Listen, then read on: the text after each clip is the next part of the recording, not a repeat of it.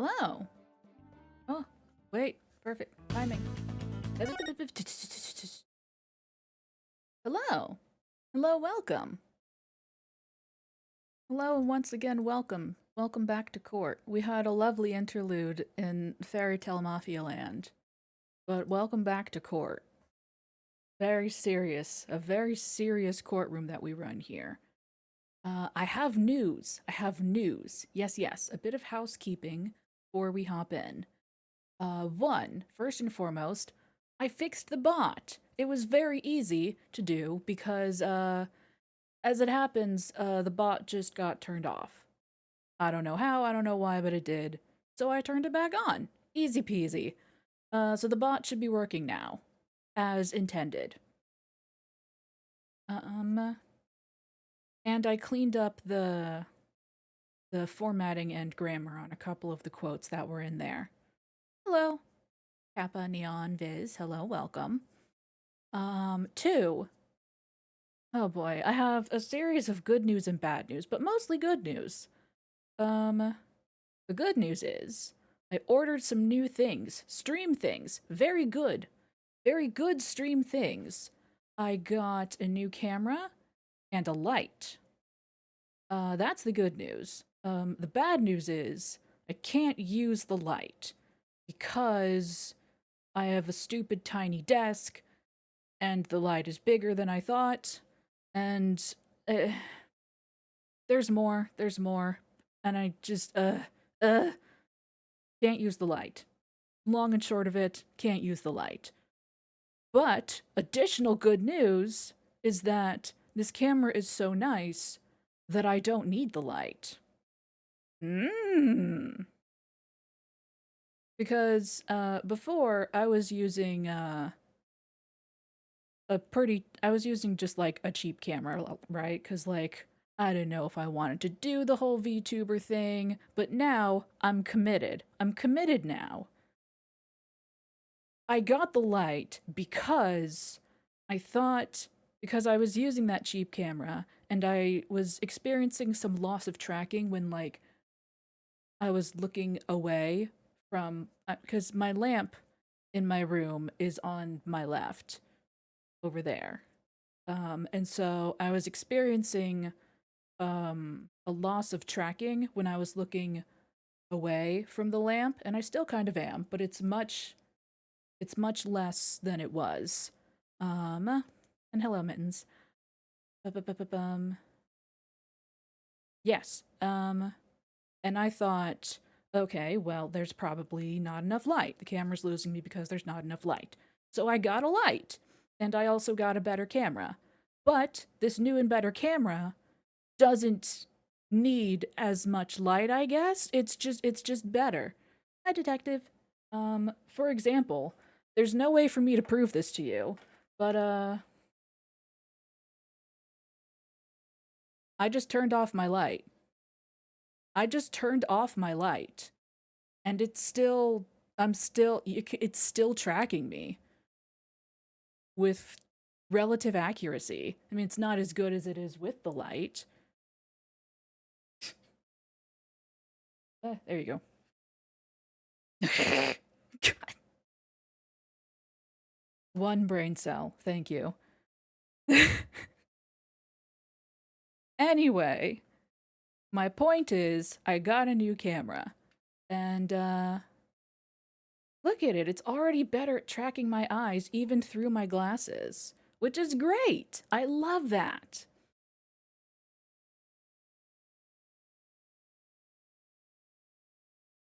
Yeah. That is a separate device. That's the tracker that's on my chest. And yes. Yes, I think it does. Don't I don't quite know it. Ah well. Yes. Bot, light, camera. Grace. Reminder to talk about the bot. Okay. That should be it. That should be it. That should be all of the housekeeping. Okay. I forgot to change the game capture. Hang on. Because I do I don't do game capture, which will like automatically detect the game. Because sometimes, like, if it loses the game, it'll switch over to my, damn it. God, I had to I had to resize it because Oz Mafia is small. Uh.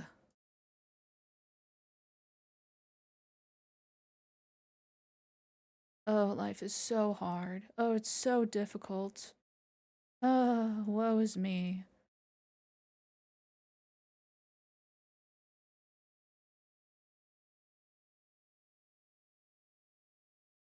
Eh?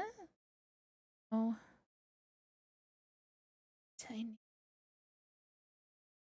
It's like one of my Japanese animes. Oh my god, it's just like my Japanese anime? On. Just switch over to the view that can see things more. I'm blind. I have bad eyes and I can't see things.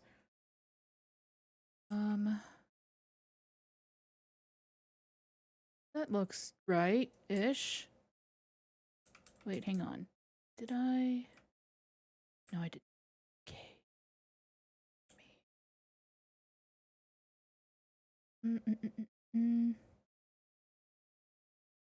That's...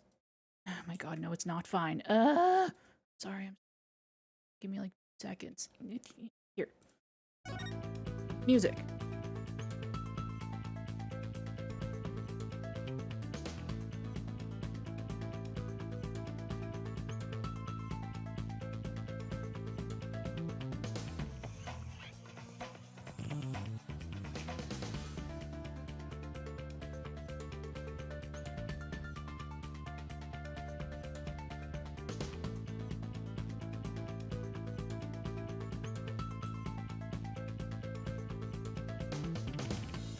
Okay, yes. There we go.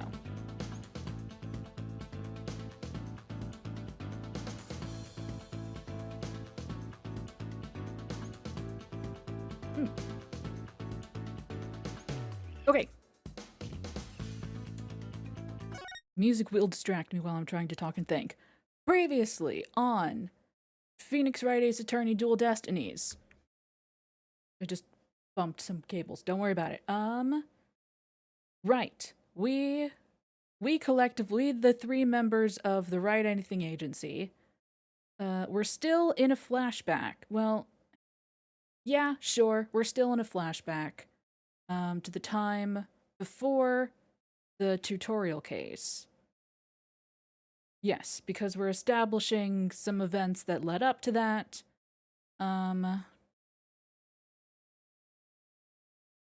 Yes, we are at the Themis, not Themis, not Themis. No, no, no, no. God forbid it even sound remotely Greek. No, no, no. Themis, Legal Academy.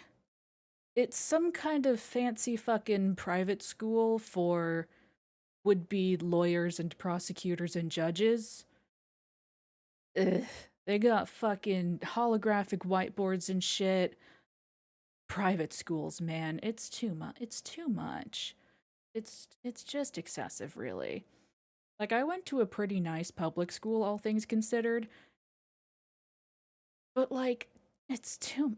private schools are on just, like, a whole nother level. No offense to anybody who went to any private schools or anything, but it just seems like so much. Correct. Correct, we did do that. We'll get to that.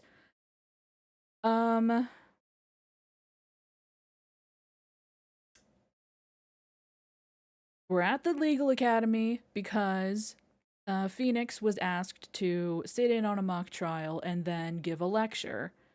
As was a mysterious other famous prosecutor. Wink. Hang on, wait. Wink. My winks actually register now. Isn't that fun? A mystery prosecutor. Wink.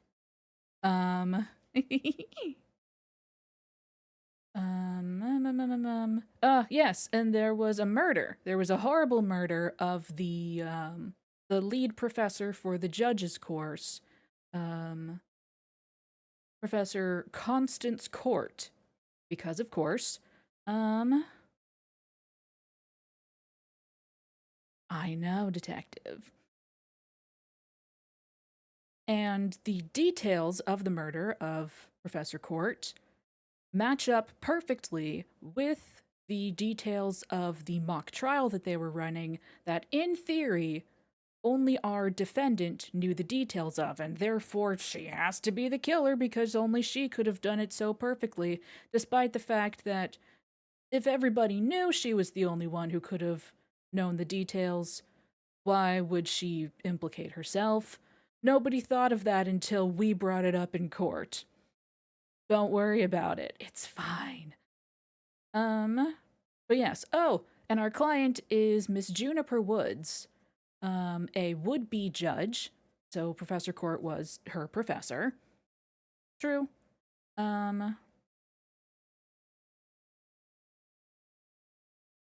Juniper Woods, who is Athena's childhood friend, and in the tutorial case, we will defend her again from a bombing and not a murder.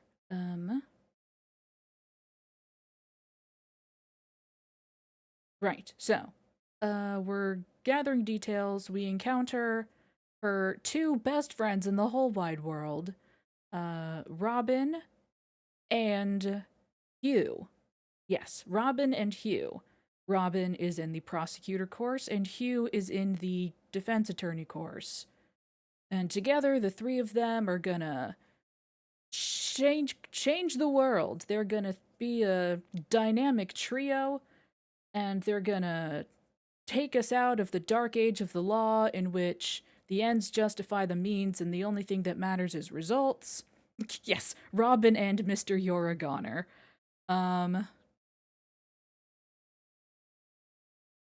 Yeah, no.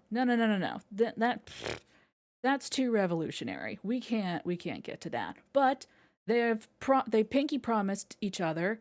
They all pinky promised that they're gonna be good law bringers and follow truth and pursue truth and justice instead of just results. And woo, yippee, that's their grand, wonderful plan. Except, if you're convicted of a crime, you cannot graduate from the legal academy. So, Juniper's in trouble because she won't be able to do their thing if she's convicted. Oh no. And to complicate things further, Mr. Uragoner stated publicly that if he won the mock trial, well, I mean, normal pinky promises are quite binding. This one, I don't know. We don't have evidence that they actually made some kind of pinky promise. They have, right, they have some kind of like friendship token that all three of them have. Hi, R10.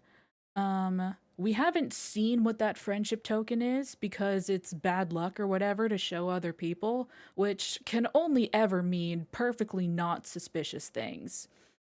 Only perfectly not suspicious things can't be shown to other people no matter what, as we learned in our last case. But I digress.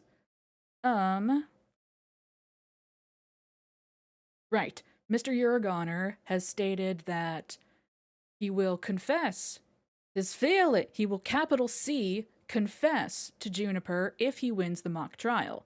However, the mock trial did not conclude. He was on the ropes. He was probably going to lose, but the mock trial was called off on account of the murder that happened.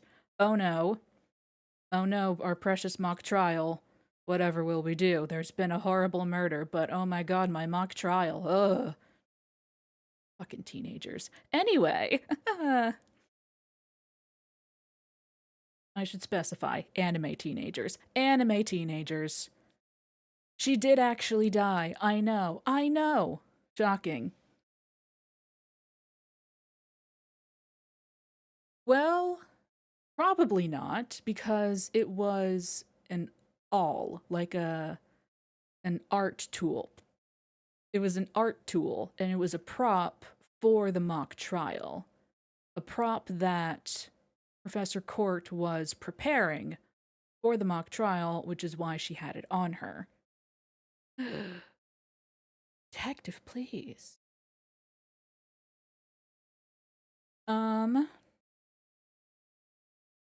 Right. So we do some snooping of our own, and then we find out that the mysterious, famous prosecutor to counter our famous defense attorney, Phoenix Wright, is in fact the one, the only Mr. Clavier Gavin.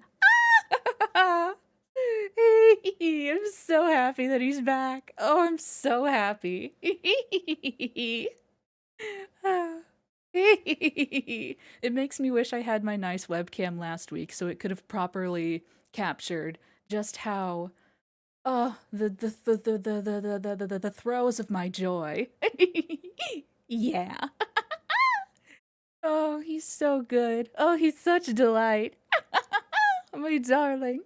Anyway, we reenacted the mock trial with Clavier. We did a little role play. It was great. During Pride Month, even. Fantastic.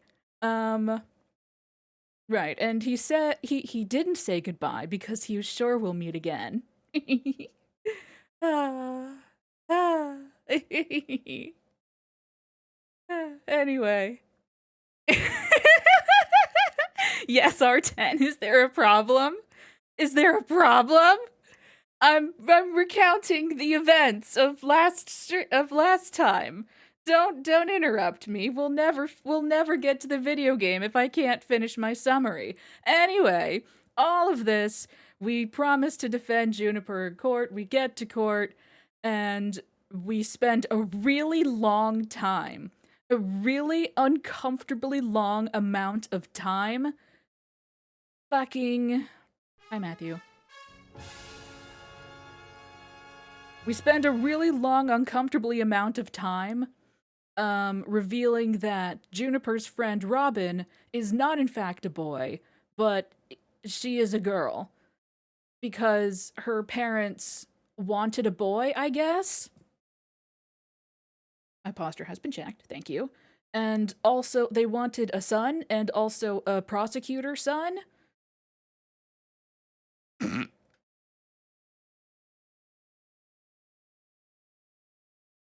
Hey, thanks for the hydrate. Let me just do that real quick.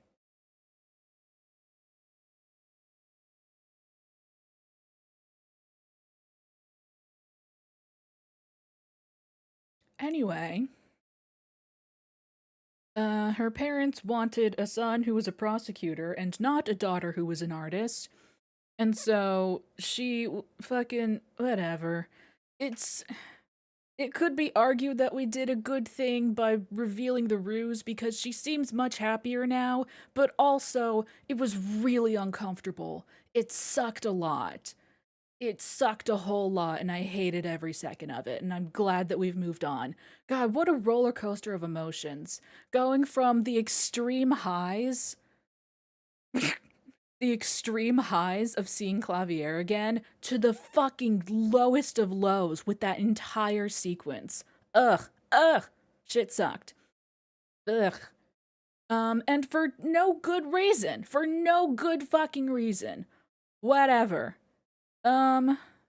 We somehow managed to scrape up enough evidence to implicate both Robin and Mr. Uragoner. Tell me about it. For the crime instead of Juniper, but nothing concrete. And so court was about to conclude, and then, honestly, Black Quill probably was like, was probably like, hey, fucking, you're dumbass. You're dumbass. Hey, dumbass, Your Honor. Yes, that. You're fucking royal dumbass. Make a verdict already. And the judge was like, "Oh, okay. I'm about to pronounce Juniper Woods guilty. Here comes my gavel." And then Robin was like, actually, it was me who did the murder. Please don't arrest Juniper." And then Juniper, yes, exactly that. And then Juniper was like, "No, no, no, Robin didn't do it. I'm the killer." And then Mr. Uragoner was like, "No, neither of them did it. I'm the killer, and I'll tell you how." And so the court descended into pandemonium, and then the judge was like, "Okay, obviously not. Fucking go gather." Judge was like, "Go get more evidence. We'll reconvene tomorrow. Go do other shit." That was not my intention, I swear.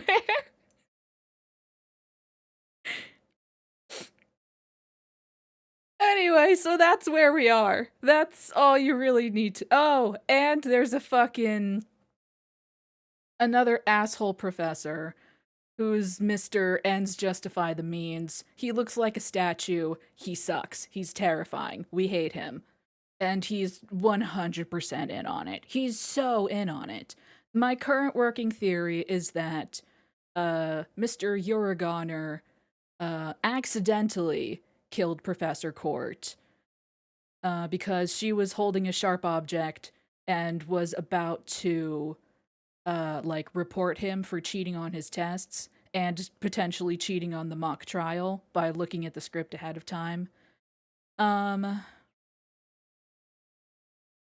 Yes, and so he tried to stop her from leaving and accidentally stabbed her. And then he went to Professor Statue for help. Professor Statue helped him cover up the crime because the ends justify the means, whatever, haven't gotten that far yet, and both of them are in on it somehow. Why? Couldn't tell you.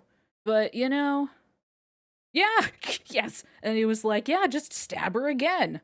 Just stab her again," because that's what it says in the fucking court thing, in the script.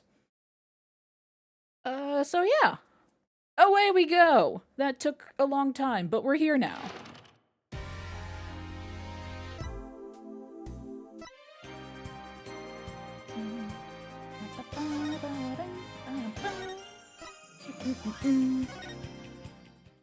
Okie smoky. So we're on investigation day 2.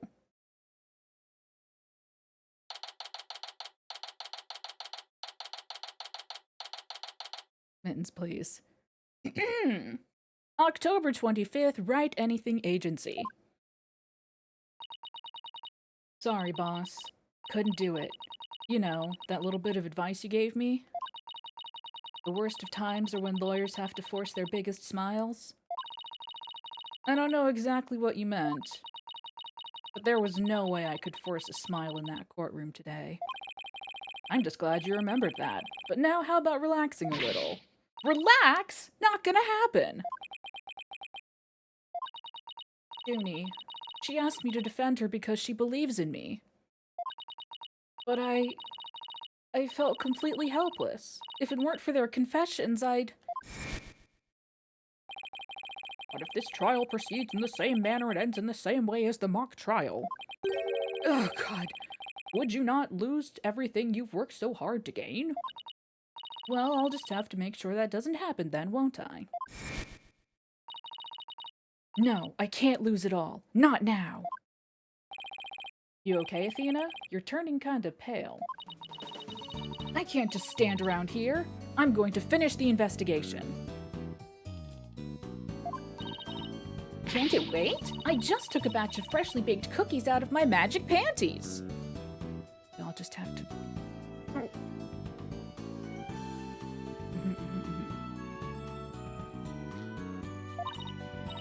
Thanks, but I'd better get going. Save me one for when I get back. Apollo, you wait here. I need to see Junie at the detention center first, right away. No, wait. I'm going with you. Sorry, Mr. Wright, but I better go too. No problem. You two be careful. Fucking... Apollo and Athena are like the two children who are like Okay, Dad, we're going out, and we're gonna be with our friends. We'll be super careful. We'll text you when we get there. We'll text you when we're coming back. And he's like, yeah, whatever. Just don't blow anything up. That's correct, Biz. Totally. It'd be so wild, Matthew.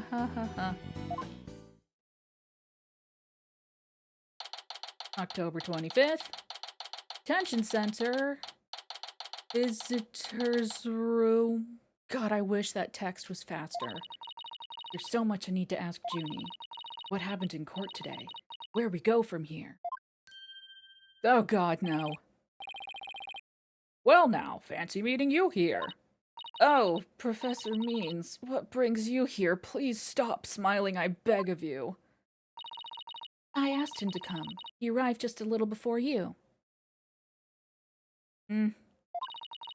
I wanted to ask him something. But first, Athena, I want to apologize for my sudden confession after you worked so hard to defend me. She was calling me Athena until just now. What? Oh, how funny. In front of her professor, she clams up, huh? Well, I guess not her professor, but a professor. No, I should be the one apologizing. The whole thing spiraled out of my control. Athena, Don't worry, I'll really bring it tomorrow. I'll find something to prove your innocence. About that. Athena, I've been thinking of asking Professor Means to defend me. Don't you Huh? I myself only just heard of this a moment ago. Oh, so she thinks Professor Means would be. No, I can't let this happen. Not with the way he wants to do things. Junie! I know, but will you please hear me out? Can he leave? Can he leave? Excuse me, sir? Sir, can you leave? I don't think my client is comfortable with you in the room like this. Just shoo-shoo. Just shoo-shoo-shoo. Just shoo-shoo-shoo. Be gone. Be gone, scary statue man. Why? Athena, do you actually think Hugh or Robin could have committed this crime? Yes. Body was moved right before the mock trial. Besides Junie, they're the only ones. Could move freely about the campus at that time. I'm sorry, Junie, but at this point, I can't rule them out.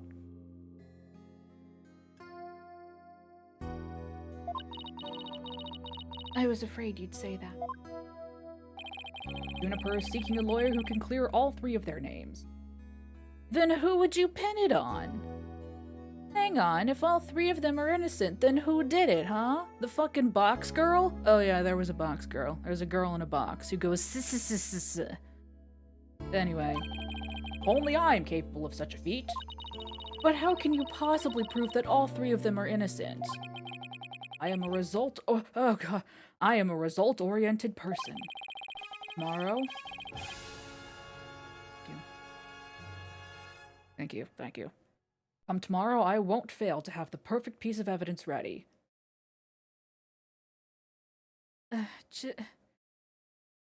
Just admit in front of the police officer that you're gonna forge evidence. That's great. That's awesome. Where the end really does justify the means. Especially for me, Professor Aristotle Means. I hate you. Ugh. I really don't like the sound of that. Me neither. I'm sorry, but just as you believe I'm innocent, I believe that my friends are innocent too. Alright, if that's how you really feel, we'll respect your decision. Hi, Apollo, I forgot you were here. Apollo? But we want to continue our investigation. I'll cut a bloody path. And cut a bloody path. Could we ask you some more questions? Sure, I don't mind. Professor Means, would you like to stay and join our conversation? Please don't. Yes, of course. I'm your lawyer, after all. Ugh. There's that smile again. Why does it always creep me out? Because it's awful, Athena!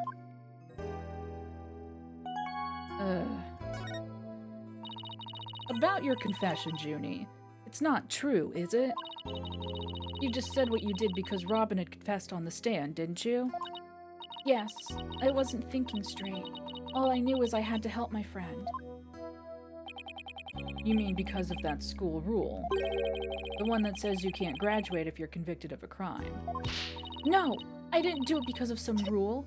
I did it because she's my friend. You're quick to adopt her new pronouns, and I really appreciate that. Why is there discord in her voice again? Could it really be that the friendship between the three of them is on the rocks? On the rocks.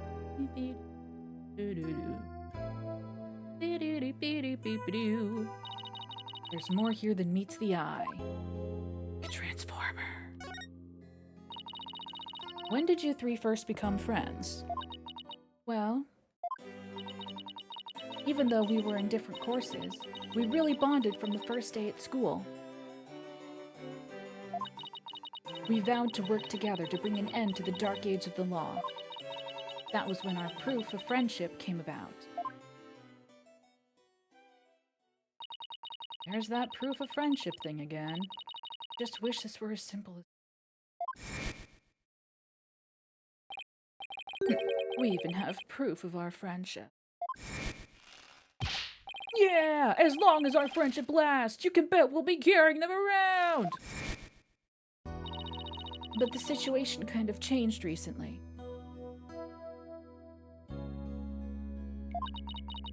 When the school's policy shifted to training legal professionals who produce results.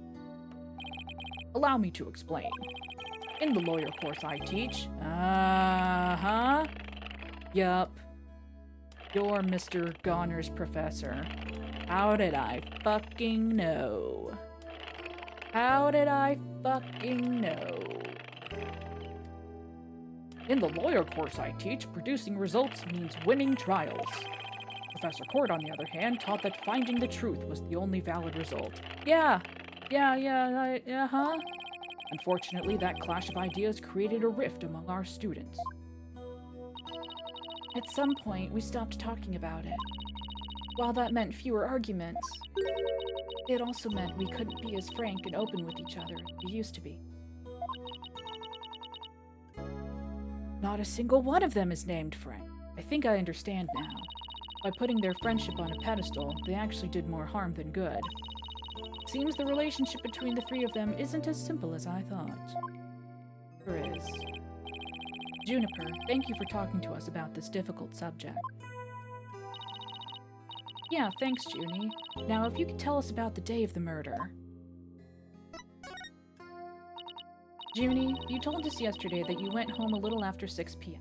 Was that a lie? I'm sorry I didn't tell you this before, but...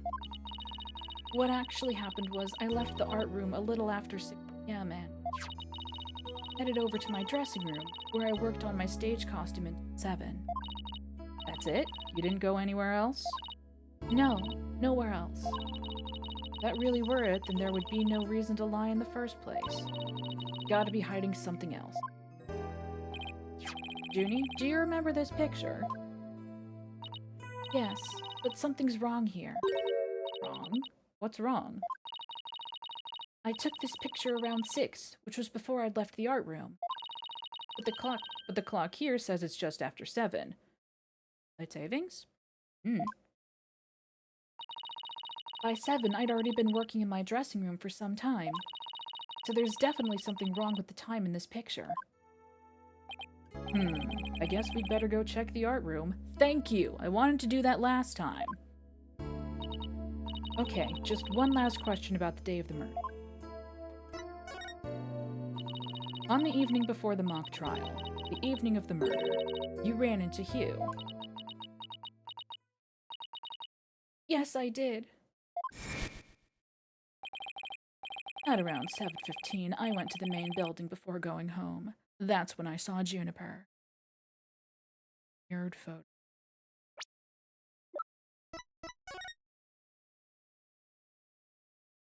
Oh, shit. Oh, fuck, it is, isn't it? Yeah. Oh.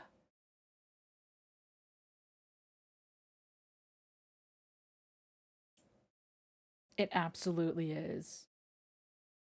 Son of a... Yeah, because if it were flipped...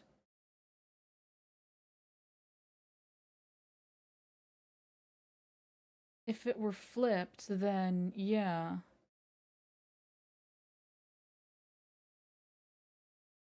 Well, but... Maybe? I don't know. It might be. I'm more inclined to believe that the clock is... I don't know. That's when I saw Juniper. We didn't say much as we passed by each other. She seemed her usual self. And that's it. Anything else you'd like to add?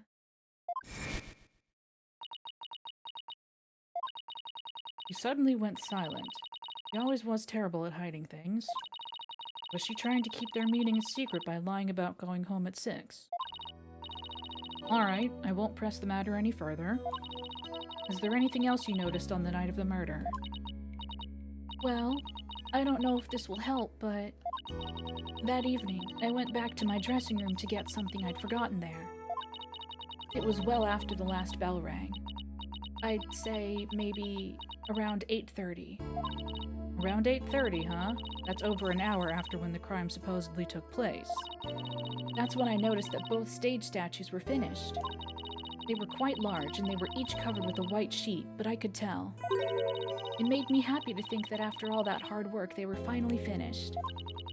Oh right, the statues that Robin made. They were covered in white sheets.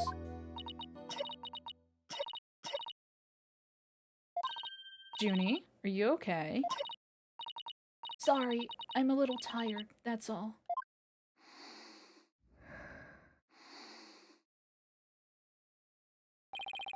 Athena, I think this meeting is over. Professor Means? I will use any means possible to get the result I want in Juniper's case. But it will require considerable preparation, so I must be off. I've got some evidence to forge. Hum-de-dum-de-dum. Hold it! Junie! And Professor Means! I have a proposal. A proposal?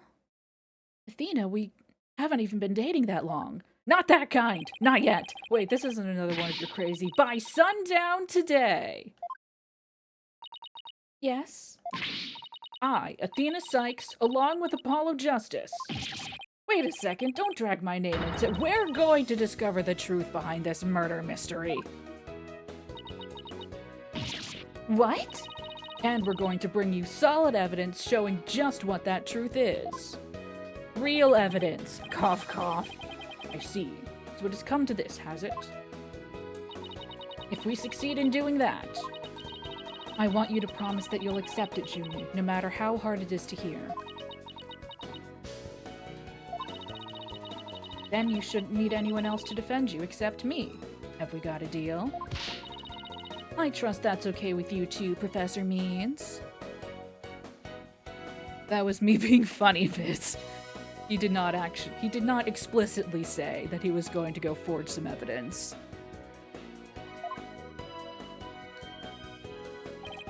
I have no objections as long as Juniper is satisfied with this arrangement.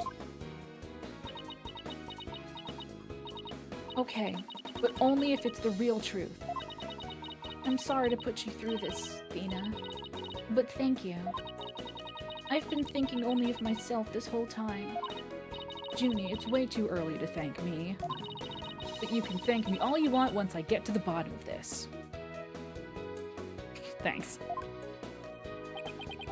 Very well, I will see you back here at sundown. Sorry for all the trouble, Professor. It's just, she's new to the agency, so... Don't be silly. I find it all rather thrilling. Now, let us meet again here later. If you'll excuse me, I'd better go. Okay, see you later. Bye.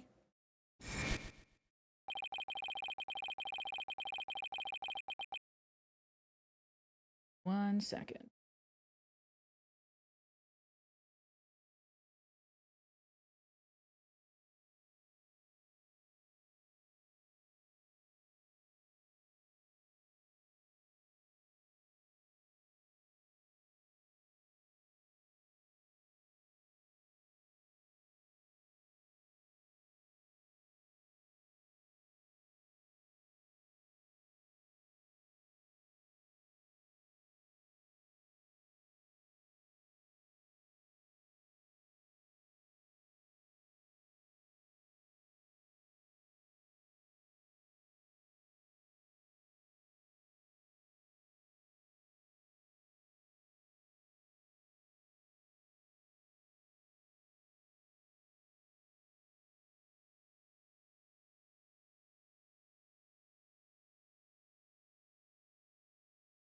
looks like one of my Japanese animes.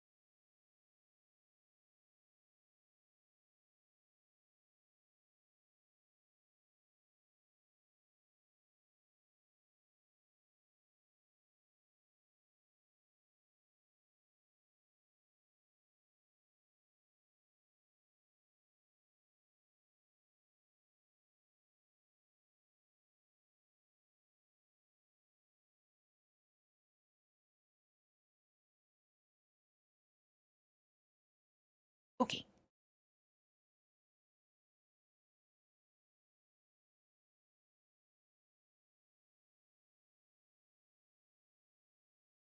Okay. What if this trial proceeds in the same manner and ends in the same way as the mock trial? Would you not lose everything you've worked so hard to gain? Ugh, this is no time to be thinking about that. Hey, thanks. I've got an investigation to do. I will find the truth by sundown, no matter what. What time is it now?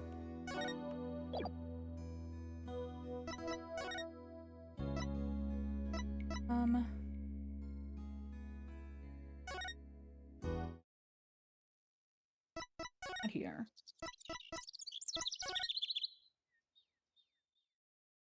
Oh, God.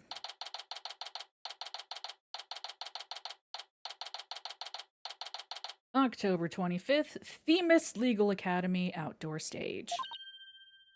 Ah! Ah! Is it my imagination or did something just move? Must have been the wind. Hi, hi, hi, hi, hi, hi, hi, hi, hi! Ah! Hi, hi, hi, hi, hi! Hello, darling. Hi. I've missed you. Oh, I've missed you so terribly.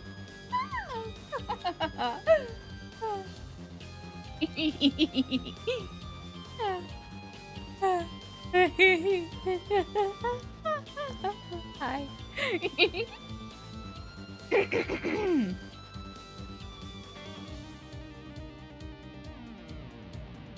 Afternoon, you two.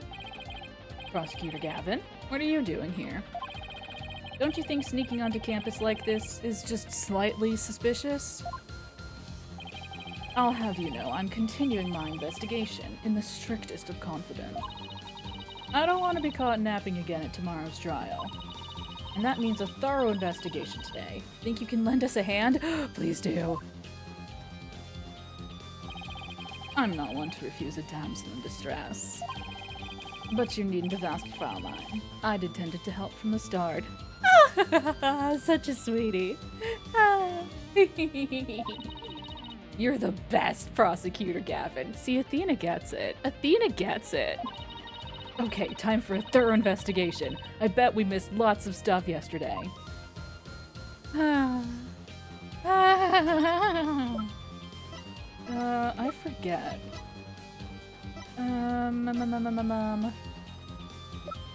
I don't remember what all I've shown you and what I haven't. Huh?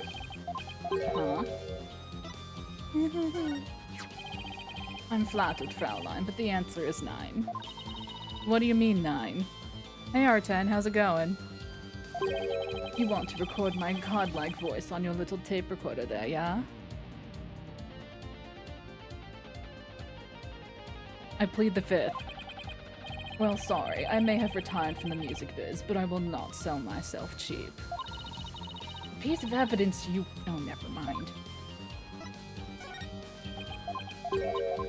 Just double checking. Okie dokie.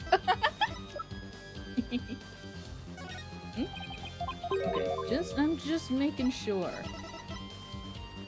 We showed him our badge already, and it was delightful, but we gotta go. We gotta go.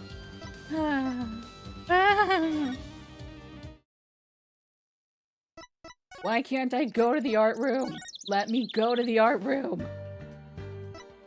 I didn't talk to him. I should probably talk to him and not just stare at him. Anyway, hi, how are you? Prosecutor Gavin, you were scheduled to perform at the school festival, weren't you? That's right. But I hadn't seen the stage until yesterday. And that backdrop with the starry sky and big crescent moon isn't half bad. Son of a bitch!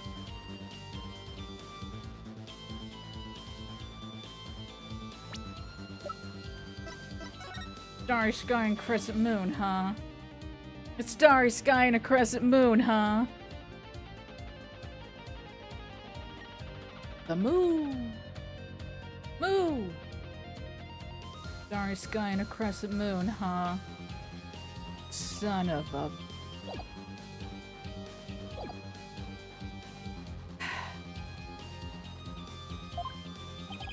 We also had some tricks up our sleeve to make the concert really rock. Pyrotechnics, a fog machine, big banners, things like that. It would have looked like this. Oh, the plans from yesterday. What's that design on the banner there in the back? That's his fucking logo, Athena. Because he puts it on everything, even the bottom of his shoes. I know the scales are the school emblem. But what's with the number 6? It looks like it's in serious pain or something.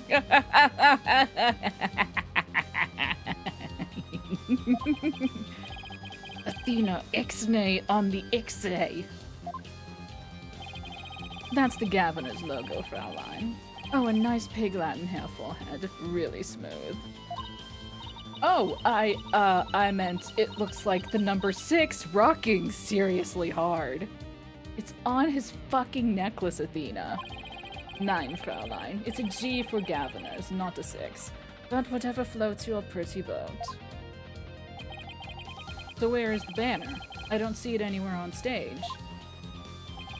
It was an important part of the show, but the school managed to misplace it somehow. How convenient, I mean inconvenient. It's a pity. We had it specially made from heavyweight, high-grade cloth. A missing banner and 2 broken statues. There are mysteries aplenty to be solved, yeah? Come to think of it, one of the broken statues was of Prosecutor Gavin. As you can see here in the stage plans. Right here we have the statue of me. And right here, Herr Wright's statue.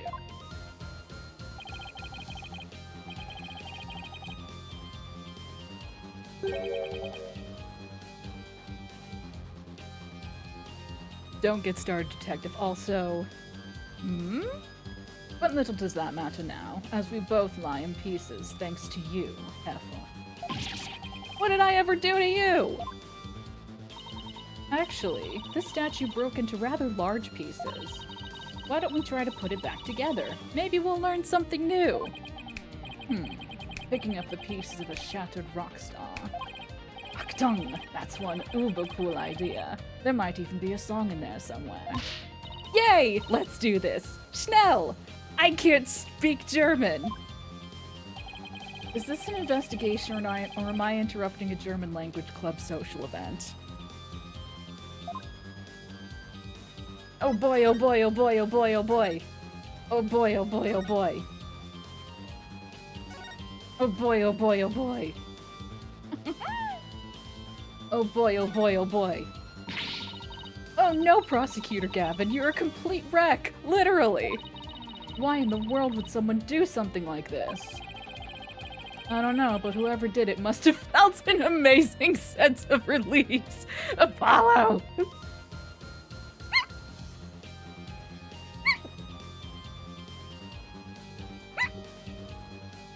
Apollo, please. Can I take that as a confession, Hair Forehead? Oh my god, oh my god, oh my god, oh my god, oh my god, oh my god, oh my god, it's happening. Oh my god, it's happening. Oh my god, it's happening. Oh my god. Oh my god, it's happening. My fan fiction, it's all coming true. Oh my god. Just kidding. I don't write for Apollo. What? No! Not yet. Not yet. I feel bad for Robin. She worked so hard on these. Let's pick up the pieces for her. You got it. Let's check every corner of this stage then, yeah? Well, we have these. Copy of the school paper with that story about the alleged love triangle. I wonder if people really waste their time reading this stuff. It's more popular than you think. I did forget she was here. What was that? Thought I heard something just now. You're just hearing things. It was nothing more than your ears playing tricks on you. Sorry, 1 second. 1 second.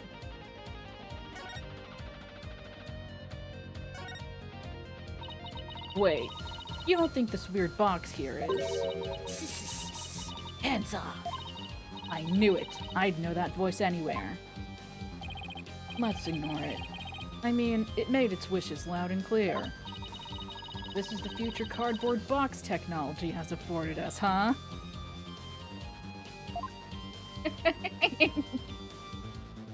It's the highest technology in cardboard boxes. Everybody get up and stretch.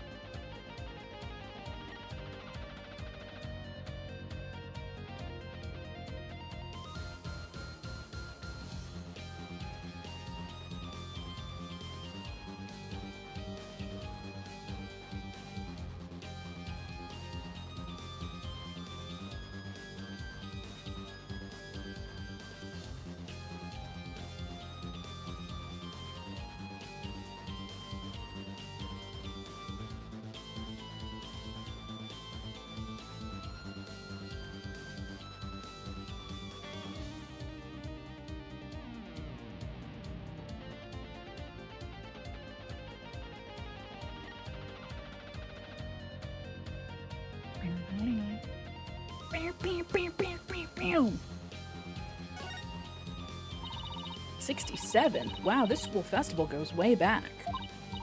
Oh, look. The text on this sign isn't written. It's embroidered? What? And there's a warning in even smaller embroidery. Embroidered sign lovingly crafted by the Handicrafts Club. Keep dry. The sign is outside. What happens if it rains? Okay. 2 more. I know, that's what I'm saying. I don't know. This is fine for a rock concert, but the nighttime sky is a backdrop for a courtroom? Personally, I think it's breathtaking. You're breathtaking! I mean, speaking the truth under a starry sky, don't you think it's romantic, Fraulein? And the waning crescent moon represents the maximum 3-day trial cycle. 3-day trials outdoors? No thanks. If it starts raining, my hair will be ruined.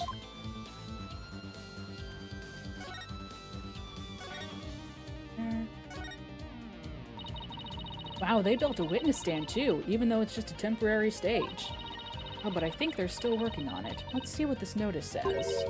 Caution, pedestal features a high-speed rotation mode? Activate with care. Oh no.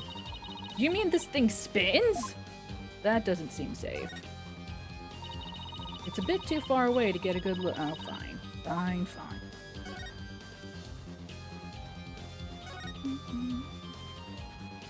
I mean, they only do tape. I'm pretty sure they only do the outlines for, like, if the victim could be alive and they're taking them back to the hospital, you know? And then they do the outlines so that they know where they were. I don't think Body's gone. All that's left is a white outline. Never knew Professor Court personally, but seeing her reduced to a white outline leaves me cold inside. But in a way, she still lives on in the messages she left behind. Like the strange way her body was posed and the signs of her wrists being bound. That's not quite what I thought you meant by that, Apollo. You're right. Let's use her final messages to catch her killer. I thought you were gonna say, like, You know, like the, you know, this, like the students, you know, the things that she taught the students, you know, the lessons she imparted, but no. No. The way her body was posed, that's the important part. Found one! A piece of Prosecutor Gavin's shattered pride! Are you saying my pride is as fragile as the Are you saying my pride is as fragile as plaster of Paris? Looks like there are other large pieces scattered about. Okay, let's find what we can. My fragment added to court record. Oh boy.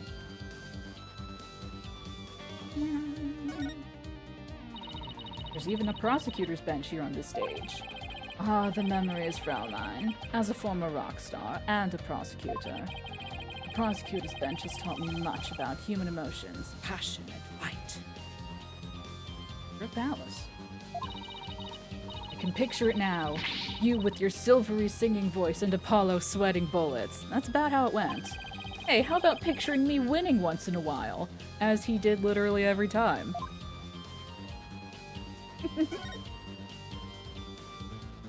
Oh, hey. Found another piece of the statue. There should still be some more. Let's leave no stone unturned. Purple fragment. Found all alone in the strangest of places.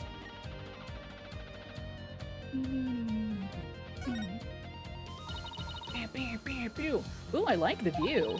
The judge can look down on everything from up here. Yeah, not bad for a temporary stage. Is that so, Mr. Justice? Huh, your judge act from the mock trial? I don't know why, but it kinda creeps me out. Wrong answer again, Mr. Justice. A penalty for our mock lawyer. Hey, Fluffy, how are you? Ah, that is not funny. Kinda funny. Look, there's your rival over there, Apollo. Ooh, Prosecutor Gavin? We've battled it out a few times before, but I wouldn't call him. No, not him. I meant that speaker over there. Got him. It can output massive blasts of sound that rival your cords of steel. I have better things to do than compete with a speaker, so just forget it. Forget about it. Why can we read it from the front? It's...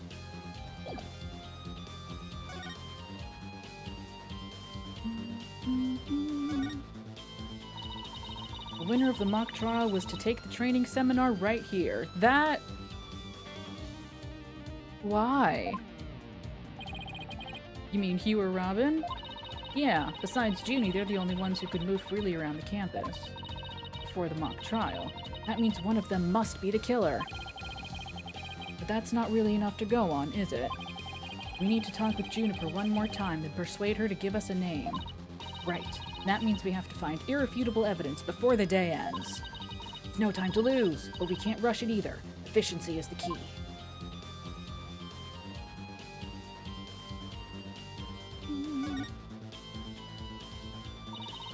The other statue Robin made has been smashed to bits. If there were some larger pieces, we might be able to put this one back together too. Yeah, but all I see are itsy-bitsy ones. I wonder what Mr. Wright would think. If he knew we put Prosecutor Gavin's statue back together but left his like this. We could always come back to it after the case is solved. I'll help you fix it. Uh-huh. Sure we will. Sure we will.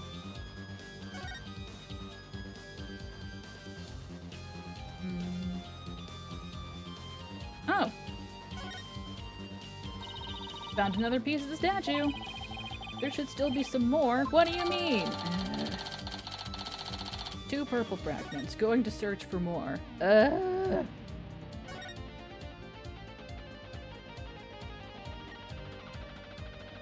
You know what? We're spending more time with Clavier. I can't. Legally, I can't.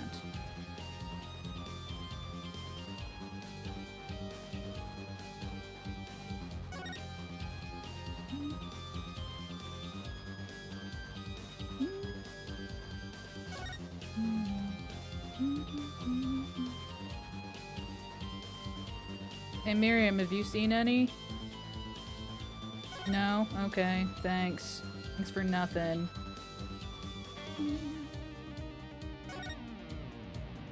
back up here. And...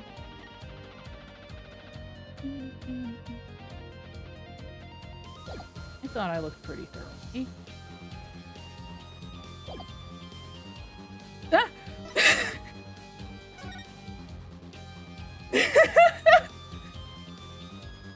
I didn't realize I was... I didn't realize I was quitting out of investigation mode. I got jump scared.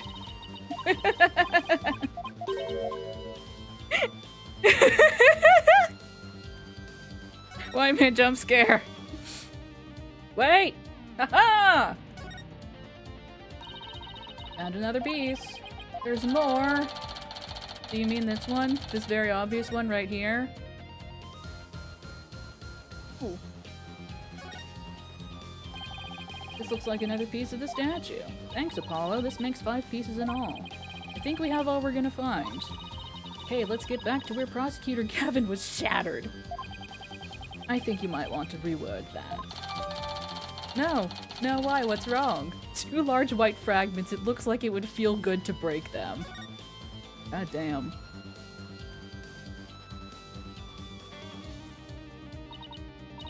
Well, I don't see any other big pieces lying around. Yeah, let's see if we can put the statue back together. Alright, Apollo, you come over here and Prosecutor Gavin, if you could hold this.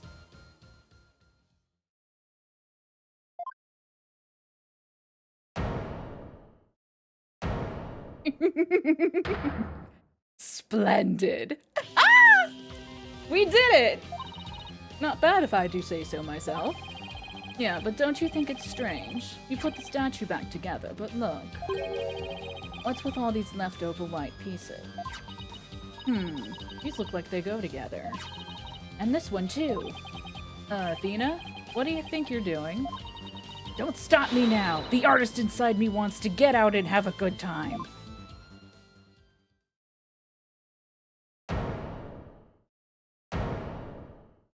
What in the goddamn...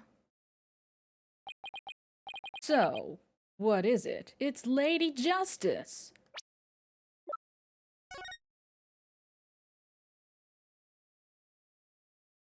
Oh. Huh. Was it intentionally broken apart and then put together wrong as like an art piece? Or did someone really, really fuck up?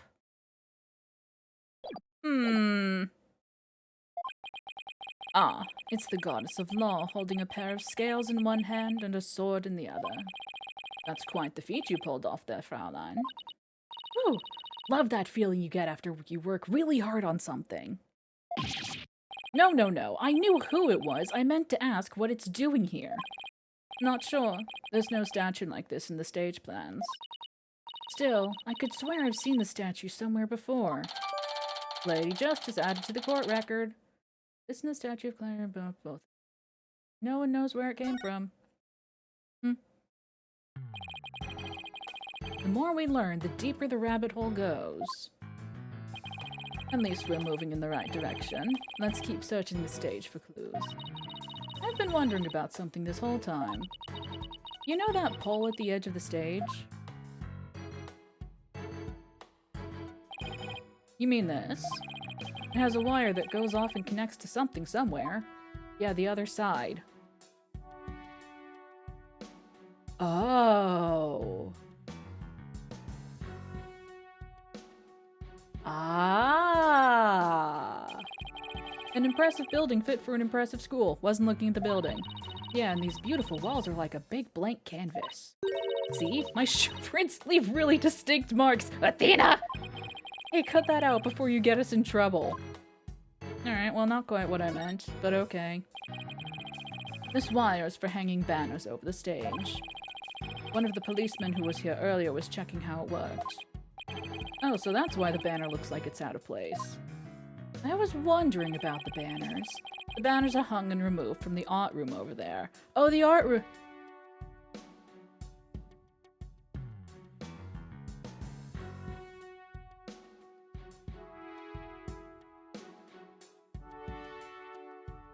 They tied her to the thing, didn't they? They tied her to this cord and fucking dropped her onto the stage. Ugh. Ugh. Ugh. Oh, I hate that. Oh, I hate that. Ugh. Ugh. That's the art room over there? As in the scene of the crime? Bingo, Fraulein. It's still crawling with cops, though. Hey! Anyone in the art room? Hey! Anyone in the art room? Oh, God, no. Oh, it's you people. Ha ha ha! In justice we trust! It's Detective Fulbright. In justice we trust! Is that some kind of greeting between you two? Detective Fulbright, can you lower that banner from there? Of course, just leave it to me.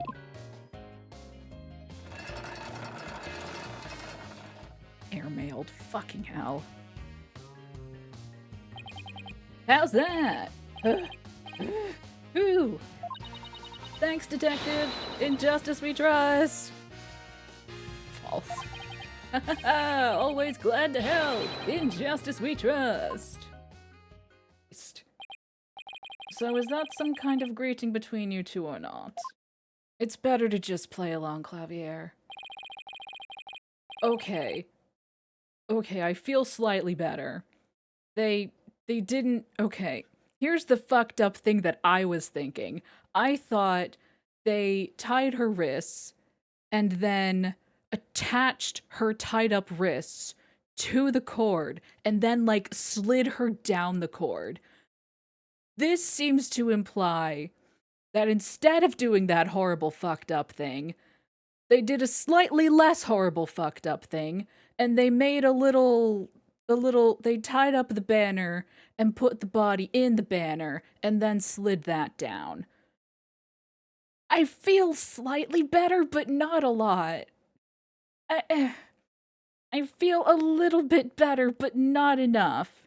Not enough. It's still, hi Hat, how are you?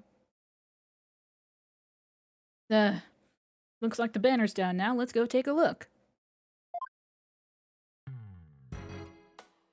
Hang on, may I? This is really important to me. Well, first of all, I guess, the statue doesn't look anything like you or Mr. Wright. The goddess bearing scales and a sword is a symbol of fairness and strength. But she and her symbols were shattered along with the statues of you and Mr. Wright. Yeah.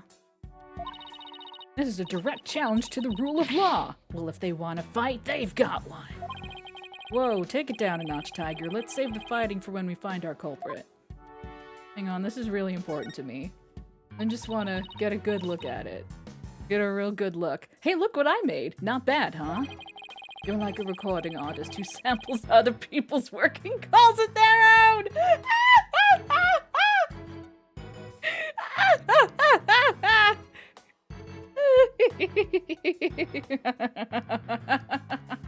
Oh man. Oh man, how much you want to bet? How much you want to bet that Clavier Gavin, of all people, Clavier Gavin has to deal with people who fucking mumble rap over his songs and then upload it and then claim it for fucking DMCA, and he has to challenge them and be like, I literally fucking made this. Oh my god. Well, you know what they say, imitation is the sincerest form of flattery. In any case, we have a statue smasher in addition to a killer to catch now. 9. I suspect they might be one and the same. Alright, hang on, Hat. Ta-da! He's here! He's here for real. Oh, he's here for real, and I've never been so happy. He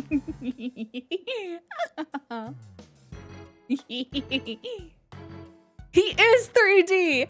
He is 3D! Ah! And it's so much good. It's so much better 3D than the the orange abomination they had in the Guitar Serenade. If he stands behind a podium. I mean... Okay, here's the thing. Oh my god.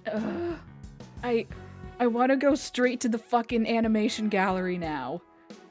God, shit. Hang on. This is really important, I swear. Hang on, this is really, really, really, really, really, we just saved. This is really important. Listen, it's so important. Hang on. Hang on. No. Apollo can wait. We have, here's the thing. Here's the, it's so important.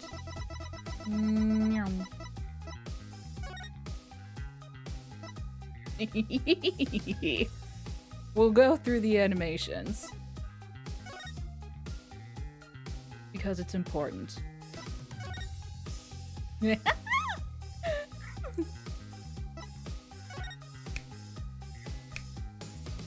Look at the technology they have now. They can actually add in the snapping sound effect now. Wow, the tracker really hates when I snap my fingers. Wow, it hates that. Anyway. And then we have over here. Yeah. We have, of course, pretentious. Wait, don't say boob jiggle. Now I have to look. No titty jiggle, only necklace. How dare you? How dare you? Oh yeah, oh my god, he doesn't do the wall punch either. I didn't even think about that. Although I guess in the courtroom that we had, there was no wall behind him to punch. So it would have been really awkward to just kind of slam his fist back and just have nothing. That would be terrible. But yes, we have, of course, pretentious. Pretentious parentheses eyes closed. Smiling. Hi. Thinking. More snapping. Serious. Angry. And, we don't have the air guitar because they're fucking cowards. They're absolute fucking cowards, and they did not want to animate all that goddamn finger movement. Cowards! They didn't want to animate those precise goddamn fingies. Cowards, the lot of them. Let's get one for the road. Well, just a quick for the road. It's just, you know, more like dual dummies. Oh, fuck. Oh, shit. Let's get one for the road. One of them. Uh-huh.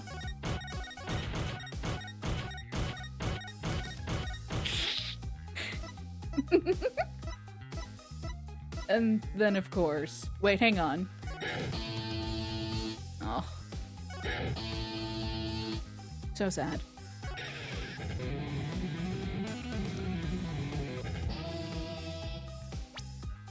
Hang on. No, make the music stop. Cease.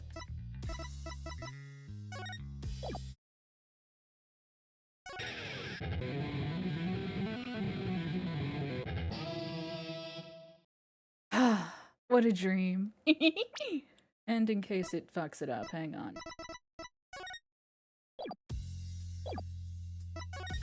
Okay. I'm good. I'm good. My spirit, my soul has been soothed. I'm good to go.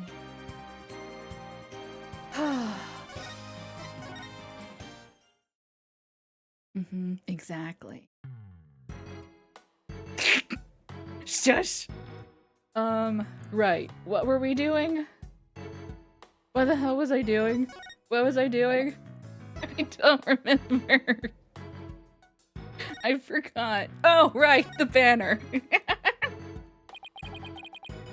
Look at this banner. I don't think it would flap very well in the wind. An unflappable banner? Hey, I like that.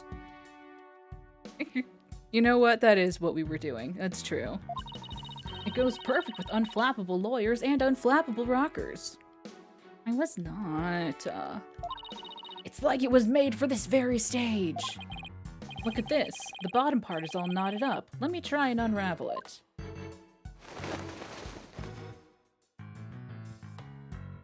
Oh, hey, how conspicuous. Geez, did you really have to? You don't come across an unflappable banner every day. Athena, there are some things that have to yield to forces beyond themselves. What a cruel world we live in. Hey, a scrap of paper was caught up inside. It's blowing away! I got it! Yes! Great catch, huh? October, hue 120. Looks like some kind of note. What does it say? October, hue 120. What's that supposed to mean? Test score, maybe? Pretty impressive when you consider that 100 is a perfect score. I don't see how even hue can get beyond perfect. Well, you know, if they give extra credit questions, you know, and then you get all the questions right anyway, and the extra credit questions right, then that could be, you know, over 100. And he's built different, that's true. Fraulein, shall we inspect the banner again now that it has been unraveled? Hue scrap added to the court record.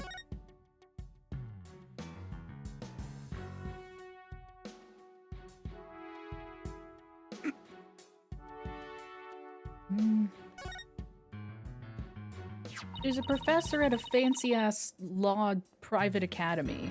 Of course she has a fucking fancy notebook with watermarked stationery. This is the emblem that's on Junie's school uniform. Hey, you're right. Wait a sec. It's hard to see against the red material, but look. There's a dark red stain here just under the emblem. This banner was on a wire connected to the art room. Right, and the art room was where the murder occurred. Are you thinking what I'm thinking? This stain might be from the victim's blood!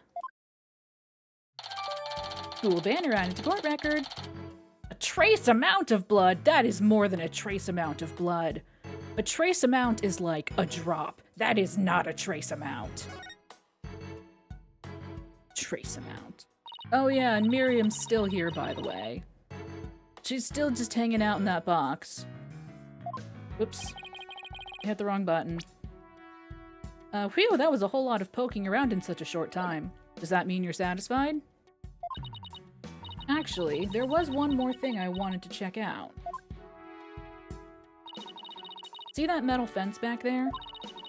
There's just that one segment, so it seems out of place. It looks like they were in the process of removing them after the stage was set up.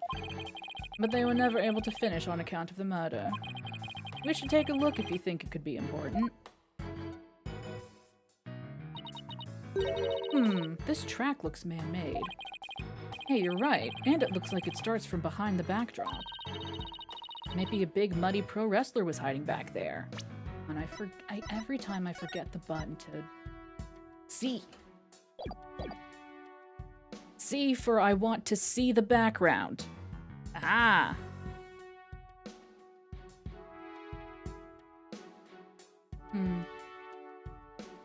Yeah, okay. Maybe a big muddy pro wrestler was hiding back there. Well, that was totally random, but we'll never know until we take a look. It was LOLXD so random, Apollo. Apollo, waffles. Waffle helicopters. Haha, so random. Looks like something was being dragged through here, and this is where it started. Yeah, but whatever it was, it's long gone. Must have been pretty heavy. Perhaps it was used in setting up the school festival. Or maybe it was a corpse! Aw, then I guess it wasn't a pro wrestler. Still, this could be something important. God, the fucking... just the statue back there. I'm so happy it's there. I'm so thrilled. Well, that's about it for the stage. Can we finally go to the crime scene? Right, I think we'd better search the art room next. Thank you! I think I'll hang around here for a while. But make sure to tell me once you find it, yeah? Bye, I love you. Find what? What else? The Governor's banner that disappeared from the stage. Oh, I was hoping you were talking about, like, I don't know, conclusive evidence or something. But yeah, that works too. You never know. It just might be connected to the case at hand. You know what? I underestimated you. I'm sorry. I shouldn't have judged you. I foolishly thought that you just wanted the banner with your fancy logo back. But you know what? You know what? I spoke too soon. I'm sorry. I'm terribly sorry, darling. I assumed the worst of you, and that's on me. Really? Or does he just want his banner back? I mean... Don't tell me. So in short, that... Hmm? Hey. Just a box. That box! It just took off running. Just a box. I have a pretty good idea who that is, as I suspect you do too. I tried to do something about it earlier, and they were like, no, just leave the box alone, Pallas. It said to leave, the box said to leave it alone, Pallas. We listened to the box. Come on, we can't afford to have any weird articles written about us. The maintenance area is over in that direction. After that box! Get him! Get her! Get her! October 25th, Themis Legal Academy Maintenance Area. Miriam, you're liable to get tossed in the garbage truck if you hang around here. I'm just an empty box, and that's what you do with them. You throw them away. Wipe the past clean with crime cleaner. Get sparkling clean with brute force. I don't like that.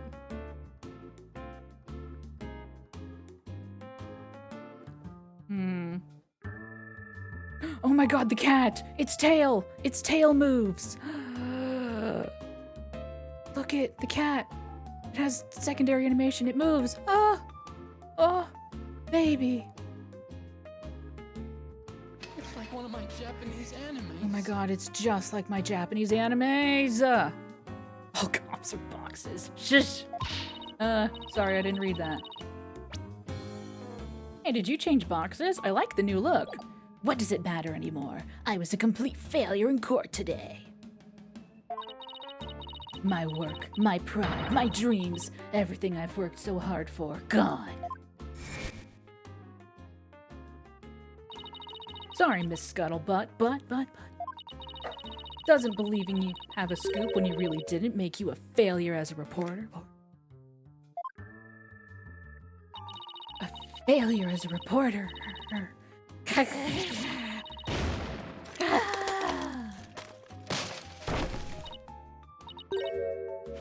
Aw. Give me 1 second.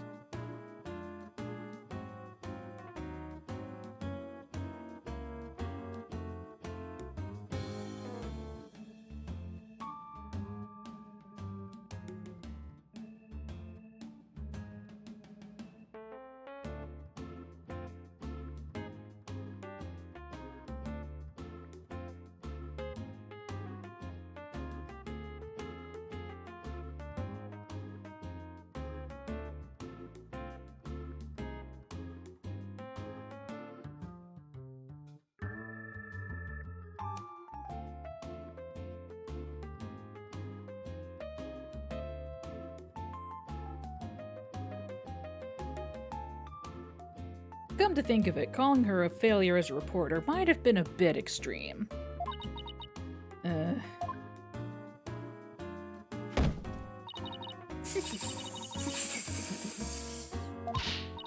Scold me, despise me, pack me away where I'll never see the light of day. I've been cast aside to waste away into a big pile of mushy paper mache. Kind of feel responsible for this, but now's our chance to prod her for information while she's vulnerable. Apollo, please. I bet that's what you were just thinking. What kind of a person do you think I am? Read me like a book. Miriam, first things first, I'm an attorney. Look at my badge.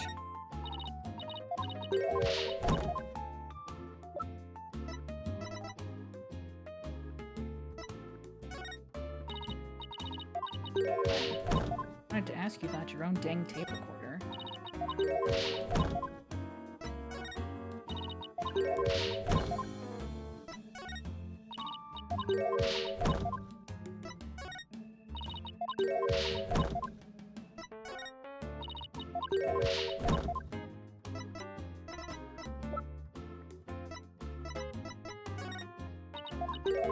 Oh, fine. Fine. Hello, Miriam. Scuttling scuttlebutt. Detective, please. That was you on the stage earlier, wasn't it? Why'd you run off like that? Take a look at this. Oh no! Oh, he'll be so sad. Oh, he'll be heartbroken. Why are you showing me a burnt up old rag? Oof! Wait, it's really hard to see, but I think that's the Gaviner's logo there. Oh, you recognize it, huh, Apollo? Oh, you recognize it immediately, huh? Even though it's difficult, Apollo, huh? You recognize it?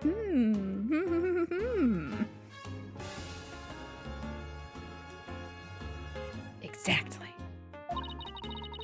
So is this the banner that disappeared? It's all burnt up.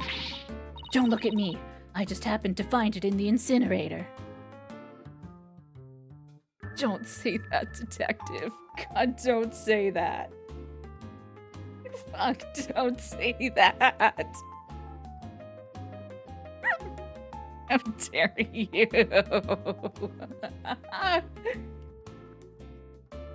How fucking dare you?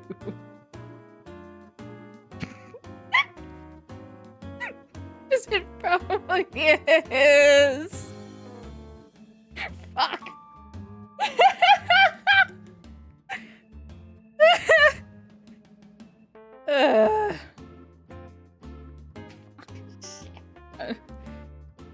God damn it. Incinerator? Did Blackwell actually make good on his threat to burn her box? I hated saying that. We should probably try to find out whether someone tried to destroy this on purpose. Yeah, this banner is sounding less and less unrelated to our case, Apollo. I do not, R10. No, I don't. Burnt fragments added to the court record. Hang on, wait. Hang on. No, this is important. This is really important. Hi, darling. I have bad news. Why are you carrying a sooty mess of fabric around? Yeah, about that. This is kinda hard to say, but... this is the banner you've been looking for. It was found in the incinerator. What? This ash and cinder, that's all that's left. Somehow I don't think this was a random act of vandalism. Yeah, no doubt there's some relation to the case at hand. In short, this is a challenge directed at me and Gaviner's fans everywhere. Mark my words, Fraulein, I will find the perpetrator behind this crime. Great, thanks! Does he mean whoever burned the flag? Or the professor's killer? I'll just cross my fingers that they're one and the same. Okay, bye! Bye! Bye. I'll see you later, okay? I promise. Anyway, what else did you want? Random box girl. Miriam, I owe you an apology. I shouldn't have said you were a failure as a reporter. Too late. I already decided journalism isn't for me. The last step is to erase all the photos on my PC. I'm really going to do it. Here goes. Why do you have a fucking dial-up modem in your 5%, 10%. 4 years of my life down the drain. Shouldn't we stop her, Athena? Miriam, you should keep publishing your paper. I didn't mean what I said, okay? You didn't mean it? Oh, no, my photo! Stop! Cancel! Abort!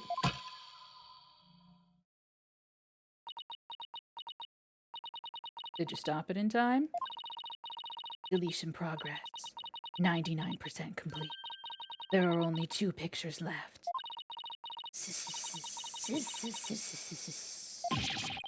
What are you gonna do now, Athena? You owe it to her to make this right. I know. Don't worry, Miriam. Your photos may be gone, but the memory of your photographic genius will live on forever in all of our hearts. Ugh, Athena, that was cringe. Oh my god, he called us cringe. Apollo Justice just called us cringe. Ugh. Ugh. Ugh. Hey Miriam, check this out. You took some amazing photos of the three of them. That's not a photo on the top. That's a that's a comic book.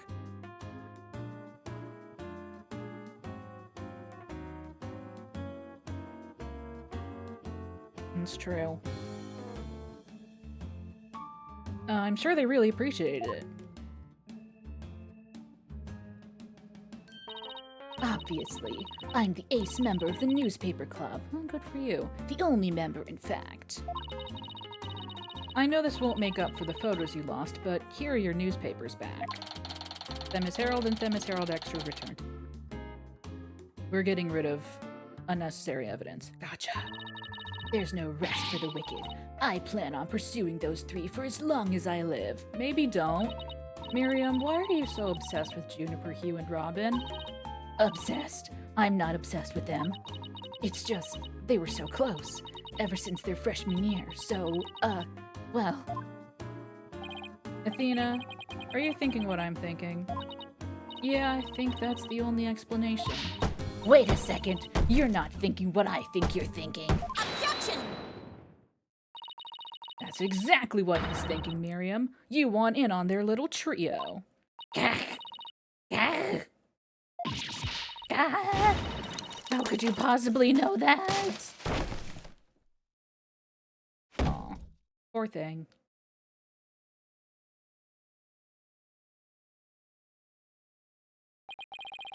That's one abused laptop.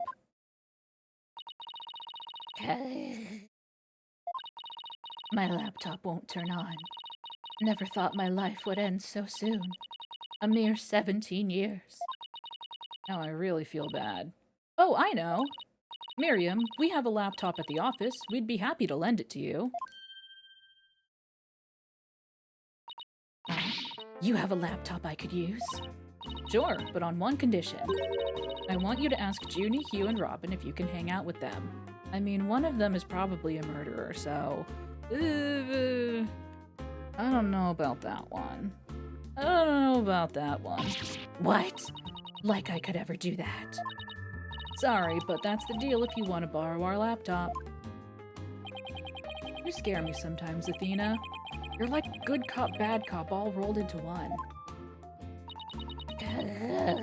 Fine, I'll do it. If that's all you want.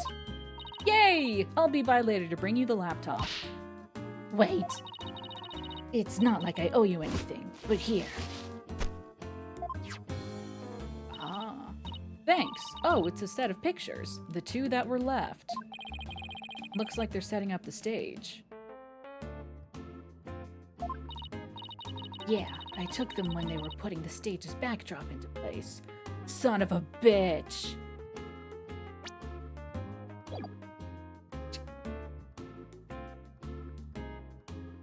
They took the photo when they were moving the backdrop. Son of a bitch.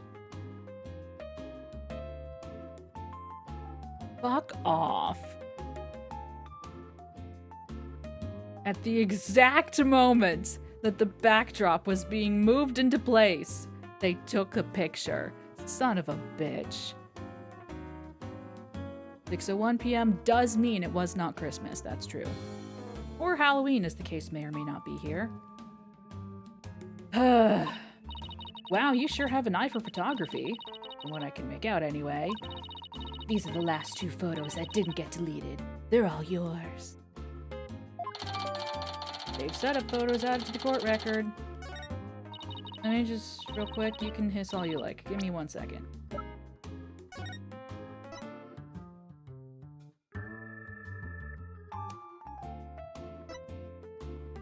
Wait a minute, hang on. Are you telling me you sculpted that entire fucking Phoenix Wright statue in one night? The fuck?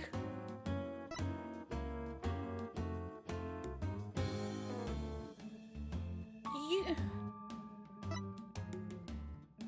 2 minutes later at 6:00. Hang on. Is that Hugh driving the fucking crane or whatever? It looks like it could be, right? He's got the hair and the glasses. I don't know why he would be driving the crane, but... Enhance? I cannot. I wish I could. Oh my god, he's forklift certified? We can't stop him. We can't stop him.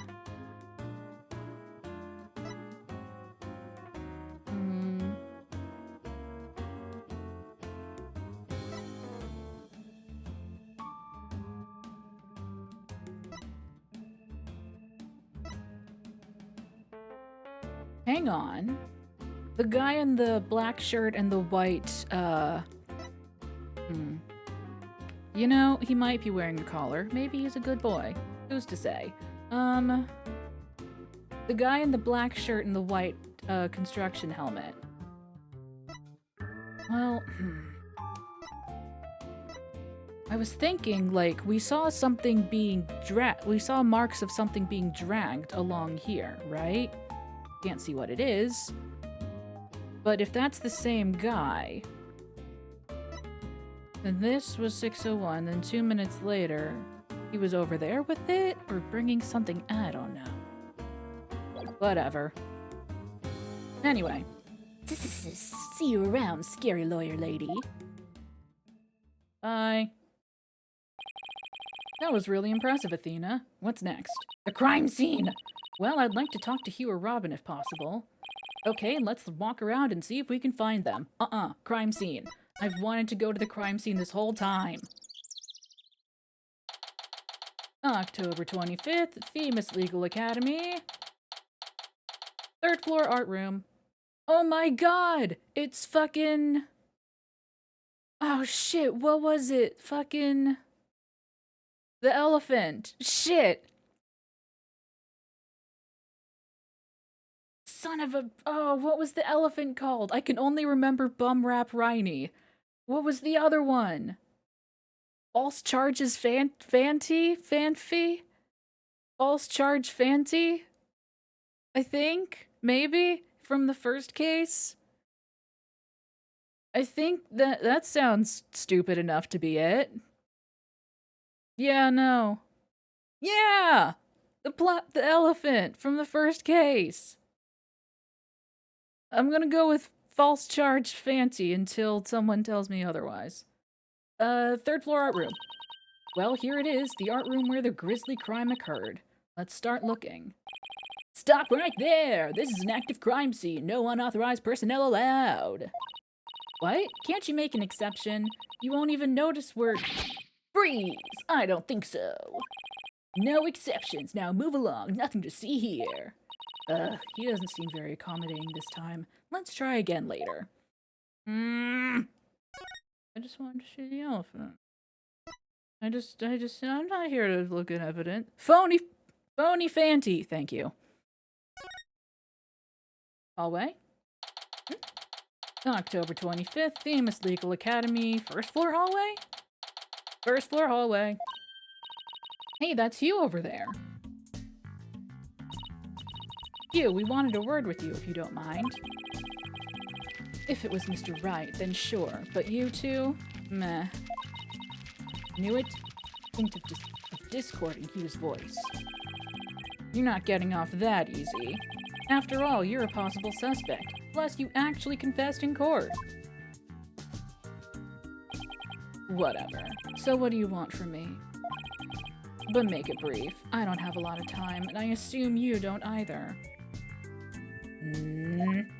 Well, why would you know a thing like that?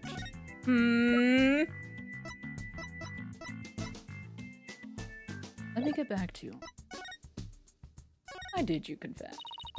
About your confession today. You weren't serious about that, were you?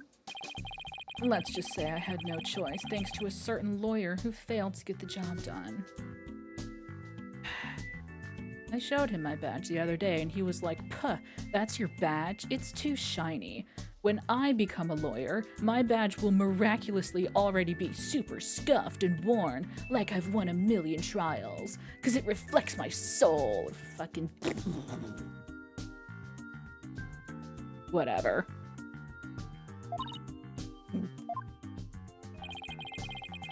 So you're really prepared to take the blame for this? Not gonna happen. The voice on the tape is female, so that rules me out. Let's put it this way. You don't actually believe that ridiculous play on words, do you? No, I super do. Well, my confession is just like that. A means to an end. Or as we say around here. The end justifies the means. Yeah, let me see your fucking badge. Oh wait, you don't have one, 'cause you're a fucking high schooler. Ugh, but I actually do believe the voice is shouting Hugh O'Connor. Juniper's confession was quite advantageous for the real killer. But if Robin and I were actually the killer, we wouldn't have confessed. It's that simple. Even you should be capable of such reasoning. Or have I overestimated? You'll make a great lawyer someday. I mean, you seem to enjoy getting under people's skin. But Hugh and Robin's confessions really prove their innocence instead of their guilt. This is going to take serious thinking on my part. Whoa, Athena, hang on. Let's not be too hasty. Hall pass. Now, where's your fucking hall pass? You're in school. You still have to raise your hand and ask permission to go piss. Fuck you. Harumph. Sure looked like Prosecutor Blackquill was twisting your arm to testify earlier today. Is there some sort of secret he's using against you? I have no intention of saying anything more. Now, if you'll excuse me. Hold. I am not through with you yet. It seems the rogue prosecutor has it out for me. Leave, and we just might discuss you-know-what. You may. But not go to the bathroom. Let me specify. You may do so in the bathroom. Not in the chat. Go elsewhere. Oh, Hat. That's the thing. He's still in prison. He is, as far as we know, these games like to pull the rug out from under you, but he is, as far as we know, a convicted felon. He was convicted of a murder, you see. No. He's under strict surveillance. It's basically prison. It's like the same thing. He is a convicted felon, currently serving a life sentence, for murder. A murder that Athena has some connection to. We don't know what just yet, but there's something. There's something there. We don't know. But she has a very traumatic backstory, and This is case 3. We have one more case. I certainly hope it'll get resolved next case, otherwise that would be very... Well, but that... Whatever. There's a DLC case, but I don't think it has anything to do with anything. Anyway, yes, he is a convicted felon serving a life sentence for murder, but I guess because he's such a good prosecutor, they drag him out of his cell and put him up on the stand and go, "All right, dance monkey, go on, do your prosecutor thing. Go on now. Oh, and don't break out of your shackles, we'll be very upset." And then he breaks out of them every time. "Oh, we made the shackles stronger this time." Back, no, wait. Yeah, he can do that. They also have, apparently, they have an electric capability. Which we found out, on the first day of our first trial against him, because he was like, hang on a minute, I'm not done here. Let me get my sword that I totally have. And then he got shocked. Japanese animes. Like my Japanese animes. I know. It's so much. It's so much.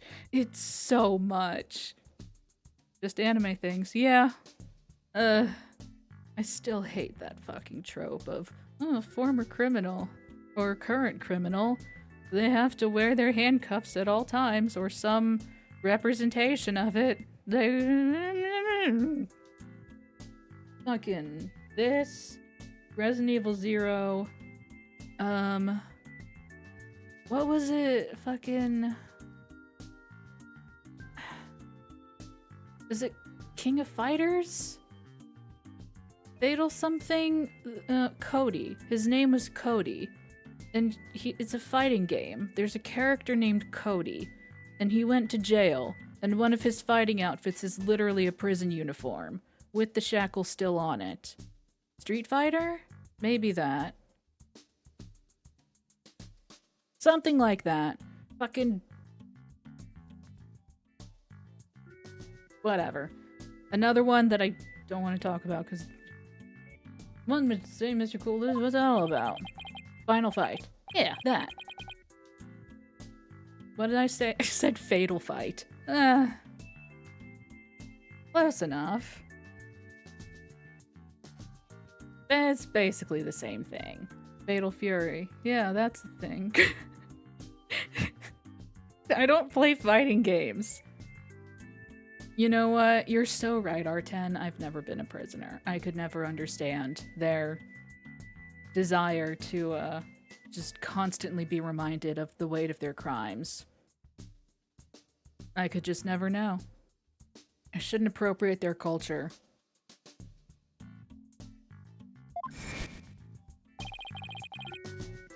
You really are a rank amateur. Even if that were true, you think I'd open up to you. Not denying it. That secret might be causing the discord in his voice. Then again, we have the same problem with Junie and Robin. You're just wasting your time and mine. Next question. About that meeting with Professor Court on the 23rd, why did she want to see you? I have no intention of telling you. Good God, stop! Stop it! Stop it with the fucking Batman the Animated Series ass sky. It's creepy. I have no intention of telling you. You'll have to force it out of me any way you can. Ugh. Professor Mean strikes again. Then again, Hugh is in the lawyer course. But didn't Professor Court used to say that the only good result is the truth? Yeah, and now she's dead. Into a car. He doesn't deserve to be turned into a car. He'd be too cool. Think you're the only one who can turn into a car? I'm a car now, too! So why don't you drop this whole charade and just tell me the truth? The truth. How can you be so sure we'll help you solve this case? Take his lunch money? As if. Please. They'll just call his fucking parents and they'll express ship him a credit card with $50 billion on it so he can have fucking caviar for lunch. Motherfucker. Ugh. The truth isn't necessarily your friend, nor Juniper's for that matter. No, you're wrong. I don't care what anyone says. I'm going to defend Junie the right way, using the truth. The truth! It's the only way to honor Junie's wishes and Professor Court's memory.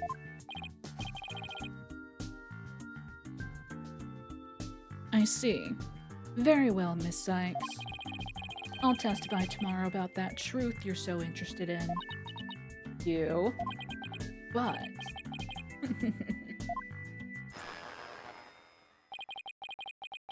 Don't look to me if something happens to Juniper because of it. Understand? What's that supposed to mean? What a terrible thing to say. I thought you guys were friends. Yes, we were. Until just recently. Were. I already told Juniper, so I may as well tell you. I don't really care about her anymore. Prize to be won. He never cared about winning her affections. He never cared. She was a thing to be acquired, a prize to be won. His fucking trophy for winning the mock trial. What? Why? Just as I have my secrets, she has a side you've never seen. Juniper's not all sunshine and rainbows like you think she is. What are you saying? This conversation's over. I said I don't have a lot of time, and I meant it. Damn it, I wanted to show him the page.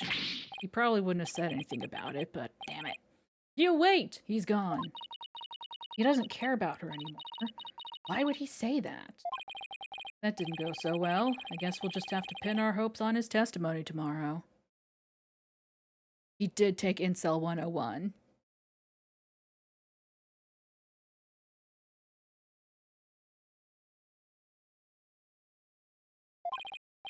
Athena, what do you say we head over to the art room? Might be a nice change of pace. Like the get up and stretch time.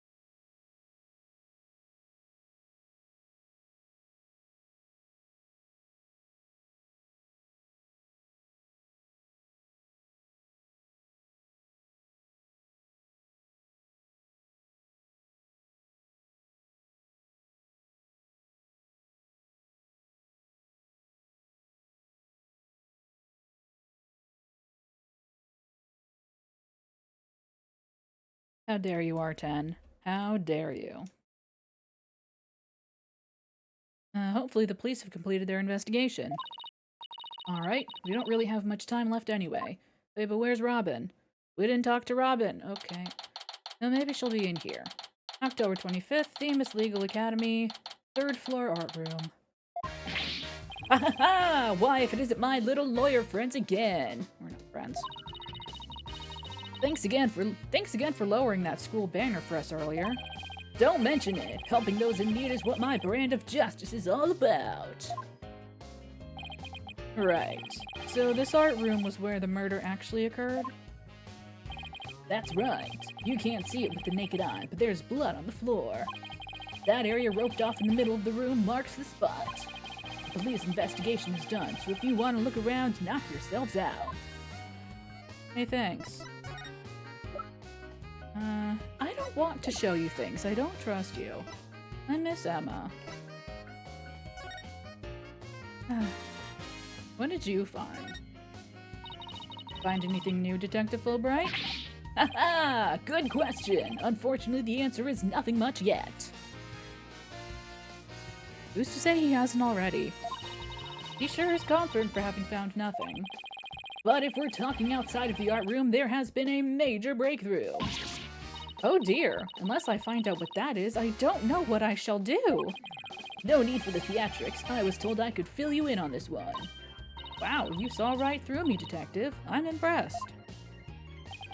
Looking to get arrested for murder via unwarranted flattery, are we? So, what's the major breakthrough you mentioned? You want to know? You really want to know? You really? Come on, just tell us already. Aw, you're no fun. Anywho, we got the results of the voice print analysis back. Voice print? You mean for this tape recorder? Exactly. The voice belongs to the suspect, Miss Woods, beyond a shadow of a doubt. See right here? They analyzed the voice on the tape inside and out. Let me look at that.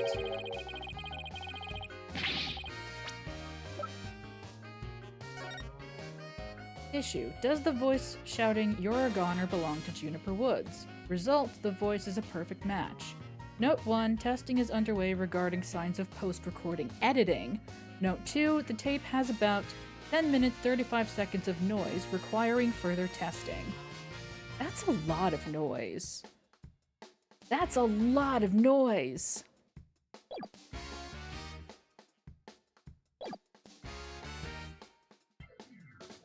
Hang on, wait. 7:10 p.m.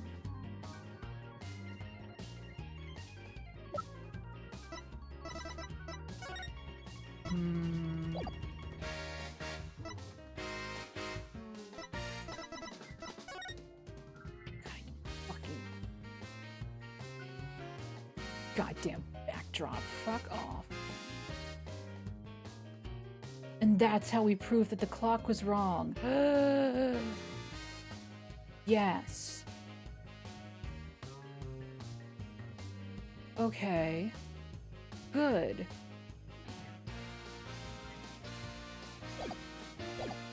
We're getting somewhere.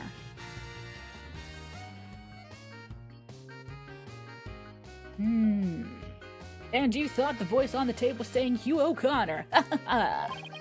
Thanks for the good laugh, Miss Sykes. He's the last person I want laughing.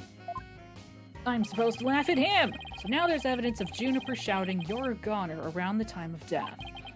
If we were to take this as truth, how are we supposed to make sense of it? I don't know. I can't think of any reason why Junie would shout that in the first place. Alright. Let me see this blued. And this area with the rope around it. That's where we detected a large blood stain. In short, the victim was stabbed here or somewhere close by. The fact that there's no visible blood means it was wiped up with something, right? Right, but we were able to detect trace amounts of blood. Merely wiping it up does not remove all evidence of wrongdoing. And that, in a nutshell, is justice, right? I'd appreciate it if you'd let me have the cool line. Serve them. Hang on, let me just... Hey look, that's you on this mobile, Apollo. A red demon. A red demon? Looks more like a snake curled around a brush to me. No, see the antennae and the yellow spots on the back? Anyone can see it's a ladybug. I guess we'll have to agree to disagree. Fine, we can investigate this further at a later date. Agreed. Okay, let's do that. You okay with that, Athena? I really regret bringing this up. Show me this clock.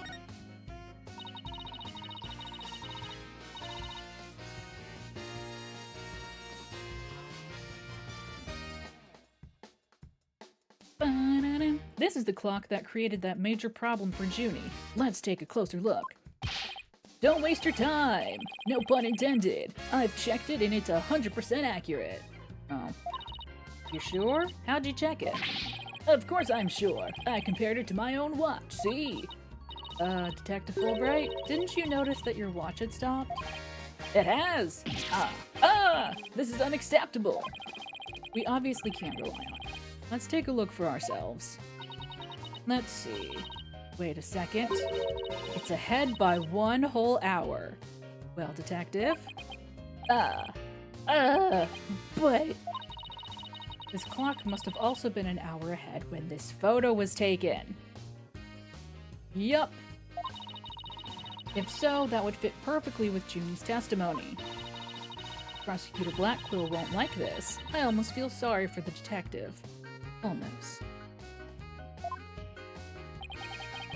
You can at least pretend to feel sorry by wiping that big grin off your face. Wait just 1 minute! The clock is an hour ahead right now, sure. But what proof do you have that it was running ahead on the day of the crime? I'm not gonna tell you. It's a good question. Wait, I think I just might have something.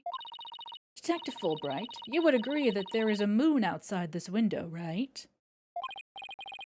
But what about Japanifornia, Matthew? Sure, a nice crescent one, like something out of a picture book.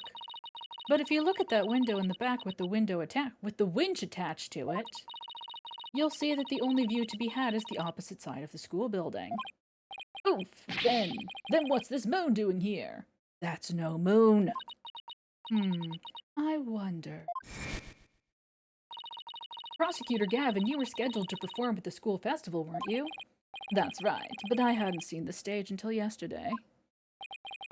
That backdrop with the starry sky and big crescent moon isn't half bad. Isn't this the same as the one painted on the stage backdrop? The proof's right here, Detective. This shows it was 6 p.m. when the photo was taken. Wabam! Take that! Take that! I know what this moon really is. And if you look at this photograph, you'll see that it makes me laugh.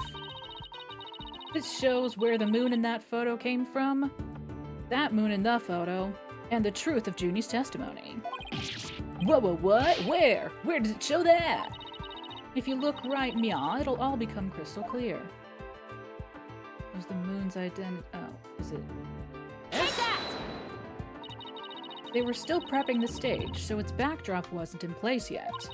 This photo shows them in the process of moving the backdrop into position. I can see that. That's the big board hanging there. The size matches too.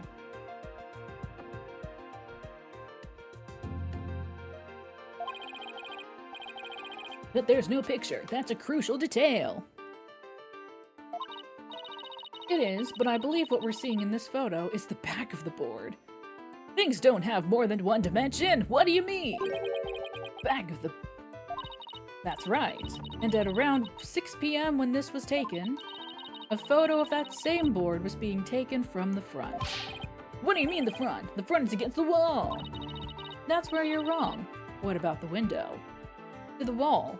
So the sweat drips down. Remember how we said the moon shouldn't even exist in this photo? Take a good look. Are you suggesting the moon is the one on the backdrop? Exactly. In short, this photo was taken while the backdrop was being moved. And as you can see here, it was around 6 o'clock when the backdrop was being set in place.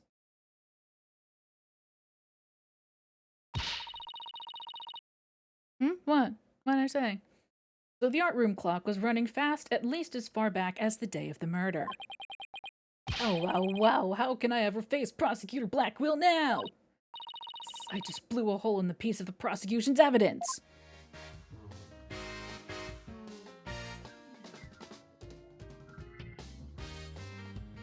I don't even know who does that song.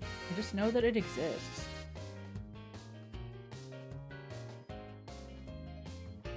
You know why I know it exists?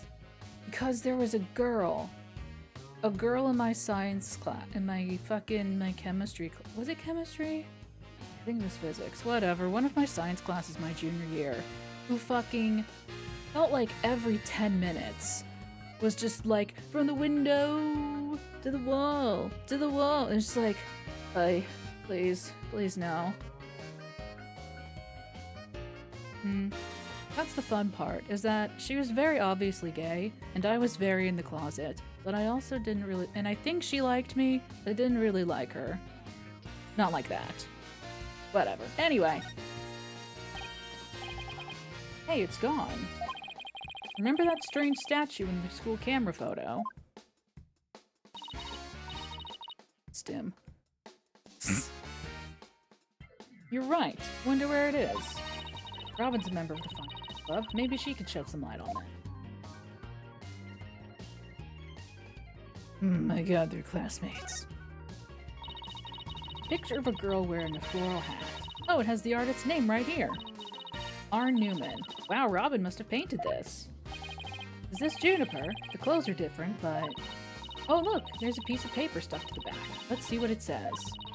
Completely lacks Professor Court's artistry, must keep practicing. Robin. Huh? I think this is plenty good myself. Wonder what it would have looked like if Professor Cord had painted Juniper. Bet it would have been really artistic looking.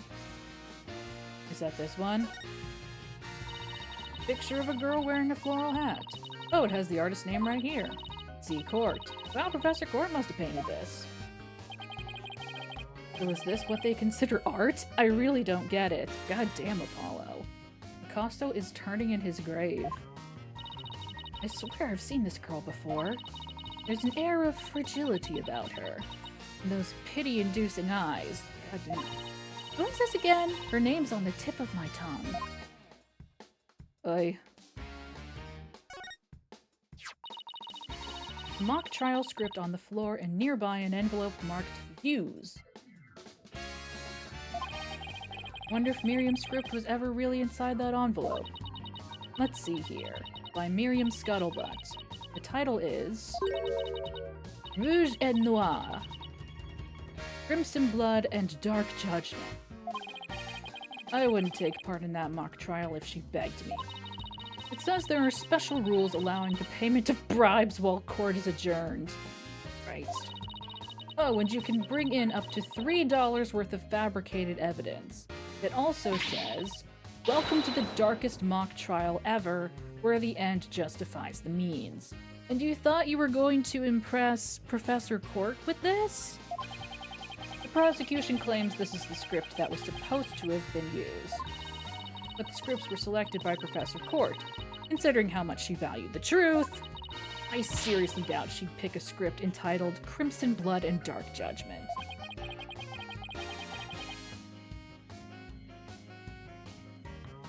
Wow, you have that title memorized already.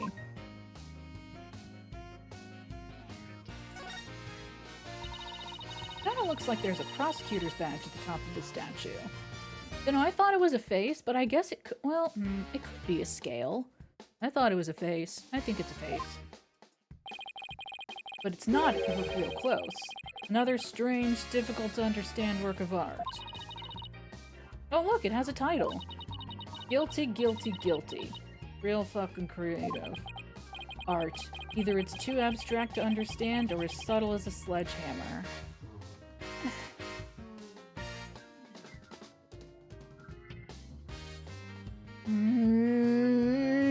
Pallas wants to rant about art. Pallas wants to rant about art. 3 busts sitting on a shelf. A judge, a defendant, and either a lawyer or a prosecutor. The bearded one must be the judge, and the bummed out looking one the defendant. Look, there's another one that's fallen onto the floor.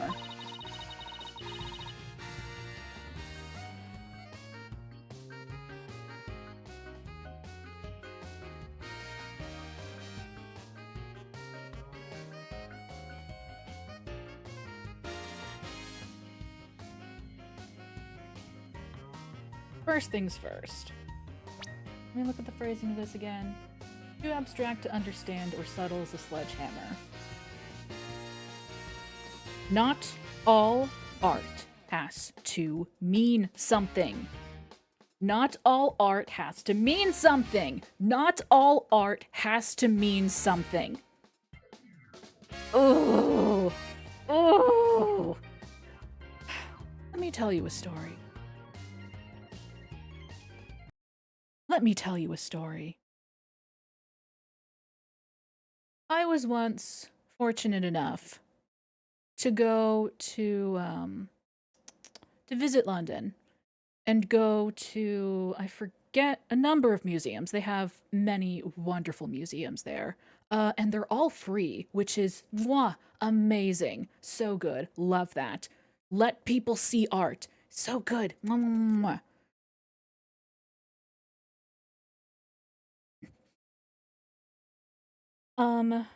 I don't remember exactly which one it was, but I know that it was the one that contained Sunflowers by Vincent van Gogh. Is it just called Sunflowers? It's the one that's a vase full of sunflowers by Vincent van Gogh.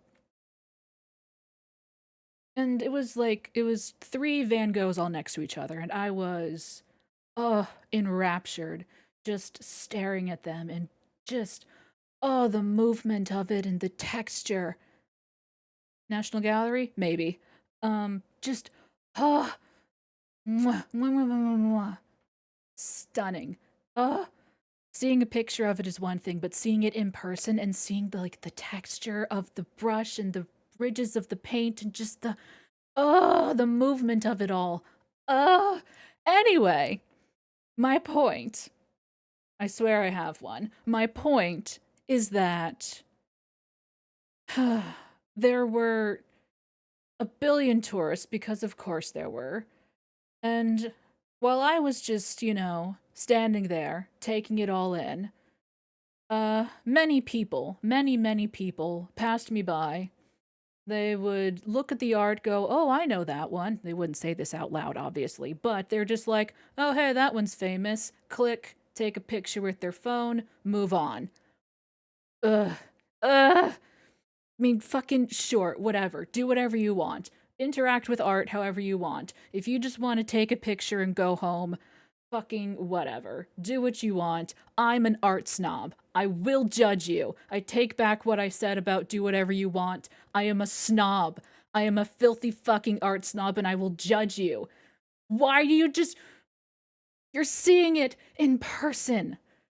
You're seeing it in person. You can look at a photo any fucking time. You're looking at the painting in person. Why? Why? Ugh.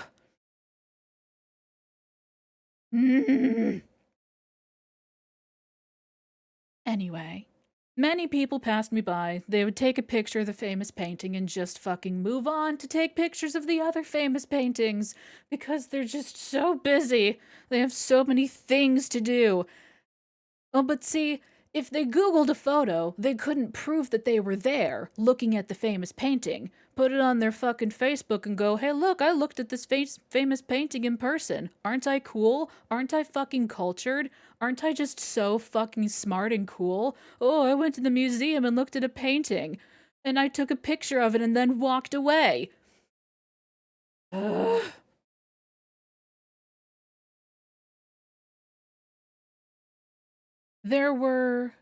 At some point, there were two girls about my age. This was a couple years ago. 2019? It was pre-plague. It was post-Brexit, pre-plague. So I'm gonna go with 2019.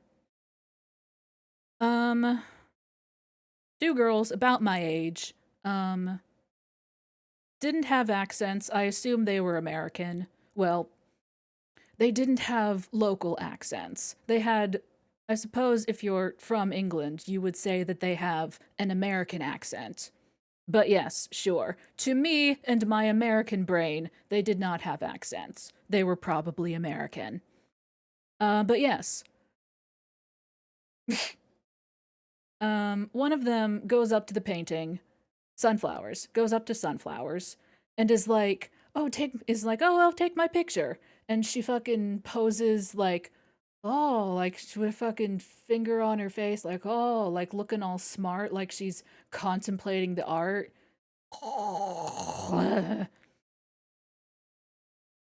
And as they're leaving, one of them says to the other something to the effect of, yeah, it's pretty, but I don't really get it.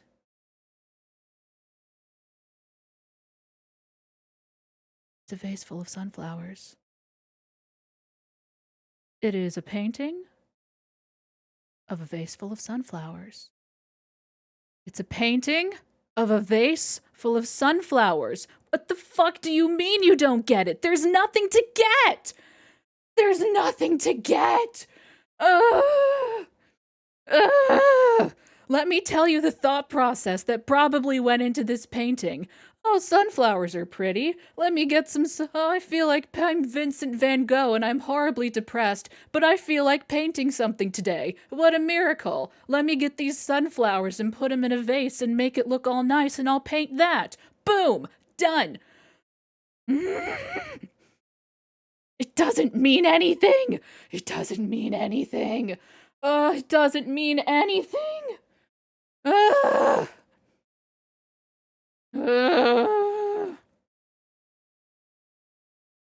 Ugh.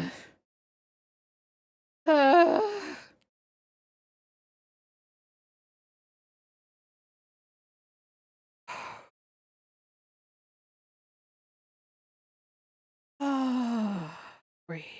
Breathe, breathe, breathe.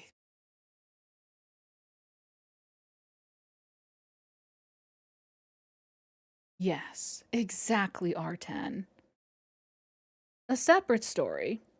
When I was a junior in high school, in my AP English literature, was it lit or lang? I think it was lit. Doesn't matter. In my English class, never R10, never. Neither. I don't fuck statues. I'm not a statue fucker. How dare you? How dare you accuse me of being a statue fucker? How dare you? I would never. They're cold. They don't respond. They don't tell you that you're special or pretty or anything. I'm not a statue fucker or a stamp licker for that matter. Anyway.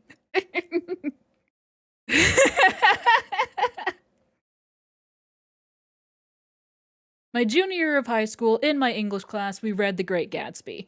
We read The Great Gatsby, as one does. We have fun here. Cat, I'm gonna strangle you. I'm gonna strangle you! In Minecraft. In game. Yes, yes, yes. See, documentation. Documentation is one thing. See, me, I made that up. I'm making assumptions. But, like, my point is that it doesn't have to mean anything. Anyway. Great Gatsby. Yes.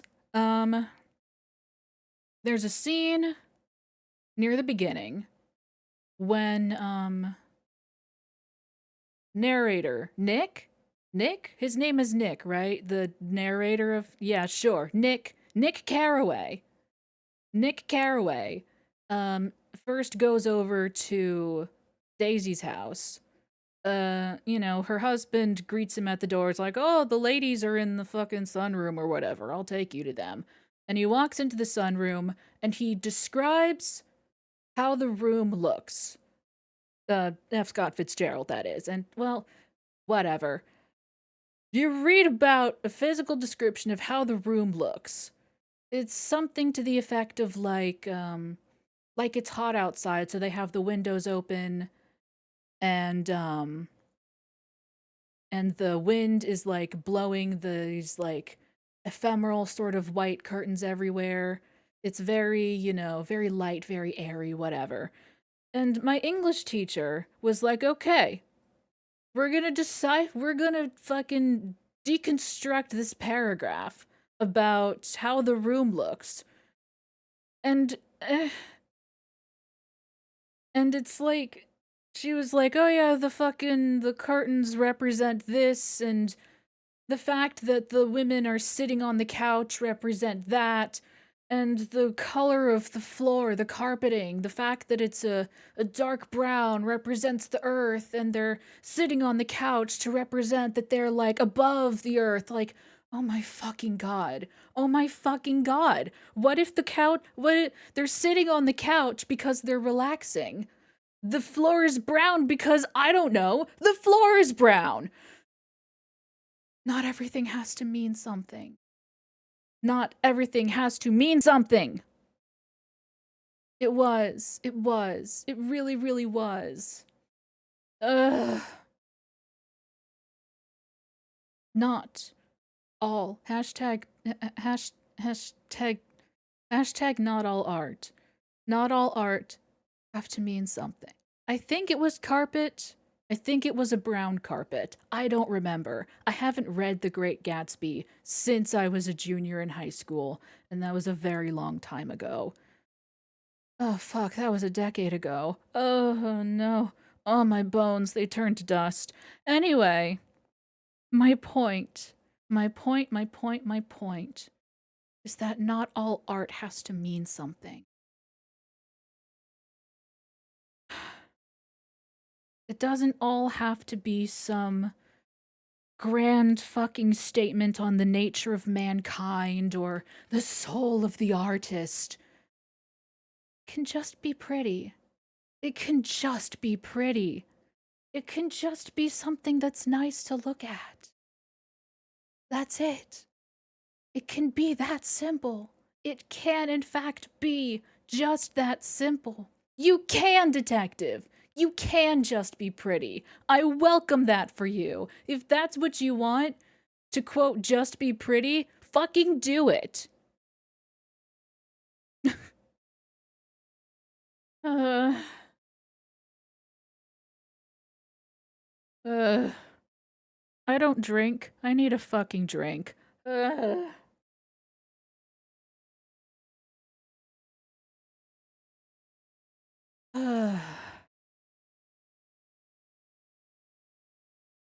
It just. Hey, thanks.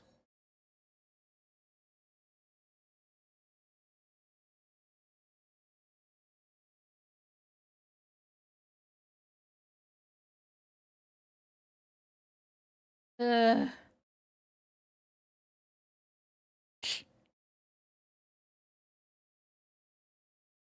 But yes, if you want art that means something, I can direct you to. Oh, let's see. Medieval, Renaissance, fucking Dada. Ugh, the Dada. Fuck Dada. That's what. See, that's the fucking too abstract to understand, is the fucking Dada movement. Mmm. Mmm.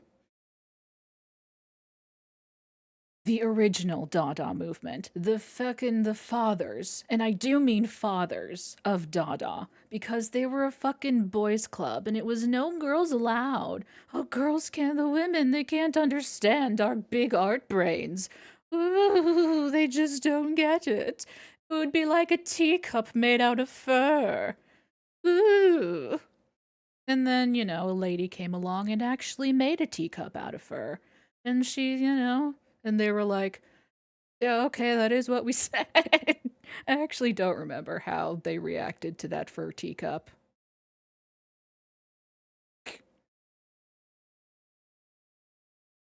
I understand, detective.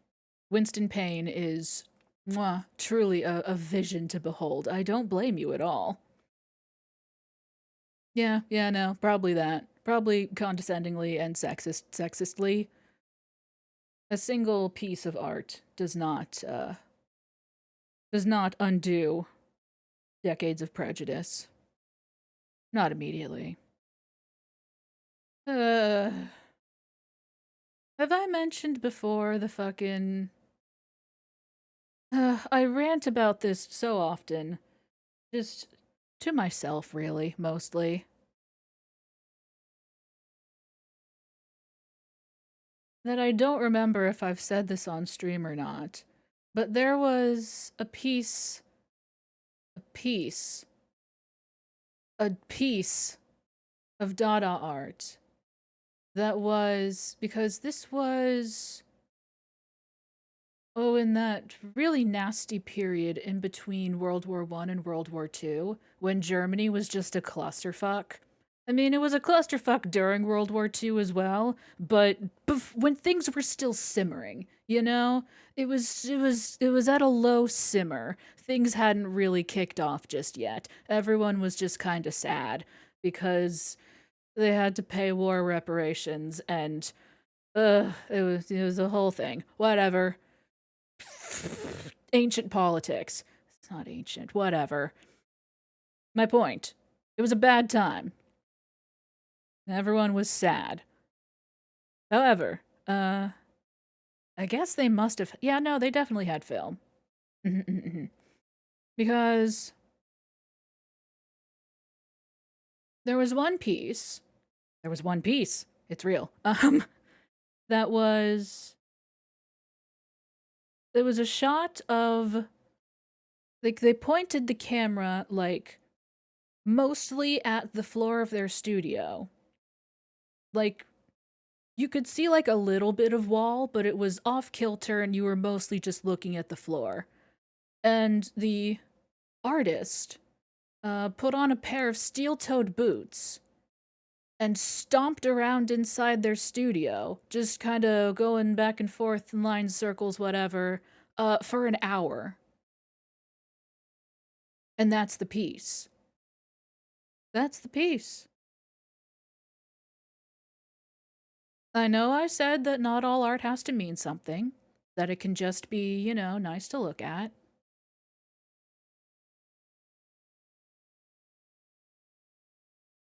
And I'm a hypocrite because fuck that. Fuck that. Fuck that in particular.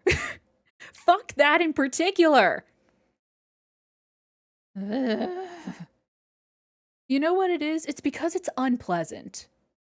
It's because it's unpleasant.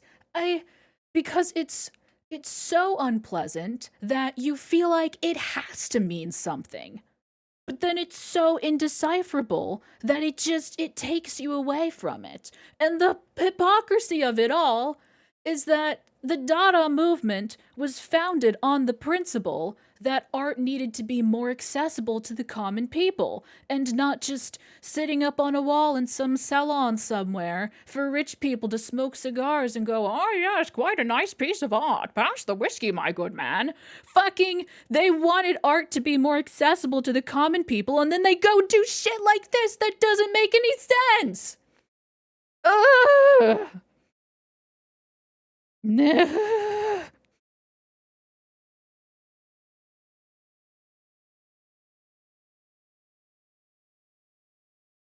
There was another performative art piece. There was a particular a cafe. Yeah, our common people. Yeah, no, like, yeah, only our common people.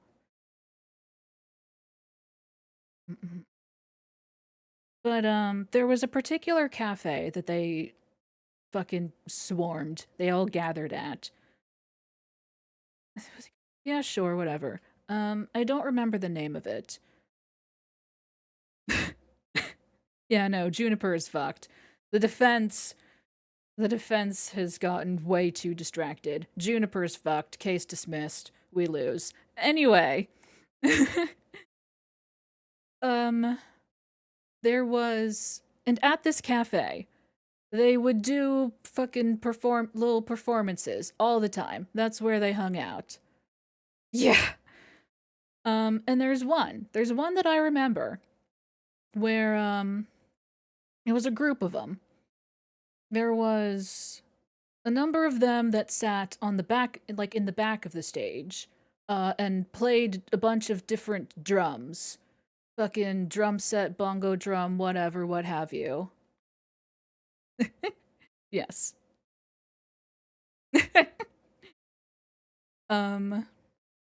That's true. Phoenix was an art major until he ate the glass. And then, well, you know, things got a little fuzzy. Group of them sat in the back of the stage with some drums, just fucking banging on them all randomly, just for the sake of making noise. They might have been, like, shouting, I don't fucking remember. The point is they were being noisy in the back, and then there were 3 on the front, like, in front of them, on the front of the stage, and they were all 3 reciting the same poem at the top of their, just yelling at the top of their lungs, but one was speaking English, one was speaking German, and one was speaking French. Same poem, 3 different languages, all shouting it at the top of their lungs. Symbolism. Symbolism. Ugh.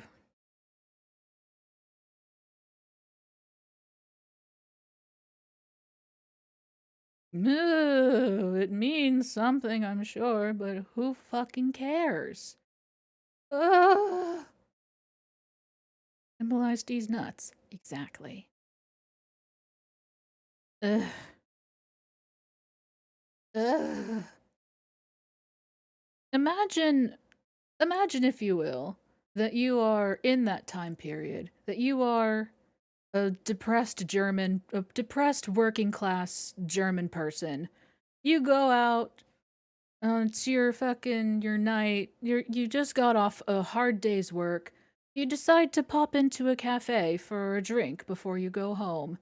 You decide you just want to, put your feet up and have a nice drink, and you see, oh, there's a live performance at the cafe. Won't that be lovely? Some music or something to soothe my nerves. And then those fuckers get up on the stage and start banging drums and shouting poems, and it's like, I gotta go. I need to leave. I didn't ask for any of this shit. What is happening? I'm leaving. I'm leaving right now. I'm leaving immediately and never coming back. This is the kind of shit that they do here? What the fuck? I'm exhausted. I'm leaving. And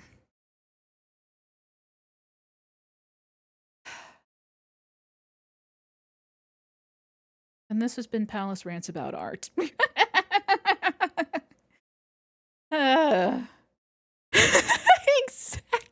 Exactly, Hat. Exactly. It's like, you know what it's like? It's like those fucking YouTube videos that you see.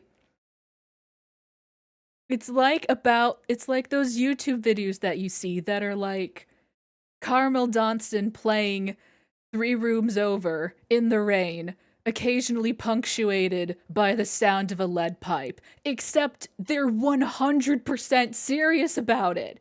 They mean it. They actually think that they're doing something good and profound. They mean it. They mean it all. They take the meme and they think that it's real. And it hurts me. It causes me physical pain.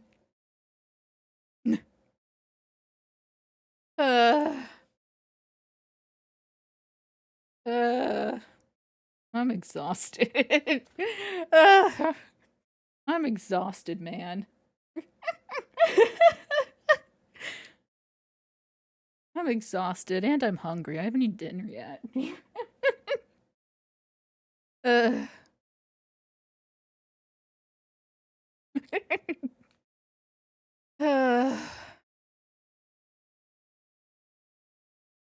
Anyway. I hear sometimes people on this website do things like play video games. I don't understand it myself.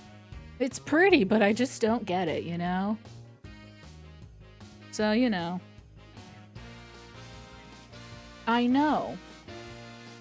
It's just, it's so fucking obscure and unintelligible. I can't understand it.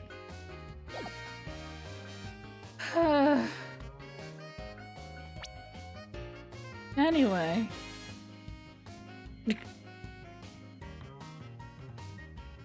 We was looking at these busts, these great big beautiful busts all sitting on a shelf. One fell on the floor. This could tell us how tomorrow's trial will go. I'll just wait for tomorrow's horoscopes, thanks. Don't even get me started on horoscopes. Oh, don't get me started on horoscopes. Isn't that a mock trial script? Actually, there's a whole bunch of them here.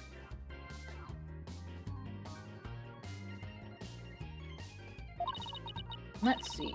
Looks like everyone from the judge course submitted one. The victim Constance Court was the Fine Arts Club's advisor. So she probably spent a lot of time up here in addition to her other duties. This isn't where I'd keep a bunch of scripts, but I'd wager that's how they wound up here.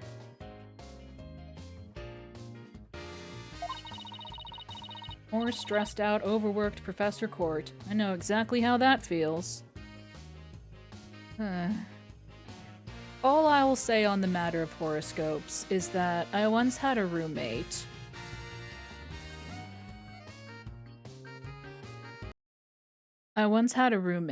Who, in the course, who asked twice over about as many weeks.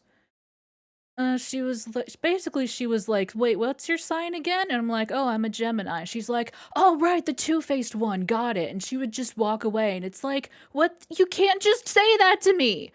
What the fuck? What do you mean? You can't, fuck you. You can't just fucking,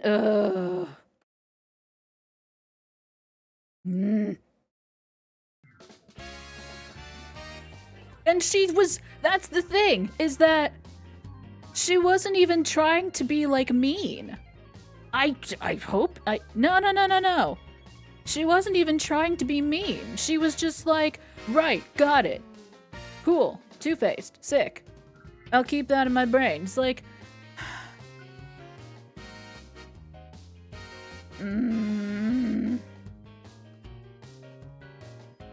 we were not roommates for very long.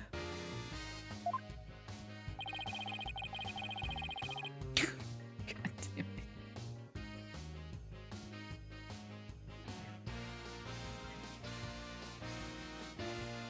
it. Hang on, I think I left my coin around here somewhere. A lucky coin, can't do anything without it. You must, because your desk always looks like a tornado hit it. You're one to talk, Apollo. Me? What about Mr. Wright? Maybe we should rename the firm Wright Stuff All Over the Place Agency. I'm exhausted. There's a paint palette here. No surprise there, considering this is the art room. Looks like someone mixed yellow and red to make orange. I prefer yellow. You, on the other hand, are way too red. What's that supposed to mean? I think this is saying that the two of us have to work together to solve this case. Ooh! What if this is Professor Court sending us a message from beyond the grave? What about the blob right next to it? The one with red and green? Maybe she's implying that you need more delicious greens in your diet. Are you saying Professor Court is watching over our dietary habits from the pearly gates? You don't know.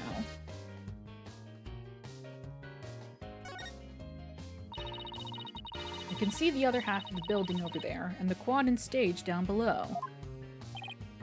Yeah, this must be the window Detective Fulbright stuck his head out of earlier. Oh yeah, thanks for the help, Detective. A true champion of justice always comes running to comes running to those in need. Great, then how about telling us Prosecutor Blackwell's strategy for tomorrow? I almost said Prosecutor Gavin. Wishful thinking. Alright, let me think. Well? Oh! Hey, I'm not falling for that! So close I could almost taste it.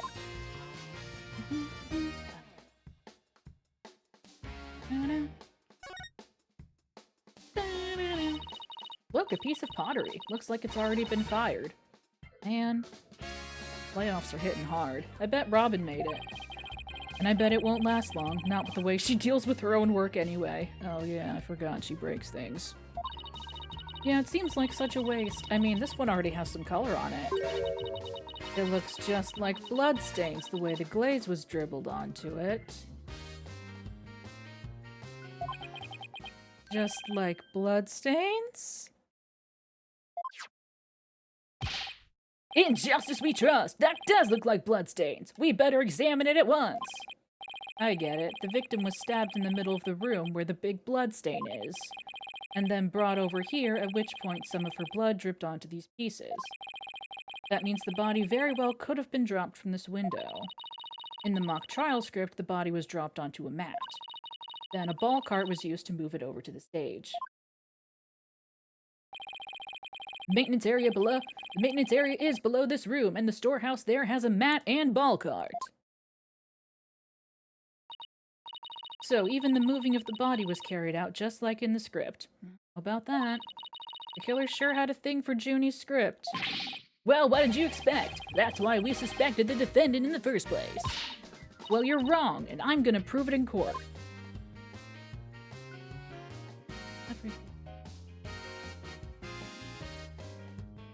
The winch! Some wire and a winch. So this is how they reeled the banners in and out. There's a nice view of the stage from here. Prosecutor Gavin is still standing in front of that broken statue. So it really wasn't you, Apollo? Don't worry, you can tell me. I won't tell anyone. Ugh, I'll never clear my name unless we catch the real culprit. Well, I think we've examined pretty much everything we can. By the way, did Prosecutor Blackwell happen to tell you anything about tomorrow's trial? In justice we trust. It's no use trying to pry more information out of me. Having just learned that the clock had been 1 hour fast, means we're back to square one concerning the suspect's actions that day. I wonder what the main argument will be about now. How the body was moved would be my guess, but Prosecutor Blackwell's got his own plans. Oh, does he now? Detective Fulbright, try as you might, I won't say another word about the investigation. No, I wasn't gonna ask about that. I was just wondering if you'd seen Robin. Cat! Give Cat scritches for me if Cat likes scritches. If Cat does not like scritches, then just say hello. Please, thank you. Oh, you mean Miss Robin Newman? She was just here a moment ago. And she mumbled something about watching videos in the lecture hall. Video? What video? Thanks, Detective. Athena, I think we should stop by the lecture hall. Right, let's go. Well, farewell.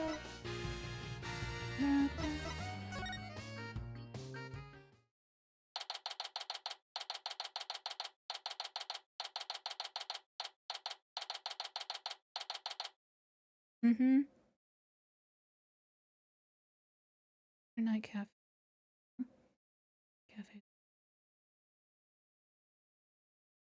Yeah, but that's one thing. It's one thing to want to evoke a mood. It's one thing to want someone to feel something as they're looking at your art.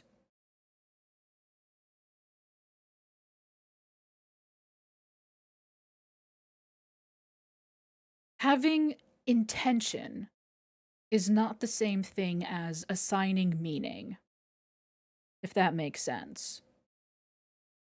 Saying that you chose dark colors because you wanted it to look desolate, for example.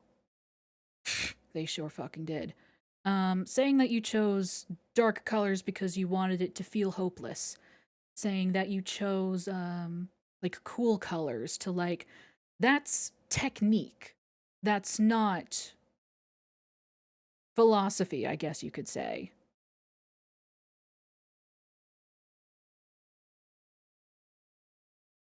Yes. Yes, yes. Correct.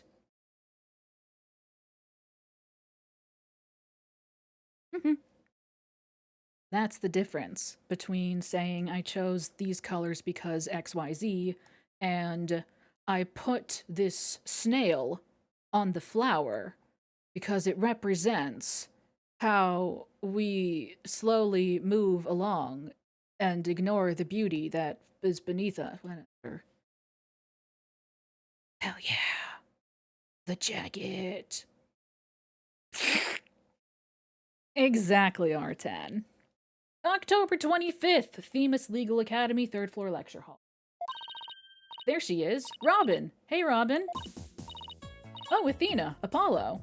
Oh my god, your voice just got so much easier to do because I don't have to scream. Oh, Athena, Apollo. What are you watching there? Oh, it just so happens to be a video of the mock trial. I had to use a bit of coercion to get it, but the end justifies the means, right? Aw, that's so sweet. Oh, that's so sweet. Baby. My kitty liked sleeping on one of my jackets. Oh. There it is again. Professor Means sure has a lot of influence around here. Care to look into the true connection between the murder and the mock trial with me? What? Where did you get that? Where did you get that and why are you admiring it? Well, it is a law school. It's a law school, but no, I 100% feel that. I 100% feel that. I went to a very football-centric high school. We had essentially a stadium with fucking top-of-the-line everything, fancy-ass benches, fucking AstroTurf. AstroTurf. artificial grass. Fancy fucking artificial grass for a high school football field. Meanwhile, my freshman year, during the first couple, like, the first month or so of class,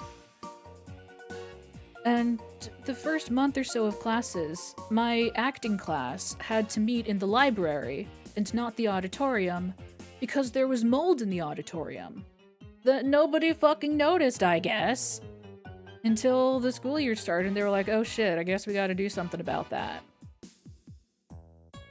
There was a time when we literally had to stop a show temporarily, but we had to stop a show because the unit that powers the lights was overheating.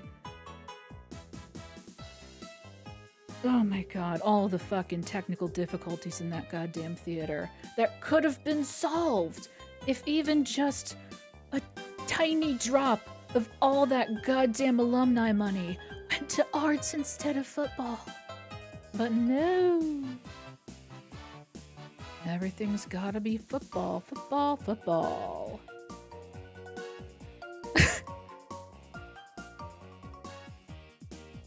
Anyway, examine this child staring at a high heel. You know what? I'm happy for her. I'm happy for her. I'm happy that she can be true to herself now. It's a shame how it came about, but I am happy for her. Sounds great, but do you mind if we ask you some questions first? Sure, I'll tell you anything you W-A-N-T. Okay. First things first, I'm gonna turn you look at my badge. Wait, what? I thought it would be the same, but what do you think? Nice and shiny. Waiting ever so it's all beat up and oh. It's the same text, but they swapped out one of the animations.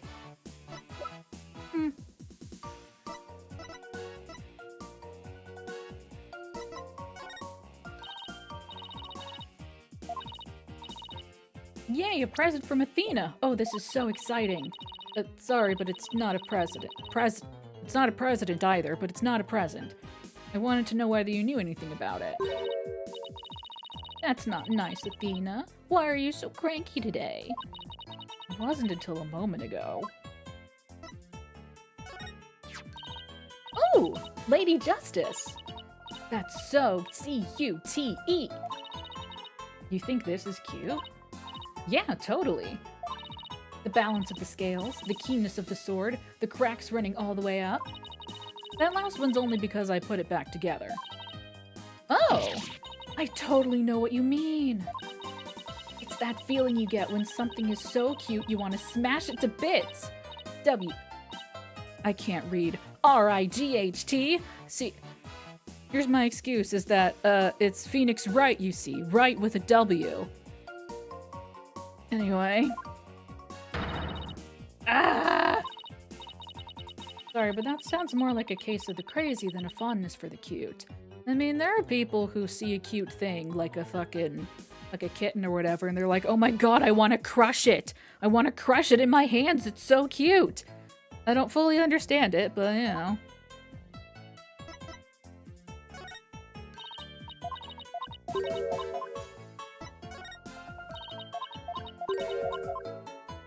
Here in these photos. Aw man, that's my blood, sweat, and tears in a pile of rubble right there! Why not make the statues again? Just fucking make the statues again. I'm sure the two of them would be delighted. Yeah, I could totally do that. And this time, I'm gonna make them even more realistic by making full-body molds of my models! My god. Full-body molds. Are you sure that's safe? How about plain old measurements? Oh, Athena, measurements are for wimps.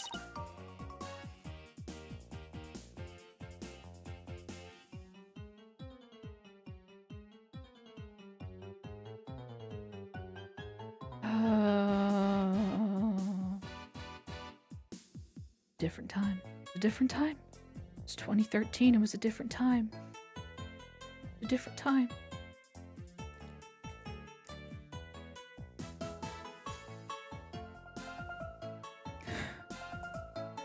Full-on YOLO is what art's all about.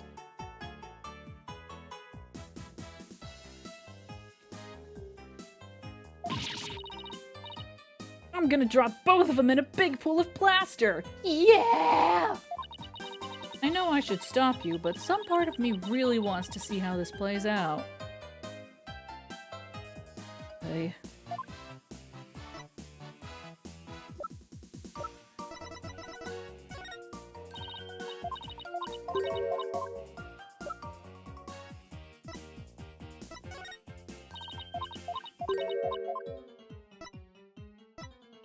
Just checking.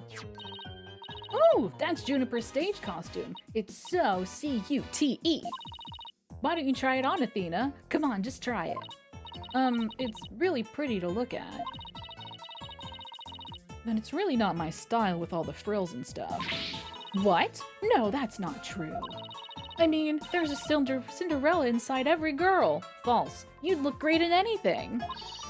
Just put it on and I'll brush on some yellow glaze. It's your favorite color, right? Then, it's in the kiln you go. How would you like that? Rare, medium, well done. But when she said Cinderella, she literally meant burn me to cinders. Hey, the get up and stretch time. You know what? Y'all enjoy this strange, sassy child. I need to get some food. Welcome back, Mittens. Terribly sorry. I need food and more water. We had a whole conversation about art. I mean, if you count an hour ago as getting up and stretching, then yeah, it goes off every hour on the hour. I don't know, just look at her, I guess.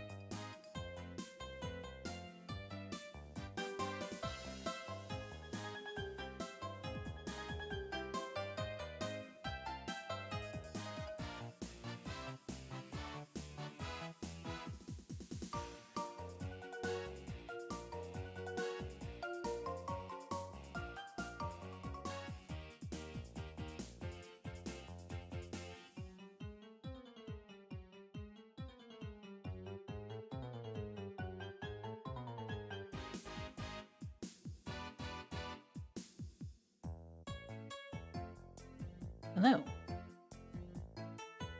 I return with some pork tenderloin and a baked potato. Let me tell you what I'll do.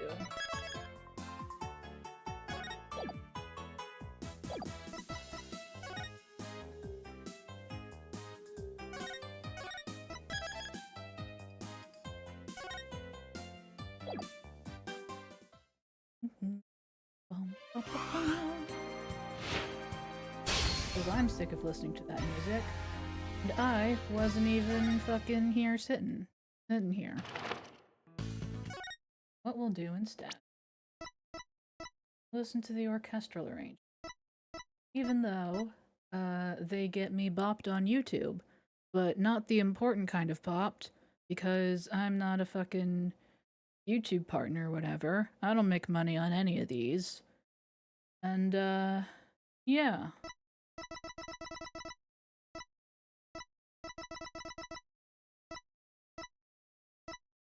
Let's do the dual Destinies courtroom suite. Ah! I regret all of my choices.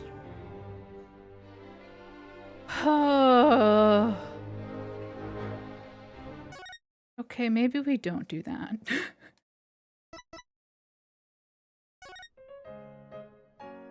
There you go.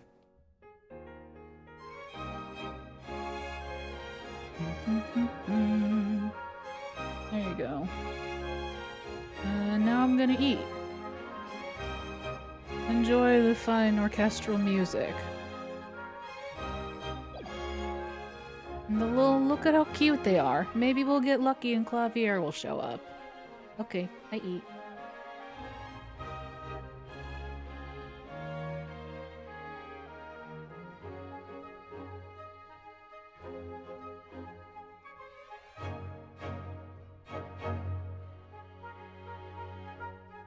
Look how cute that little Emma is with her harp. And we got a little lamoire. Oh, precious.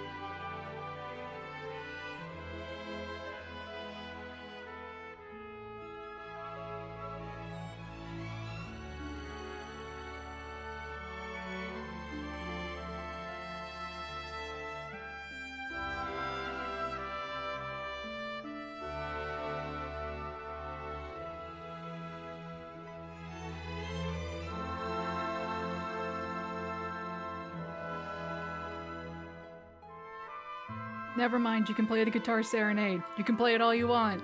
Stay. Forever. Ah, tiny clavier, so precious. And also Blackwell, I guess.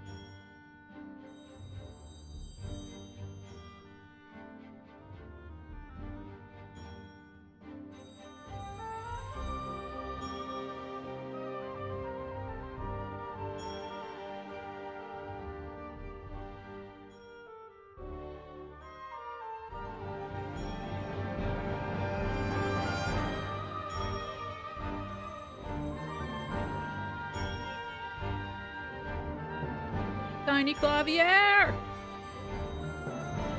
Tiny Clavier spotted!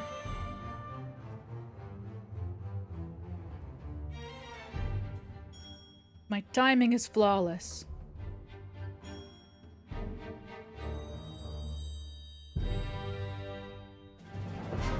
Pointing at screen. You are. Pointing at screen. Tiny Clavier. Look. He's perfect. He's beautiful.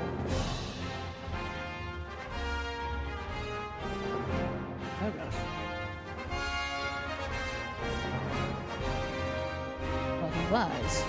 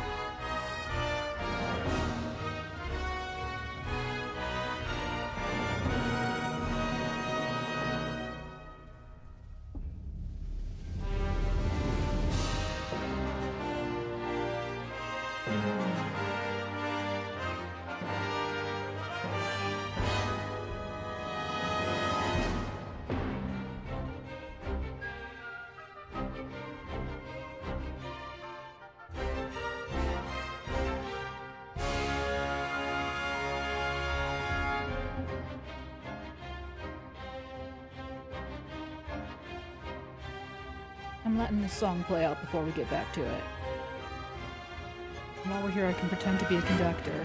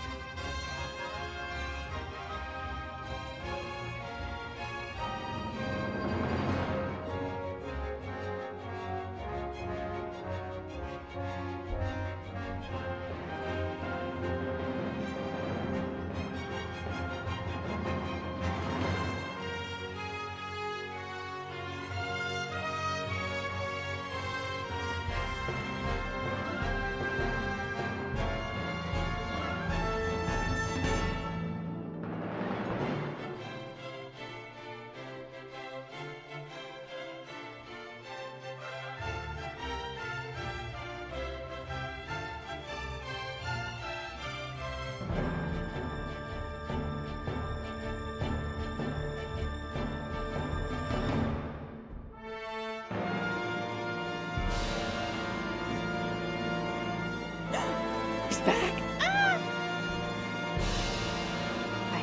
Hi, Tiny Clavier, you're adorable.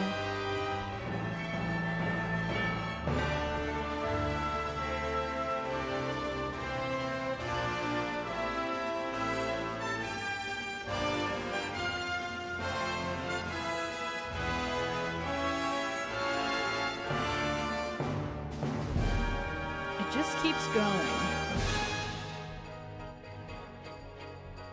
Oh!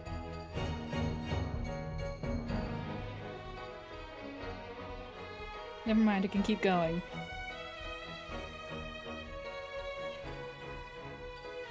Like Tiny Clavier, I love you.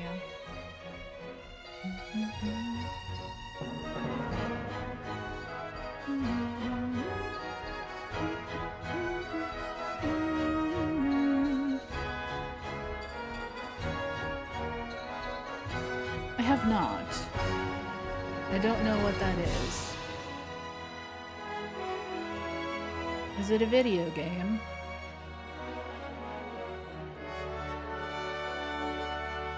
As a live streamer, I only know about video games, and even then, it's a 50-50.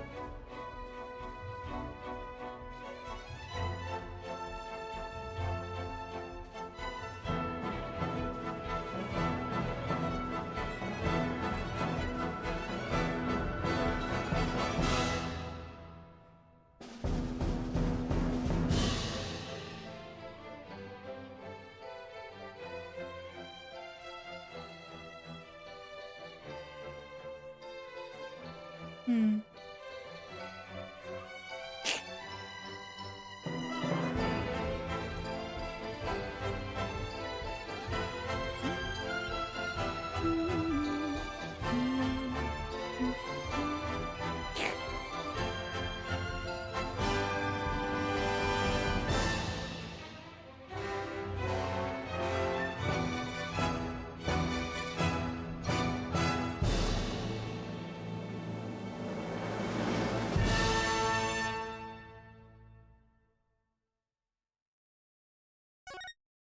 Perfect.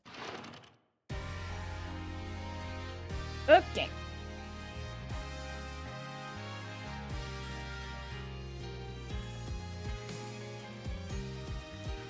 He really was detective, ahead of his time.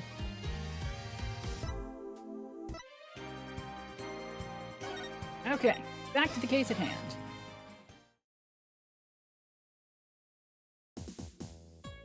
F the sassy child. Oh boy.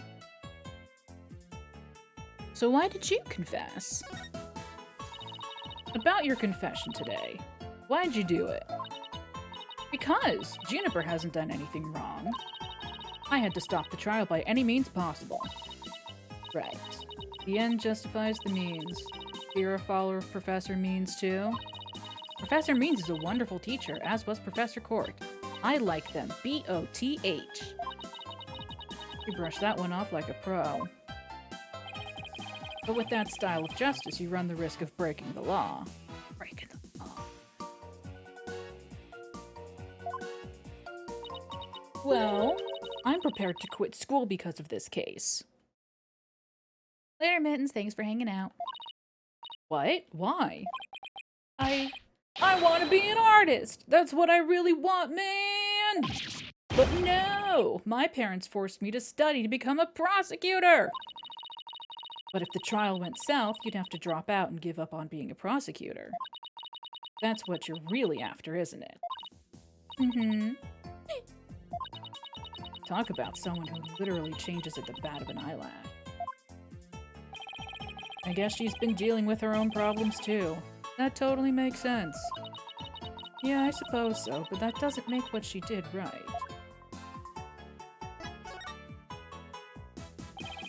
Could you tell us about what you were doing on the night of the murder? Finishing a statue. I was on the stage until the last bell. That's right. You made the statues of Mr. Wright and Prosecutor Gavin, didn't you? Oh, yes. Yes, I did. Both of them. This is just a formality, but can you prove you were making the statues at that time? Can I prove it? You think I'm the killer now? No, that's not what I meant. Both Hugh and Robin were still at school after 7 p.m., but neither of them can prove exactly what they were doing.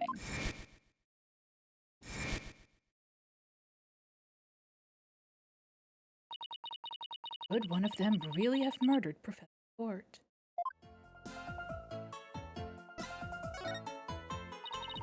Have there been any problems now that everyone here knows you're a girl? No worries there. I discussed the matter with Professor Court some time ago. I told her I wanted to let everyone know I was really a girl. And just today I found out that she spoke with the school administration on my behalf. Oh, that's nice. Wow, they must really like you. I know, right? But now I can finally be myself here at school. I don't have to hide the fact that I love girly clothes. That's why, Athena, I simply must have this, and this by any means possible. What? But this is evidence we need for the trial. Sorry, but no can do. Aw, don't be a party pooper, Athena. Come on, please? Pretty please? Stage costume-related evidence taken in classic and justifies the means style. Oh, darn it. Anyway, thank you again, Athena. Thank you for revealing who I really am. Yeah, you're welcome, I guess. I wanted everyone to know before the snitch found out. The snitch? Sounds like a new lead. Well, it's Miriam. There's a rumor going around that one of the students here is a snitch. I hear they're watching everything we do, our activities, our relationships, our interests, and reporting it all to one of the professors. Why would anyone do that? Officially, I heard it's to seek out misconduct among the student body. But rumor has it grades were being bought and sold through this little surveillance network. That's bribery. The situation at Themis Legal Academy is worse than I thought. While all of this is important stuff, I still want to ask about that thing in the art room. I'll have to present some evidence to show her what I'm talking about, though.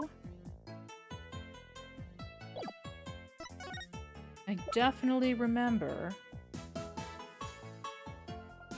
what we were talking about.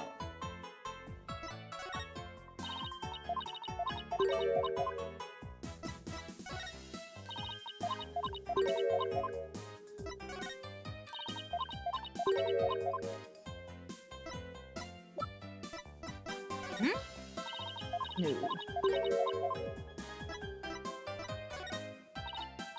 Robin, I just remembered something I wanted to ask you. This photo shows a piece of art on the table. Do you know what it is? Whoa!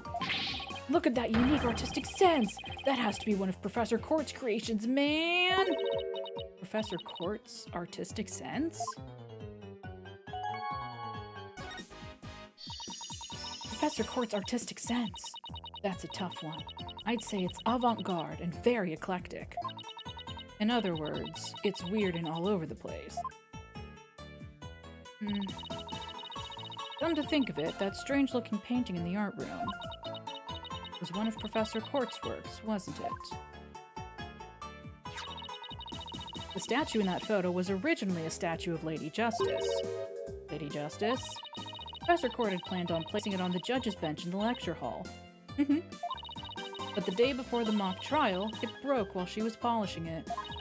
She said she'd take it back to the art room and try to fix it somehow. So, this is the statue in its proper state?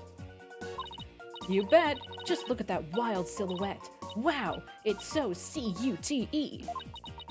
I don't get it. Do you have to be an artist to appreciate stuff like this? Athena, do not get me started again.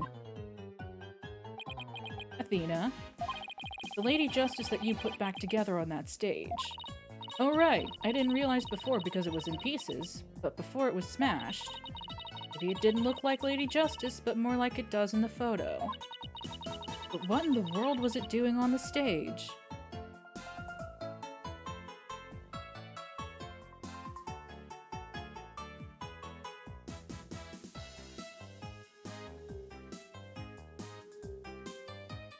They put the statue in with the body to weigh it down? Maybe? Dunno. Lady Justice updated in the court record. Updated statue report. Well, I think that about covers it. Okay, then how about watching the mock trial video with me? What do you say? Sure, sounds good to me. So how do you want to watch it? All classroom desks at this school have their own built-in computer, you know.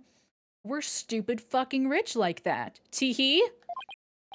Wow, this place is definitely a lot cushier than I thought. I know you guys are in a hurry, so I'll just fast forward to the important parts. Let's start with the professor's pre-trial speech.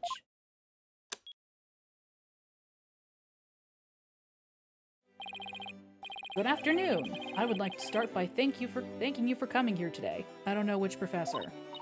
Oh, that sounds like Professor Means. Oh. The mock trial, the crown jewel event of the school festival, will begin shortly. A camera like this the whole time? Yeah, it's in a fixed position in front of the stage. When I was a student, I too could hardly wait for this day to come.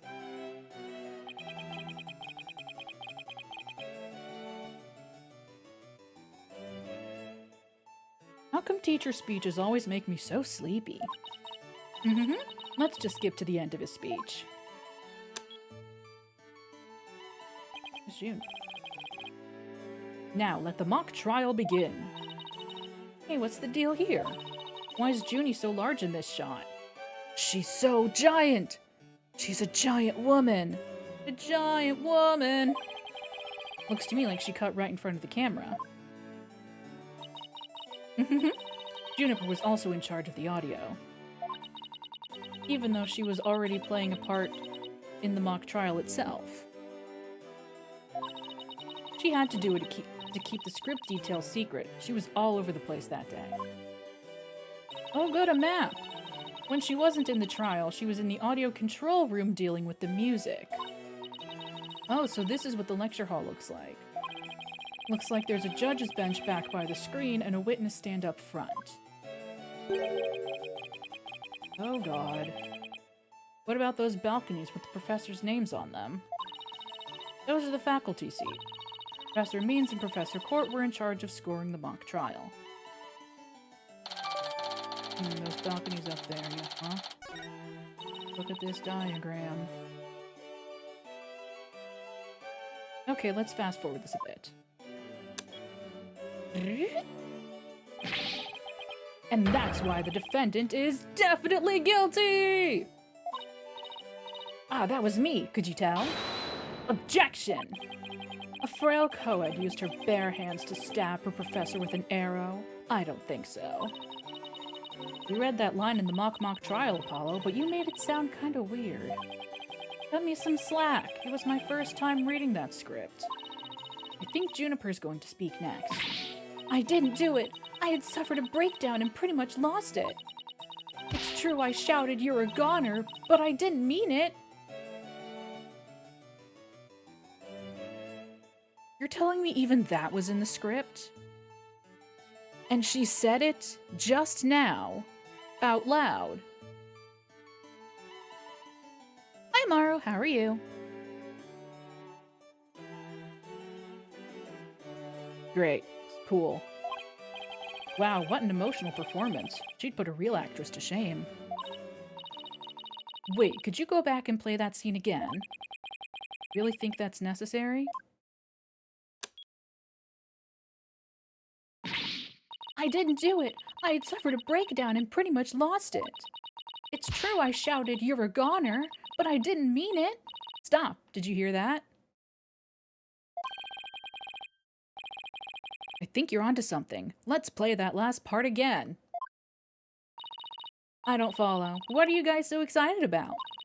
I think this piece of evidence should explain it. Time to show Robin a piece of evidence that links the line we just heard to the case. Take that! Take that! I'm sure you remember this. It contains a female voice shouting a violent threat. I'll play it for you. You're a goner.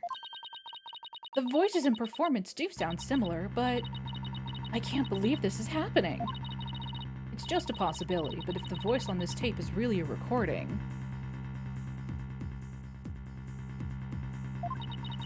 one made from the mock trial video, then that means this evidence was fabricated. They didn't get to do a voice print analysis in time for court today. Yeah, they did. We have it. What do you mean?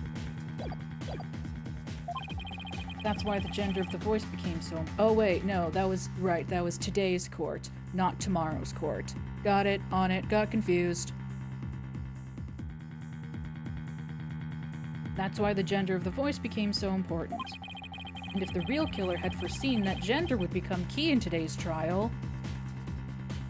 Observe my shirt. Observe my shirt. If you can't see my shirt, observe my shirt.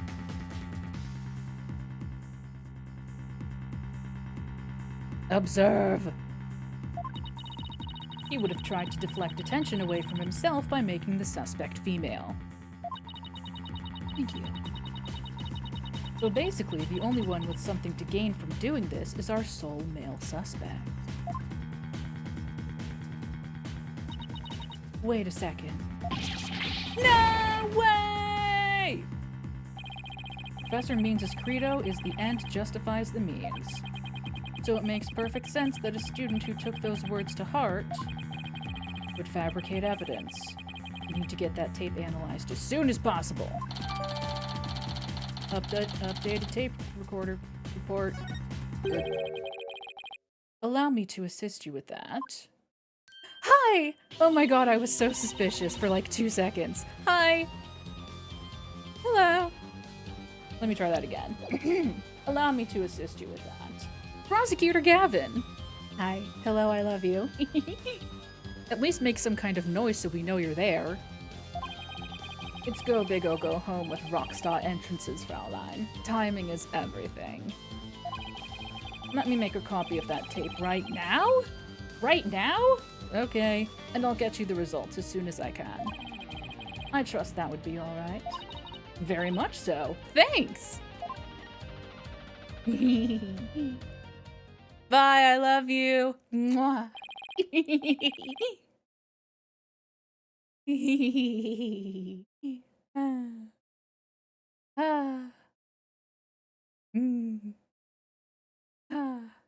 Okay, we can move on.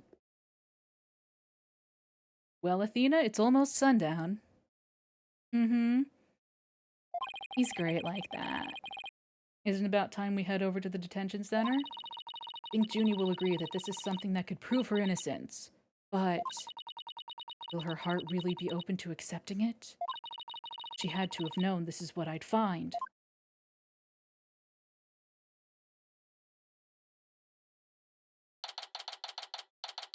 October 25th, detention center, visitor's room. Give me 1 second.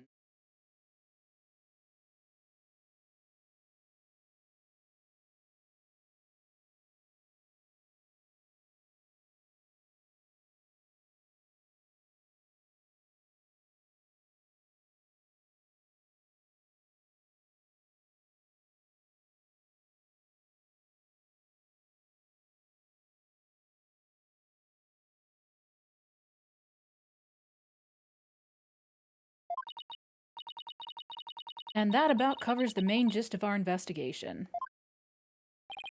I see. Very interesting. You've been quite the busy beaver today. Never trust anyone who says busy beaver. Thank you for all your hard work, Athena. Well, my time's about up, and it'll be getting dark soon, so... Junie! You must be tired after being on your feet all day. You should go home and... No, wait! You have to listen to me!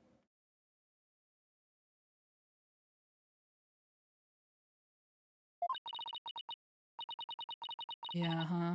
The man? The statue man? He's our primary suspect. I don't want to hear anymore. I know what you're going to say, Athena. Junie, you promised. We're going to discover the truth behind this murder mystery.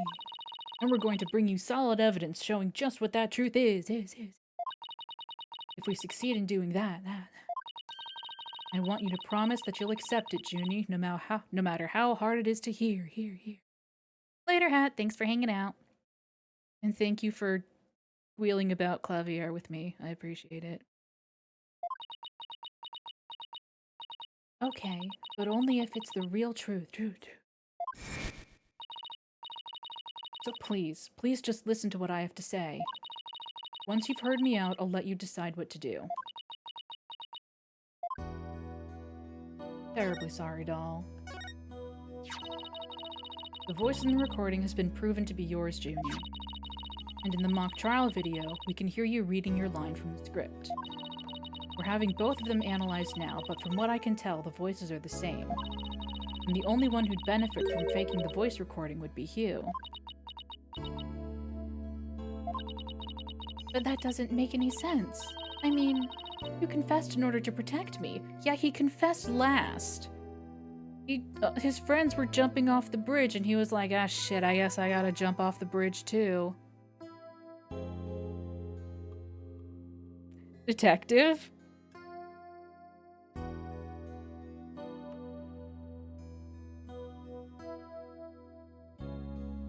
No. This may sound strange, but his confession is a ploy to make himself look less suspicious. In other words, he was just pretending to protect you. Besides, his confession came after you and Robin had already confessed. If he hadn't confessed right then as well, wouldn't that have seemed a little suspicious? Unlike the get up and stretch chime. Well, no, fuck that. I was just up. No, we'll be fine. Say what you will, Athena, but none of us would hurt a fly, let alone kill someone. He was a gifted student. He gets outstanding grades and never causes trouble. Ba-da-na.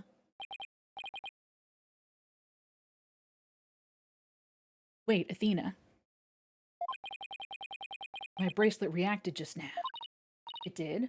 But why? Junie, can you look me in the eye and repeat what you just said? Oh, none of us would hurt a fly, let alone kill someone. He was a gifted student. He gets outstanding grades and never causes trouble.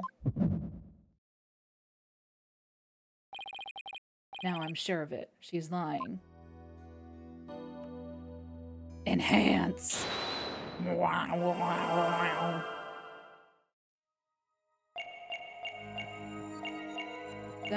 God, it looks so weird. Oh, that mouth animation is so weird.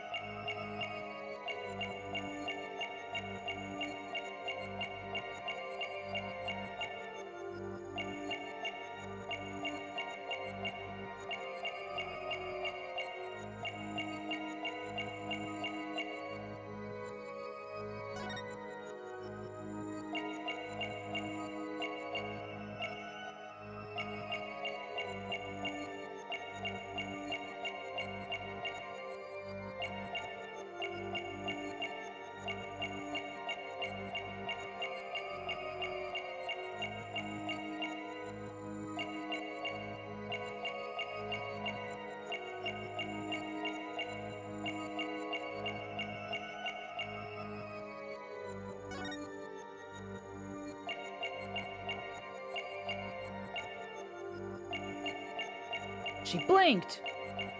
She's sus!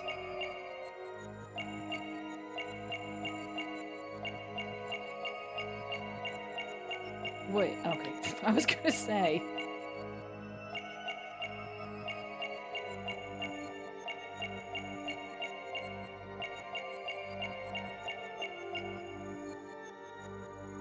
Wait, hang on.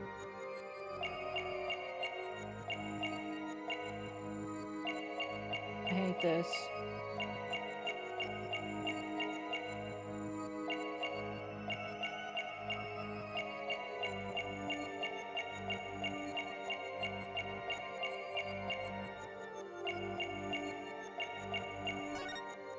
I hate it here. Gotcha! Telekinetically moved your handkerchief.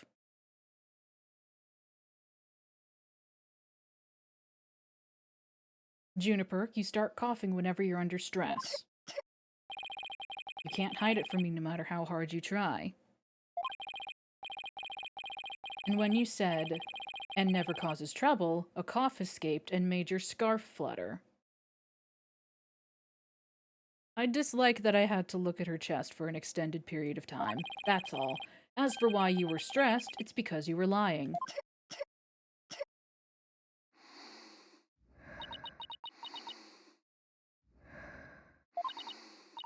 Junie, you're trying to hide Hugh's connection to this case, aren't you?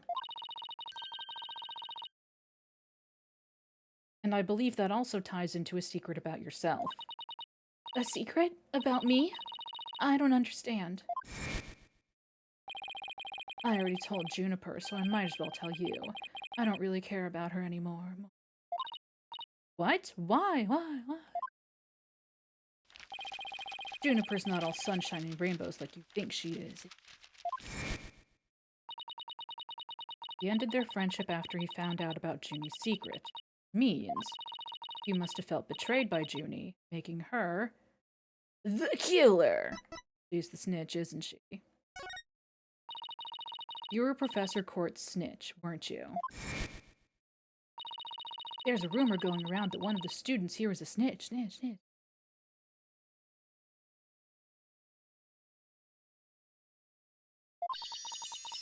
I hear they're watching everything we do, our activities, our relationships, our interests, and reporting it all to one of the professors. And while fulfilling that role, you learned something about Hugh you'd rather forget. I don't know what you're talking about. Junie, please, stop hiding things from me. I hate having to force things out of you like this. Looks like we're gonna have to do this the hard way. Time to review the evidence and see if I can't prove my hypothesis. Must have something that proves Junie's the snitch and Hugh's connection to the case.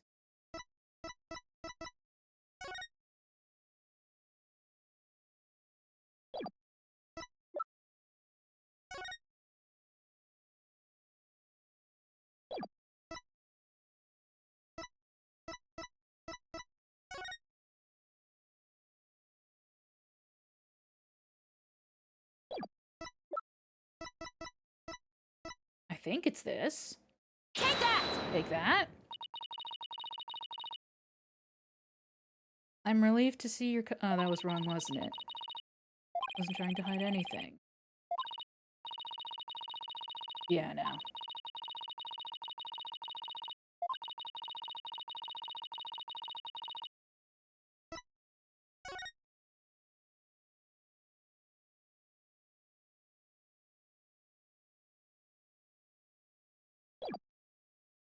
Murder weapon. Take that! Hmm? Oh. Right here in Professor Court's planner, it says, routine report. I believe this is meant to mean when the snitch would report in to Professor Court. I also believe Professor Court planned to meet Hugh in private based on the snitch's info. And from their meeting, Hugh must have put two and two together and figured out your secret. So you see, it all makes sense. Only if you're the snitch, Junie. I don't see how she was implicated by that at all, but okay. Sniffle. Oh, baby. Forgive me. Forgive me, Thena. I've been lying to you this whole time. The truth is, I suspected Hugh from the start. You did? Now this is surprising.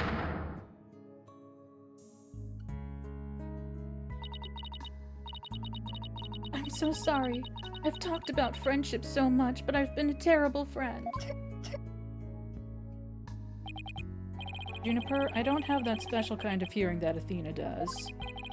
But I don't need it to sense the pain you're feeling inside.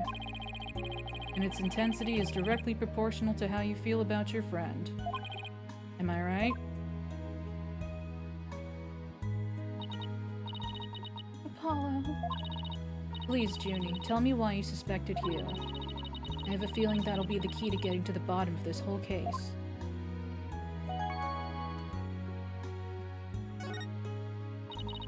What exactly was your role as class snitch? Professor Court had told me how Academy alumni had strayed from the path of justice. Dark age of the law, huh? She didn't want any more of our students going astray like that. But few others at the Academy shared her view. I thought her ideas were beautiful, though sad and unrealistic. Yeah, you're still here, aren't you? Just hanging out. She asked you to be her eyes and ears, didn't she? I used to report to her once a month about any wrongdoings I'd seen or heard about. And that report session in her planner, the one from October 22nd, was part of that. Yes, that's when I reported Hugh to Professor Court. Snitched on her own friend. I had accidentally overheard Hugh talking. What'd you hear? He was talking to someone on the phone. I think it was one of his parents. What were they talking about? Something about having paid money for good test scores. Yeah, something like that. I only overheard him talking, so I never did find out who the money was going to. What? That's bribery! He was buying his way through school, and if that's the case, then that evidence that always seemed out of place might actually be about his secret.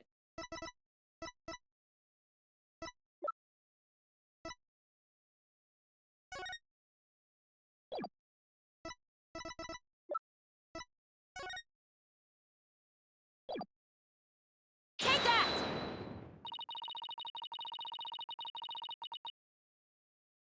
I feel like I'm wrong? Nope, okay, alright, never mind then. Hmm.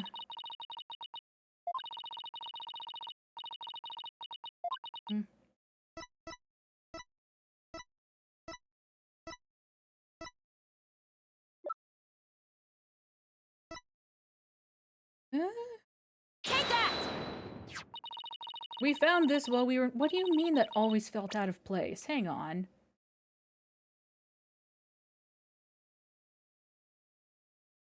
Evidence that always seemed out of place. What do you mean? Whatever. We found this while we were investigating the stage. It's got Hugh's name on it. I didn't know what the number meant at the time, but now that I'm hearing about bribes, it must mean that a bribe of 120 grand was to be paid in October. That's a bold assumption. Okay. What's more, take a look at this mark. Yeah, but it's way off to the side. That same mark is on the pages of Professor Court's planner. Hey, you're right. Yeah, no. Wait, but why would Professor Court have that kind of information in her planner? You don't really think the person who was taking the bribe money was— It's just a possibility at this point, but it may indeed have been Professor Court. But that's impossible. She'd be the last person I'd ever suspect of accepting bribes.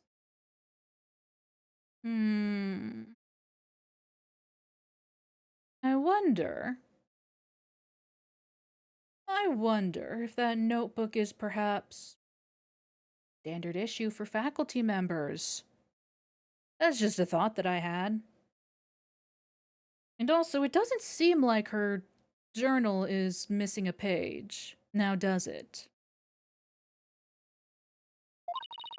Like I said, it's just a possibility, but a rather good one. Maybe their private talk had to do with the possibility of the bribery being exposed.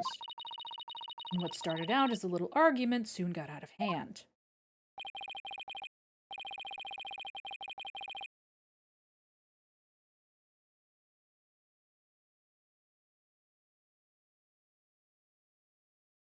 It's not your fault, Junie. Anybody would have suspected you if they knew what you knew. No, I don't believe that alone would have driven him to murder. There's another reason why I suspected Hugh. Got to be kidding me. There's another reason? Your other reason. Your 13th reason. I saw Hugh around 7 p.m. the day before the mock trial. Oh, so she's finally ready to talk about that. When I saw him, his... Oh, Thena. Junie, are you alright? Just try to relax and tell me what happened. I never wanted to see what I did. But I'll have to live with it, won't I? In that hallway, Hugh's hands... His hands were dripping with blood.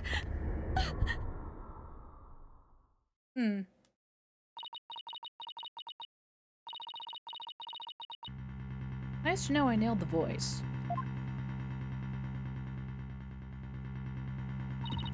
What? But why? What am I going to do? Deep down I know Hugh can't be the killer. But my mind keeps telling me he is, no matter how hard I try to convince myself he isn't. Oh, what am I going to do? Hugh, please. I can't take this anymore, Ina.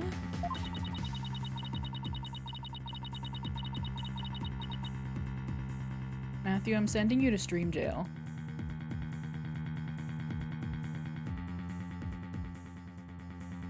Stream jail, life sentence. Case dismissed. So she hid the fact that she had seen Hugh and said she went home at 6 because she wanted to avoid talking about what she saw. Junie, it must have been terrible holding all that in. But it's going to be okay. I'll get to the bottom of this. And that's my promise from one good friend to another. History will say they were very good friends. I'll be defending Juniper tomorrow. If that's okay with you, Professor Means. My main concern is whether you can defeat that prosecutor. But I won't try to stop you. I will be watching from the gallery, then. And I shall look forward to seeing what sort of results your methods can produce. Good luck tomorrow. Now, if you would excuse me, I have some evidence to forge. Hum-dee-dum-dee-dum. No, it doesn't. God. Thank you, Detective. Nina, I'm sorry. I really mean it. I wish I had trusted you from the start.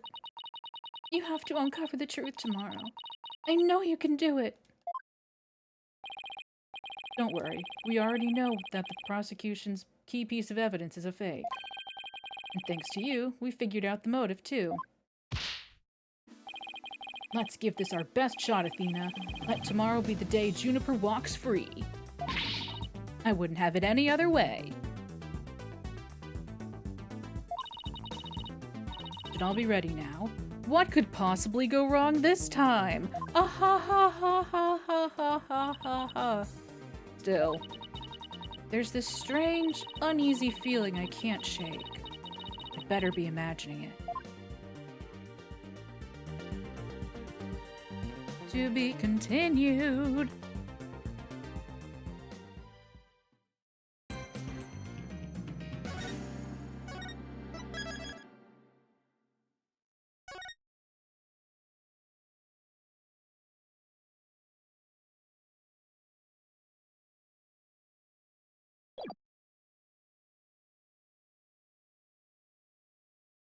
Ladies and gentlemen of the chat room, I ask you, do I be responsible or foolhardy?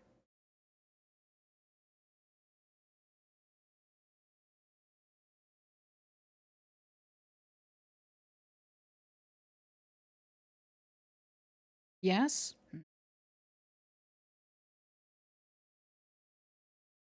Good night.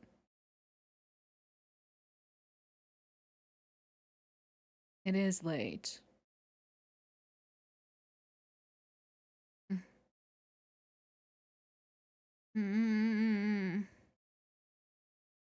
But I wanna keep going.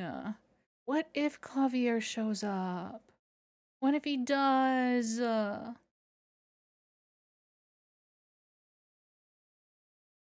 What if he does?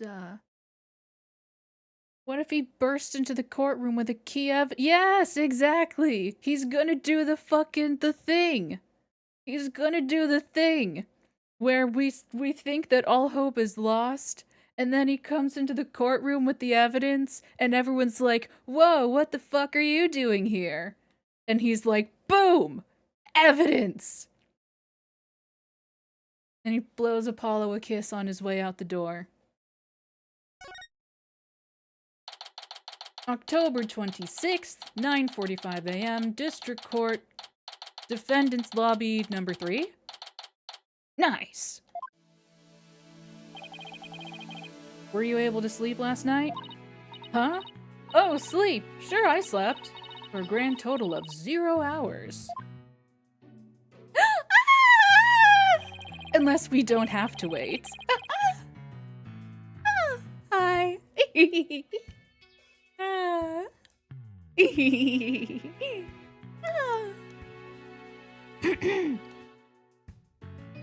Guten Morgen, you two. You look like you're ready to put on a real show. But before you do, I have a good luck gift for you. A present for me? The voice print analysis came back, and the results couldn't be more clear. The voice in the mock trial video and the tape recording are one and the same. In other words, the recording's a fabrication. Nice! The lab is continuing their study of the tape. So far, they've found signs of overdubbing. But it's going to take a bit longer to recover the audio that was erased. Who's there? Wait! Did you see who it was? Motherfucker. They have a spy! They have a spy! No, I got a quick look, but they got away. I think it might have been Hugh. I bet he was eavesdropping. Wonder if he saw our hand. Oh, I'm sure he wasn't the only one. I bet Robin and Boxgirl were listening in too. Mr. Hat! Oh my god, it was Mr. Hat. I will make sure they don't make a run for it. That is my final gift to you. But... okay, all that's left now is to reach out to the truth. Bye, I love you! Time for a mini Chords of Steel workout. I'm Apollo Justice and I'm fine! Your turn. I'm Athena Sykes and I'm fine! Fucking God, these fucking dorks. These absolute fucking dorks. October 26, 10 a.m. District Court, courtroom number 4. Day 2, court is now in session. All rise. You know, one of these days we're gonna have a get up and stretch chime that perfectly coincides with one of those all rises, and it's gonna be amazing. I just know it. Court will now reconvene for the trial of Juniper Woods. The Sykes Brigade is totally psyched. I mean, the defense is ready, Your Honor. Prosecution is ready as well. I mean, isn't that right, Prosecutor Blackquill? Hello, Bird. It's Taka, right? Yes, well, moving right along, yesterday's adjournment was unexpected yet necessary. But I'll be running a tight ship here today, so no funny business from anybody, understood? Hey, what's your definition of funny business? Your boldness. Robin Newman and Hugh O'Connor have recanted their confessions. But later I shall grill them at leisure to find whether I can charge them with perjury. Well, this sure complicates matters.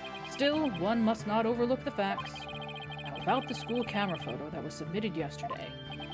A pity, but that evidence is no longer relevant to this case. The art room clock runs fast. It cannot function as an accurate measure of time. As for the bungling detective who overlooked that, he is paying for his failure as we speak. Or Detective Fulbright. Hope he returns to work with all his body parts intact. Perhaps instead of salary-cutting noises, it's, throat-cutting noises? A little too much. Maybe fingers. Yes, fingers, Yakuza style. That's fine. But if that's the case, then what will we... The accused is the sole person who could have moved the body from art room to stage. And I mean to prove it here this day. It's just like Detective Fulbright said. But what else does he have up his sleeve? My understanding of this heinous crime is thus. The murder took place near the center of the art room, as evidenced by the bloodstain. Blood was also found on some pottery next to the window over by the main. Yeah, blood that we found. Which is to say the body was carried over to that very window. From there, it was dropped down to the maintenance area below. And though there was an area scratched to the body aside from the fatal wound, that too was per the script. A high jump mat was employed to cushion the fall. The cat. Then a ball cart was used to haul the body over to the stage. That's not very clever. I mean, it's the same exact body moving scheme as the script. Anyone could have moved the body that way. Objection! Athena, that's the wrong argument to make. Your propensity to spew forth words before you think is not very clever either. Why, you? No, you have it coming, Athena. Moreover, the prosecution has a witness, which is most unfortunate for you. Witness? It's time for you to come forth. Is it you? What's up, bitch?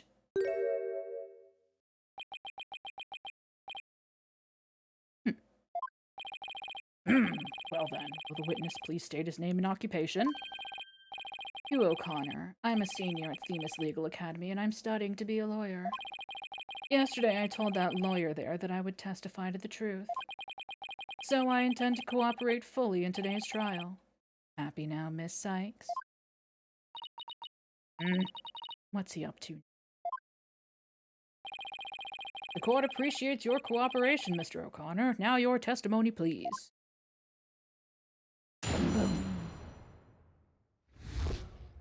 What O'Connor saw.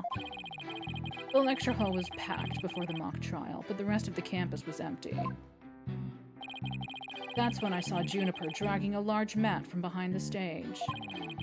I was watching her from a vantage point between the stage and the maintenance area. She was heading towards me, so I assumed she was on her way to the maintenance area. But I didn't have time to stand around and see what she did after that.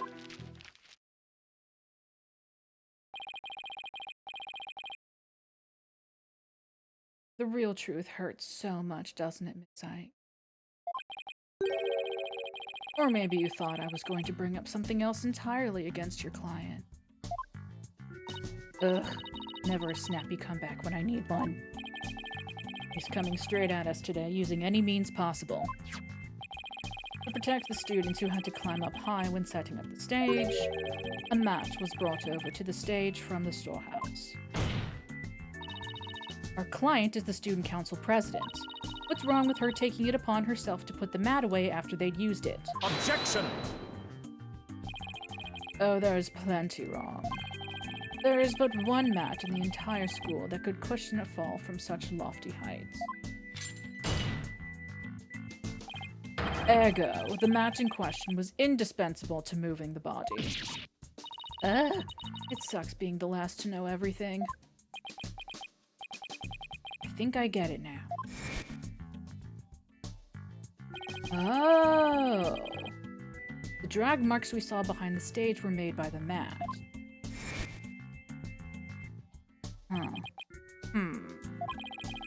The only mat of that thickness was where the body is assumed to have been dropped. It would be hard to deny a possible link to this case.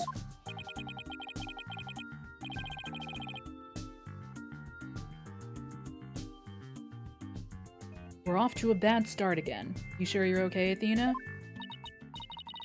It's game on, Hugh. Game on. I'm gonna turn your arrogant perfect score grin into a teary-eyed frown of failure. Get him.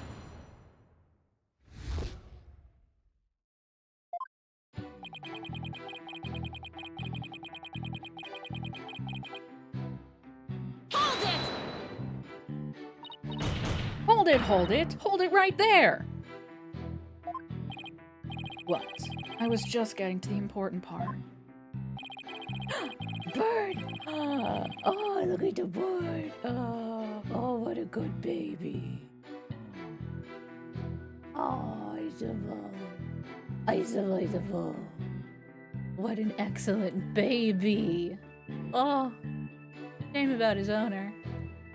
Eager to unsheath your blade, Sykestoner.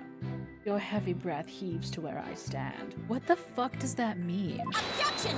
Objection? What? How rude.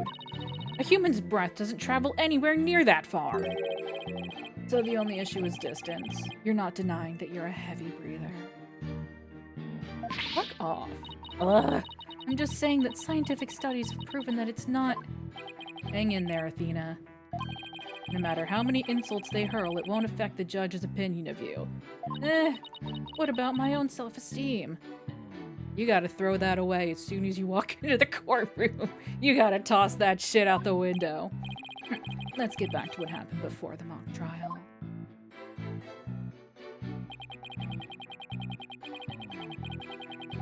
Hold it! Our client was simply putting the mat away. It had nothing to do with this case. Objection! That is where you're wrong. There's but one mat in the entire school that could cushion a 3-story fall. Is that... Why is there an E in story? Is that how it's supposed to be spelled? Is that how they spell it in British?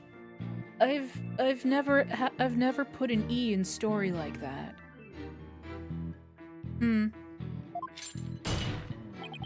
Hence, the mat dragged by the accused was essential to moving the body. Oh, I see. I see. We're now going to prove that... Yes. Okay, I see where this is going. He's gonna say, oh, they did it by the scripts. They used the mat and the ball cart.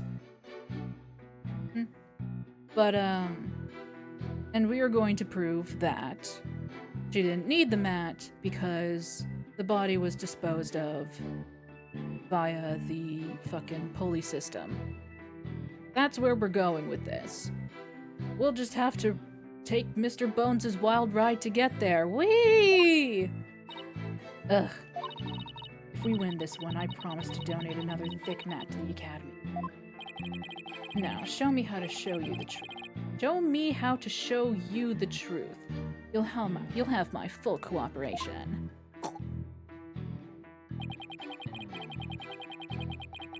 I was watching your... Mr. O'Connor, are you positive you were standing exactly where you said? I was between the stage and the maintenance area, and she was behind the backdrop. Sticking to his guns. Objection! There was a fence! The issue here is where he was standing when he says he saw Junie. But nothing I say will mean anything without evidence. Yeah, whatever. Oh, and before you ask, I had my glasses on. Therefore, I'm positive it was Juniper. That is not an issue. Cast 9mm.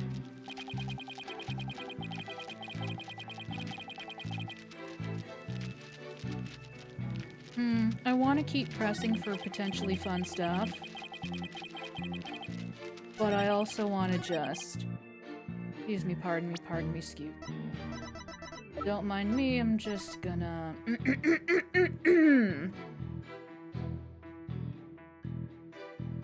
Objection! Objection!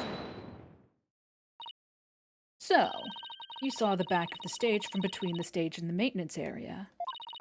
Well, let's take a look at this photograph, taken by Miss Scuttlebutt, shall we? Oh, how about that? This photo shows the students setting up the stage the day before the mock trial. Do you see the big construction screen to the right of the stage in the background here? Yes, in fact, there were a bunch of those next to my house until a few days ago, too.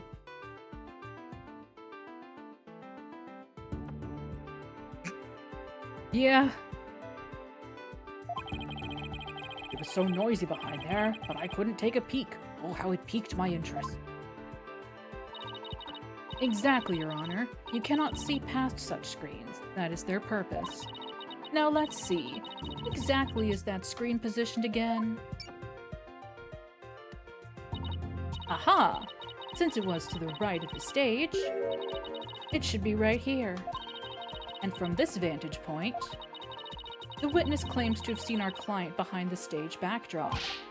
Oh my, but the screen would have been completely in the way. That's right. Therefore, the witness couldn't possibly have seen our client from this point.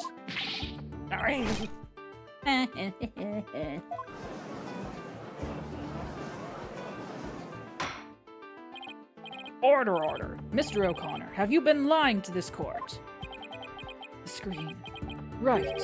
It must have slipped my mind. What? Are you telling me you, Mr. Genius, forgot something as literally big as that? There are two kinds of memory lapses. The normal kind you mouth breathers have, and the genius level lapses of memory that people like me have. Why don't you just admit that it was a normal, everyday brain fart already? Will the witness now please restate what he remembers, minus the lapses of memory? That's easy. I was on the other side of the screen. Of course you were. In other words, I witnessed Juniper from the stage side of the screen. Objection!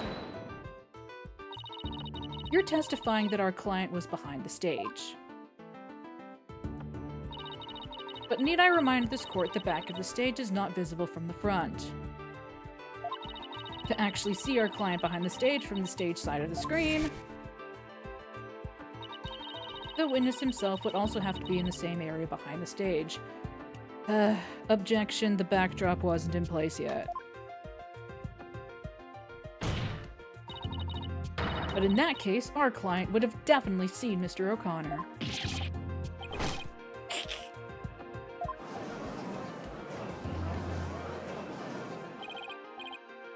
Nice one, Athena. Keep it up. Objection! Boy. Alright, golden boy. Is this not your chance? Telling the truth will be like a weight lifted from your chest. Truth? What truth? The fact that golden boy here was where he initially stated. That is to say, he was between the maintenance area and the stage. Objection! But then the screen would have blocked his view of... Objection! On the ground, yes, his view would have been blocked indeed. But consider how smoke always wants to rise up high. What? What? Not smoke, he's a person. What? Athena, look at the photo again. Do you think something on the other side of the screen? Something high enough to see the stage. I was right, it is him.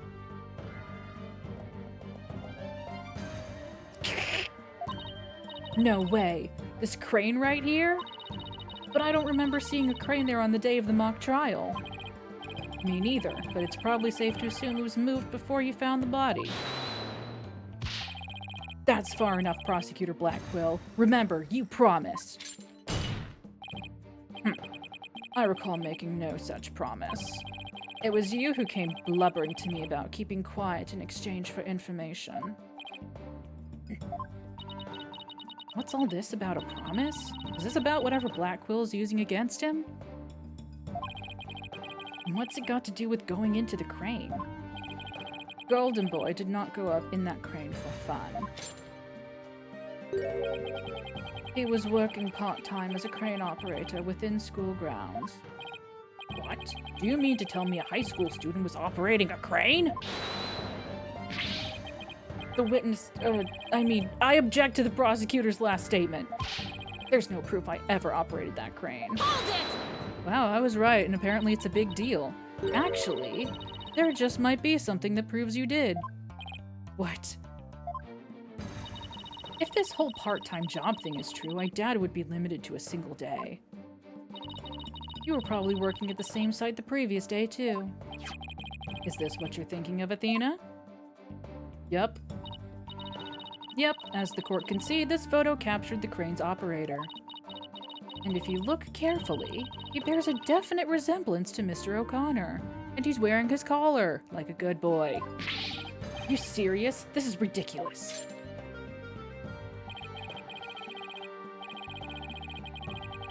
How very interesting.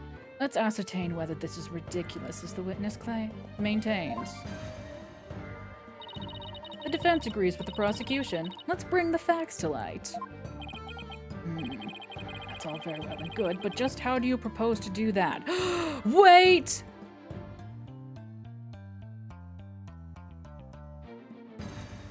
The picture. Because if he was in the crane, moving the backdrop behind the window when that picture was taken, then it proves that Juniper was in the art room and not on the ground. Boom! I'm a fucking genius. The person in this photo has one really distinguishing feature. I'm not 100% sure, but it's at least worth a try. We can clearly identify the person in this photo as a witness by examining his neck? He wearing his collar like a good boy? His neck?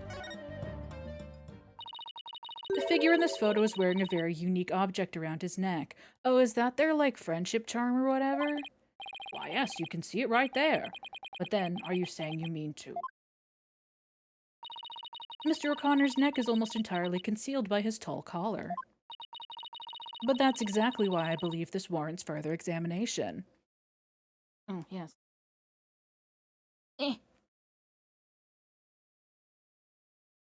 Hmm.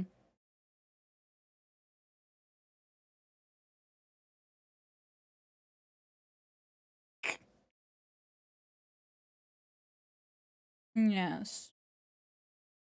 Maybe it's like, it doesn't necessarily have to be a necklace, you know? Like, maybe it's some kind of, like, I don't know, like a charm or whatever that hooks onto a piece of fabric, and maybe one of them's wearing it as a bracelet. I don't fucking know. No, not a chance. That would be a blatant violation of my privacy. You are a disgrace of a man. Now start unbuttoning that collar before I hack it off. Yeah, what's the big deal? Now let's see your neck.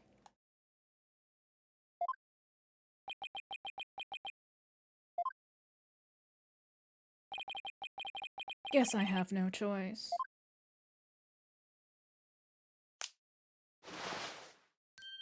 Yup. God fucking.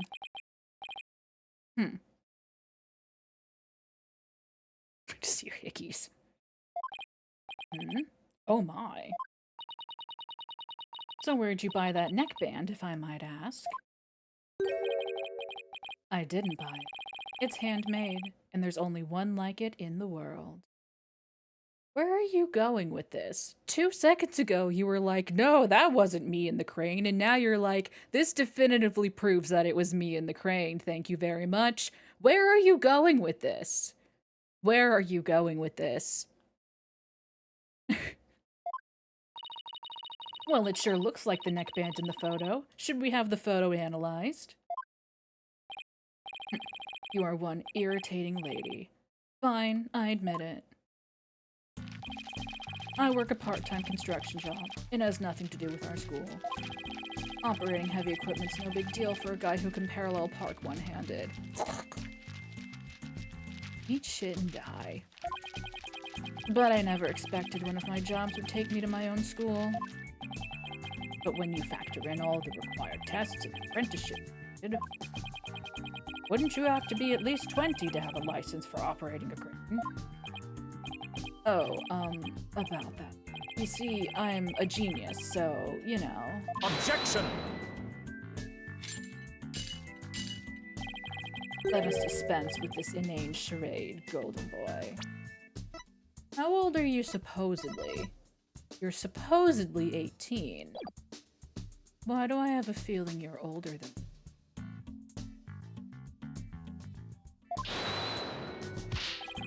No, Prosecutor Blackwell, please don't! High school seniors are 19 at most. Thus, they fail to complete the requirements. But that does not apply to you. Does it, Mr. Oak? Were you held back? Were you a naughty boy? Were you held back and that's why you cheat on all your tests? Ooh. Ooh. Why doesn't it apply? He's a senior, so he's around that age, right? No, don't, please. Actually, Golden Boy here is 25. He took a 7-year break from school. What? Stop banging on the desk! Wait, come again? Take a gander at the official school enrollment documentation. 'Tis all right there. Ah! Ow. 40 with 30 kids. 25? You mean he's older than me? A 25-year-old high school student.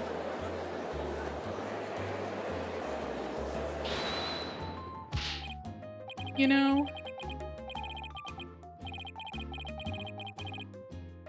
know, it's funny. I had a dream, actually, very recently, that I had gone back to high school. Which isn't a terribly uncommon theme in my dreams. But, I remember specifically in this stream commenting that I was almost 27 and back in high school. And I don't know, it feels relevant to this right here.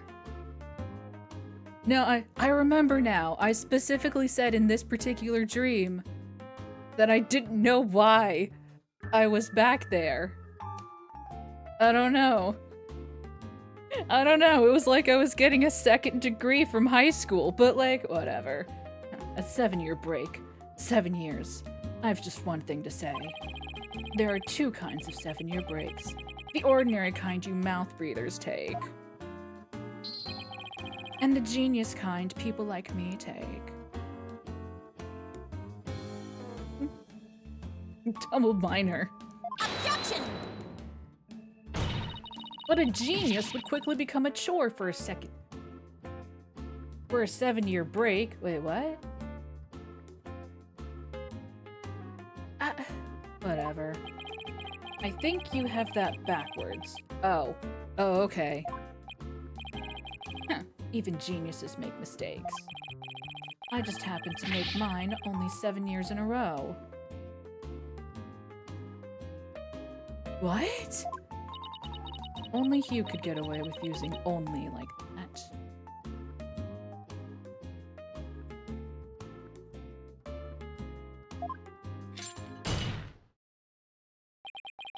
Enough of this jibba-jabba. Suffice to say, the witness was up in the crane when he saw the accused dragging them. The accused readied all she needed to move the body immediately prior to doing. That much is clear. I see no need to deliberate the matter further. Considering that the body was moved in the same manner as in the script, I find Prosecutor Blackwell's claim to be quite persuasive.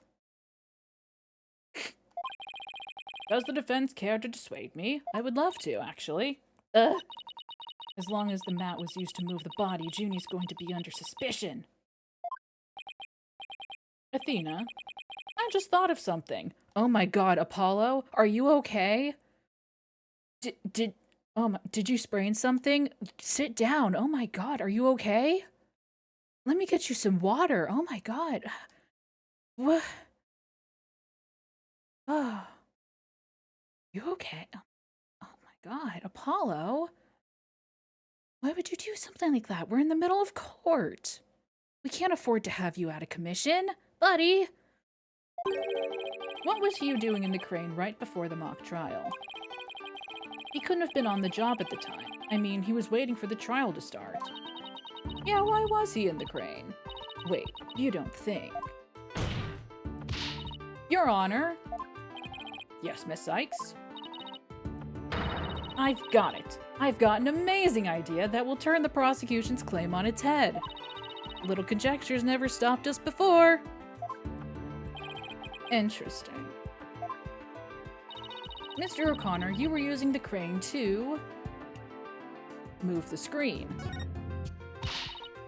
The screen was in your way, so you wanted to move it. That's not what I... Am I getting ahead of myself? Then why, pray tell, is it still in the exact same spot it always was? That's easy. The witness changed his mind.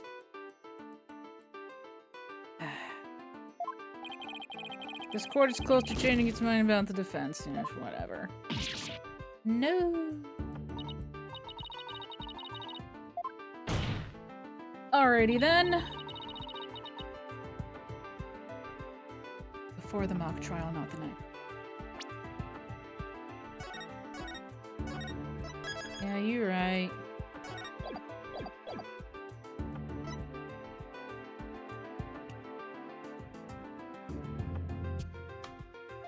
Yes! I think. Yeah, because the crane. The crane!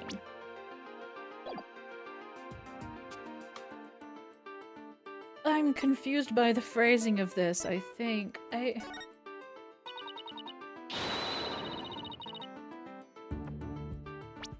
just gonna...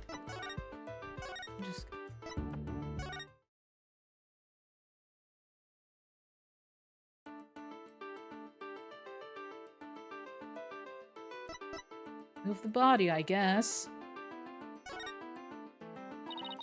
The body was just like it was in the script, so it must have been moved like in the script, too. No. At least that's what the prosecution believes. Aha! How simplistic, even foolish. Don't you smile at me!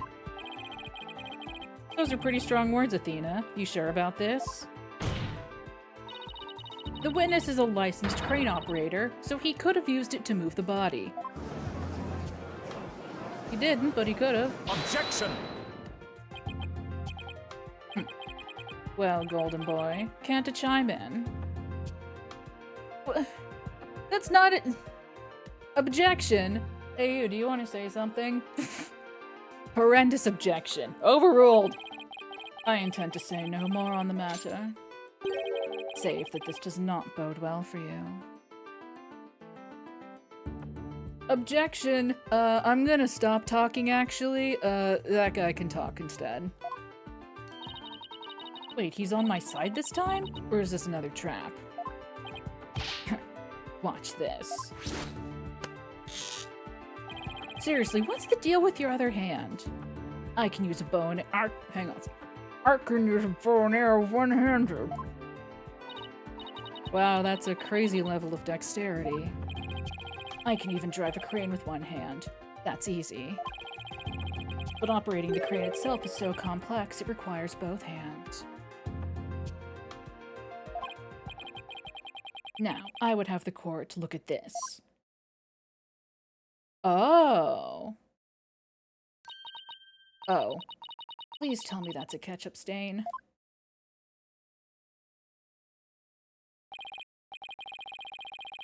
Wait. Dude, that's not... Dude, you gotta change your bandages. What are you doing? Wait a minute. Hang on. Dude. Change your fucking bandages. Bro. You've clearly popped a stitch or something. Dude. What is wrong with you? You fucking speedrunning gangrene. You wish. My hand was injured and required surgery. That's the reason I kept my hand in my pocket all this time. I have already verified this with the hospital of treatment. Quite a nasty wound, they say. Isn't that right, little girl? Yes, it is. Just once. Just once, I want this man to coo at his bird, like, oh, baby. Just once. Pretty please for me. If I can get one singular instance of this man cooing at his bird, then I will immediately love him and forgive all of his transgressions. Every single one. Even the murder he probably did. I don't fucking care. The man loves his bird. But until that happens, I withhold judgment. I withhold judgment.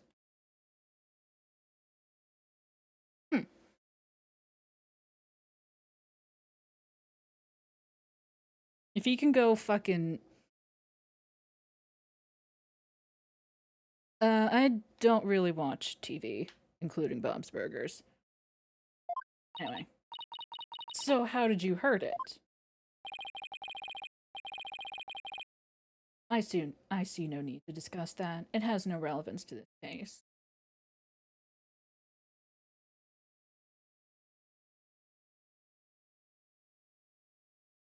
No. I'm restraining myself. No. 2 hands are required to operate complex machinery such as a crane. Ergo, on the day of the mock trial, the witness was incapable of moving the body by crane. Now I'm the fool. You always were. Uh-oh.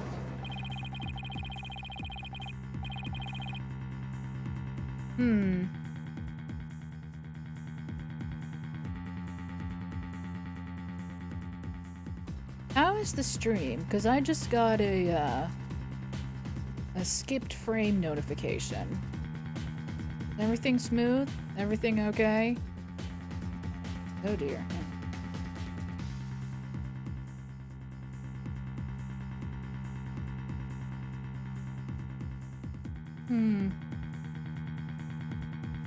Pick up pretty bad? Is it doing alright now? Good, good, good. Okay.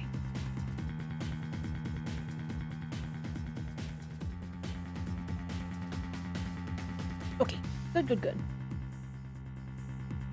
Hopefully it was just... You know what? I'm not gonna say a fucking word. I ain't gonna jinx nothing. I'd planned on moving the crane the night before the mock trial, but then I got injured. I was tapped out. Wanting to keep my part-time job a secret, I had to do it just before the mock trial instead. Here I thought this was the big break we've been waiting for. I didn't. Now that the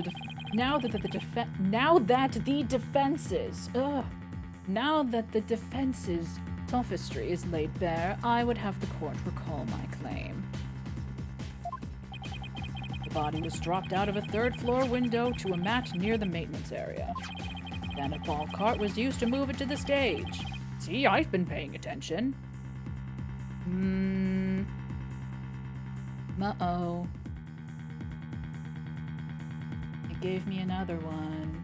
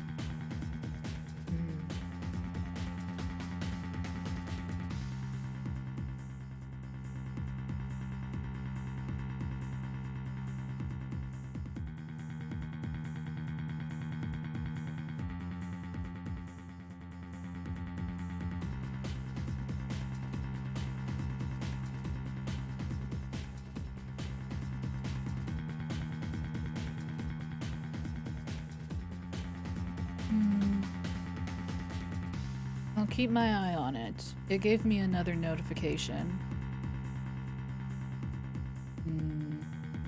Until proven otherwise, I'm going to assume that Twitch is being fucky. I'm gonna blame it on Twitch, like a good streamer. Okay. Well done, your baldness. Now consider this.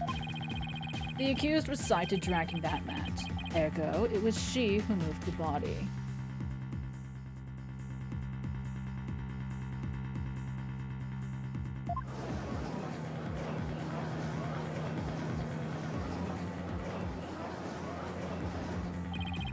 Well, I think you were on the right track, Athena. No, you weren't. You do? Yeah, Juniper remains the prime suspect if we assume the body was moved per her script. Okay, fine. In that respect, you were onto something. So as the defense, you have to figure out how else the body could have been moved. But... Oh, is he telling me to think of another way besides the crane? Yeah, probably. Sykes, if you have a counter-argument, the court would love to hear it. And if you do not, it is time for the verdict. Isn't that correct, your baldness? Objection! No, not yet. All I have to do is show that the body wasn't moved like it was in the script, right? Oh, that would show that the mat had nothing to do with this case. There is a sword of great renown that cuts down sophistic lawyers. Its name is evidence. You don't scare me. Force a smile, Athena. You can do it. Get up with the get up and stretch time, Athena!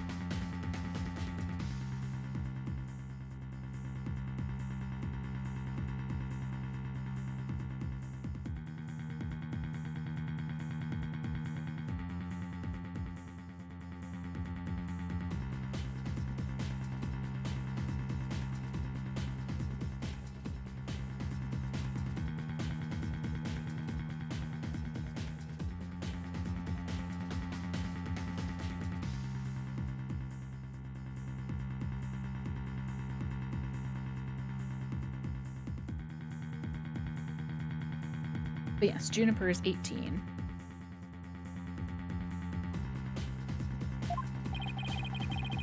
What's wrong with your face, Athena? It's a weird mix of terror and creepy grin. Just focus on how the body could have been moved without it being dropped. How could anyone lower it without just dropping it? It's not like it could fly. Or maybe it could. After all, there is a way to zip between the art room and the stage.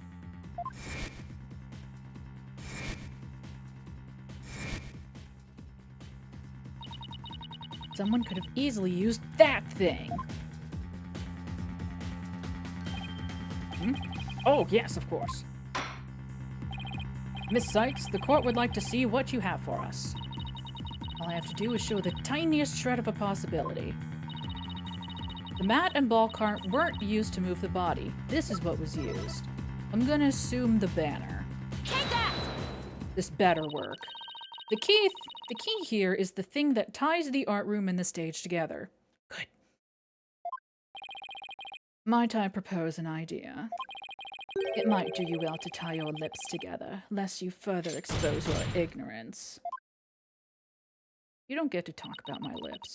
This isn't exactly the time for black comedy, Prosecutor I'll Blackwell. cut a bloody path. It's certainly not the time to be cutting a bloody path. Anyway, the court will recall the wire on which the school banner was hung. That wire was strung between the art room and the stage, which allowed students to run or reel in the school banner from the art room. The body could have easily been lowered down to the stage via this wire.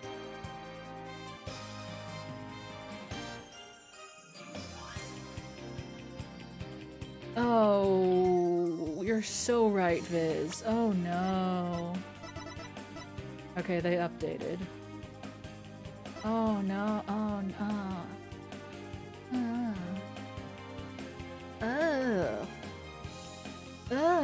And this man was just pretending to be a high schooler. Ugh. I mean, he was a high schooler. He was pretending to be a teenager. Ugh. Yeah, that's true. He didn't actually like her. He liked the idea of her, but ugh. Ugh. Still gross. Still gross. Objection! Spare me your armchair theories. This wasn't some kind of high wire act. The body surely would have fallen.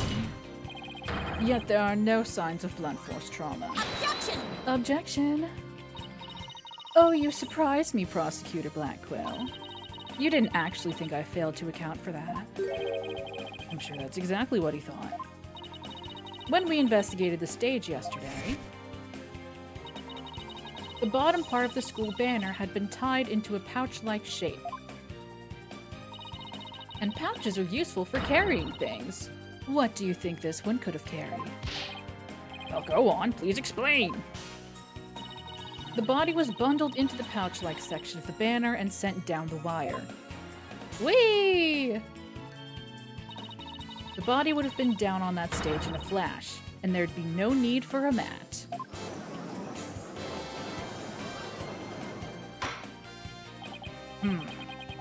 Heard the phrase carrying the banner, but the banner doing the carrying. Objection! I have no patience for you and your cheap parlor tricks.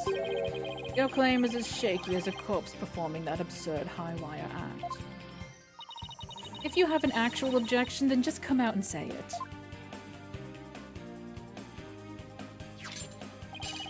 I trust you recall the bloodstains left on the art room pottery.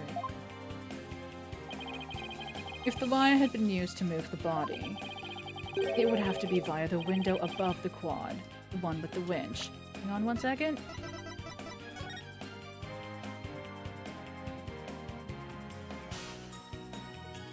Damn. It would have been too easy. Too easy if that piece of, if that shelf was in front of the other window.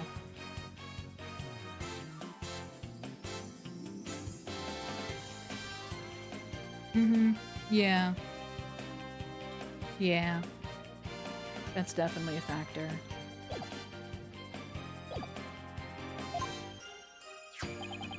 However, the blood-stained pottery was next to the window above the maintenance area. Yeah, and that's like... That's... spatter patterns, people! The science.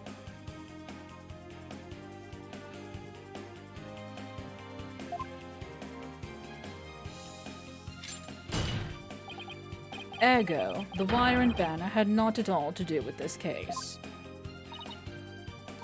Oh, blood-stained pottery. I remember that. This doesn't look good. We'll be back to the mat theory if you don't do something. What about the fact that the banner very obviously has blood on it? That we could get tested? I don't know, just a thought. Theory? Game theory? Well, Miss Sykes, I hope you have something better this time than a circus act.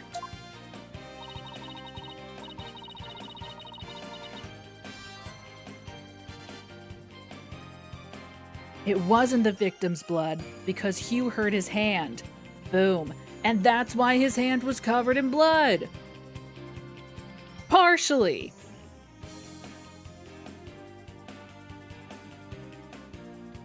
Must not have been the victim's blood. I'm gonna save just to be safe, but I'm pretty sure. I know. I'm a rebel, what can I say? Maybe it's not the victim's blood. Did the police check to see from whom the blood on the pottery came from? Shame on you, Sykes Dono. Have a little more respect for the constabulary. Oh, hey. You didn't, did you? Wright? Good. Just checking to make sure I got that word right. Looks like they didn't check it. Oh, don't let it get you down, Prosecutor Blackquill. Everyone makes mistakes. Everybody has those days. Everybody knows what I'm talking about. Everybody gets that way.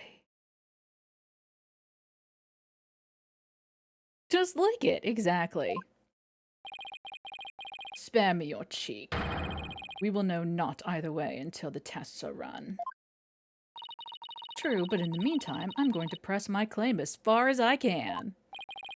Your baldness, I demand that the blood on the pottery be analyzed this instant.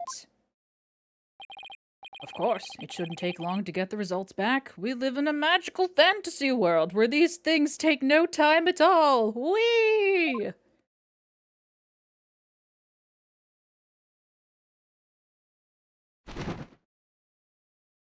No, birdie.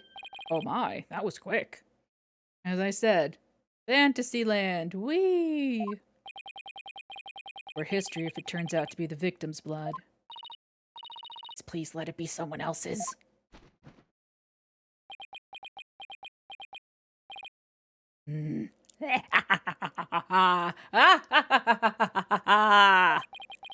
It seems the blood was not from the victim. Yeah, baby!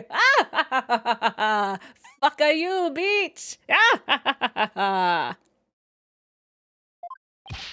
What?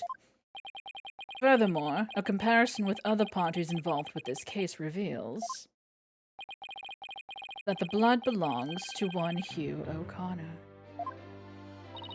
Score!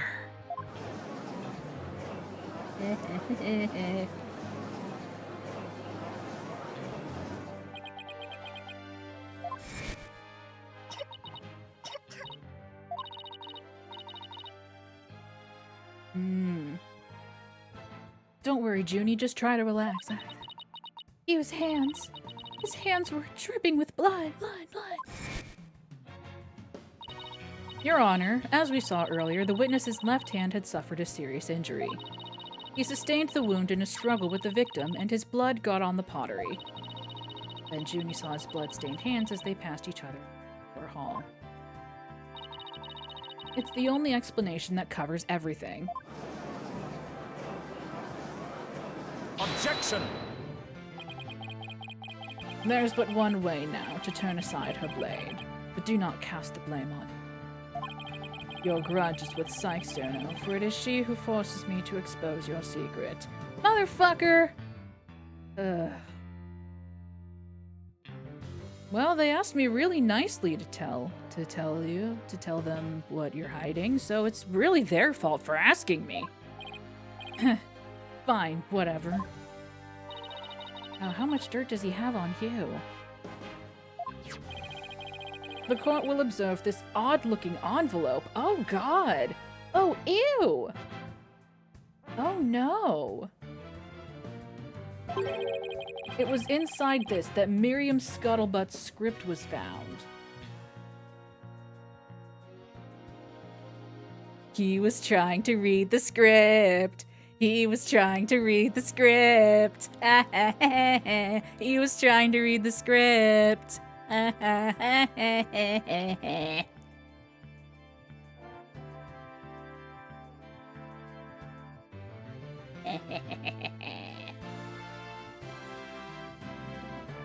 Miriam put the script inside an envelope and put it in the art room. In the hopes... You know what? No. She booby-trapped it so that nobody could read her script.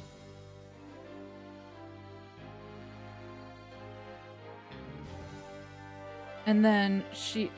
okay, well... Whatever. I have a vague connection. It's not quite formed yet. Just... Script was found. Miss Scuttlebutts. But didn't the prosecution already claim that this envelope is the one that contained her script? Circumstances have changed. You see, Golden Boy had hidden this from us all. Let's see here. My word, talk about the world's most painful paper cut.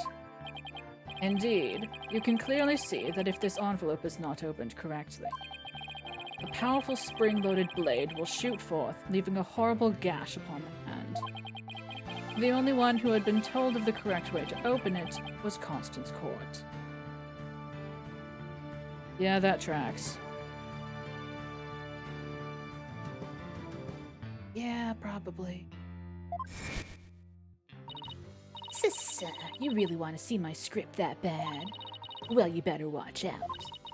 Read it without my permission, and you'll wish you had it.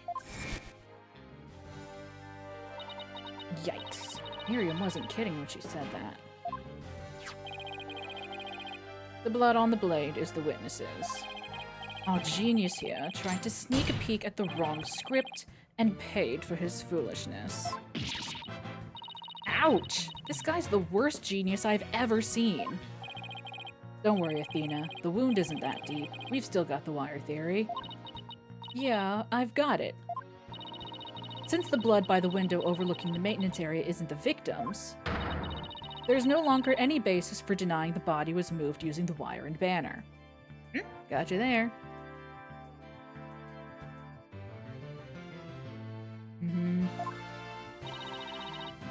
Therefore, the defense once again asserts just that.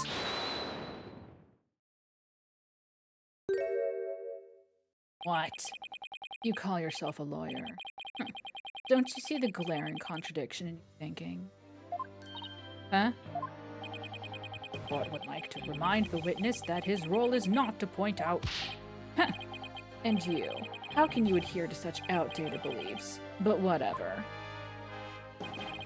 It seems you've forgotten the two statues that were on stage directly below the wire. You mean the ones that were broken? Because a body fucking slammed into them? Yeah.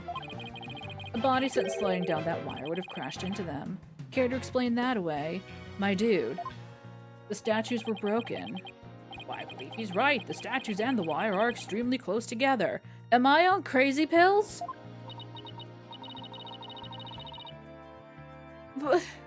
Am I insane? Hello? Yes! Yes, the body collided with the statues that were broken.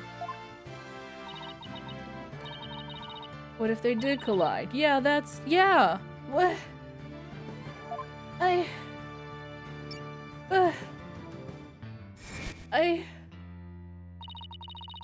Speaking of those statues, we still don't know how they were broken.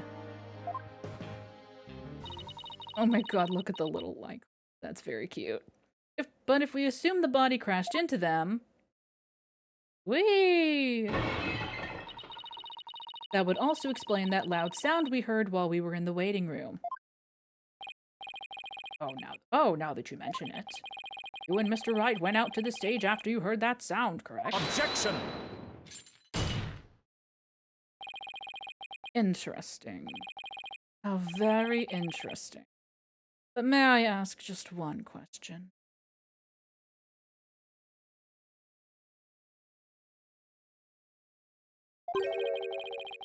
When was it that you heard said sound? That's a... Oh, wait. No. I've got it. No. I got it. He did the thing that we said just now, yeah? Yeah? He did the thing that we said just now. And then, so that someone would find the body during the mock trial, he sent the Lady Justice statue down too. He sent it down in... Well, but that doesn't entirely make sense. I was gonna say he sent it down in the other banner, in the Gaviner's banner, and then tried to burn the banner to prove that it wasn't there. There's something there. The point is, he somehow used the Lady Justice statue to create the sound that we heard. Somehow. It's there. I know there's something there. It was a little after the mock trial had started. Mr. Wright and I were practically bored to tears there in the waiting room when... Precisely. If that sound you heard did happen while the body was being moved, that would place it during the mock trial. Oof. Which means the body wouldn't have been there before the mock trial started. Oh, yeah.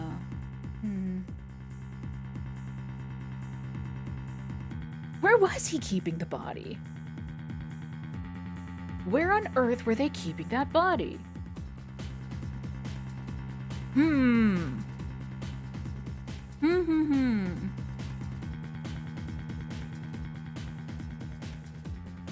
That is a question that needs to be answered.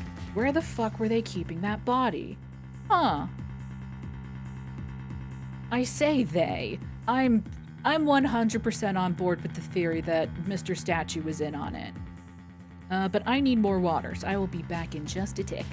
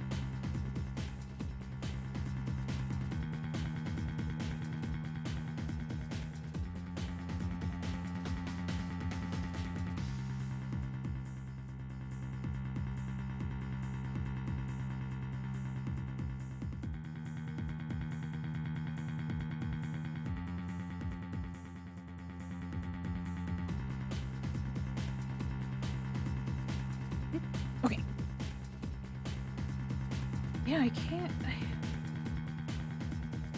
Where could they have kept it?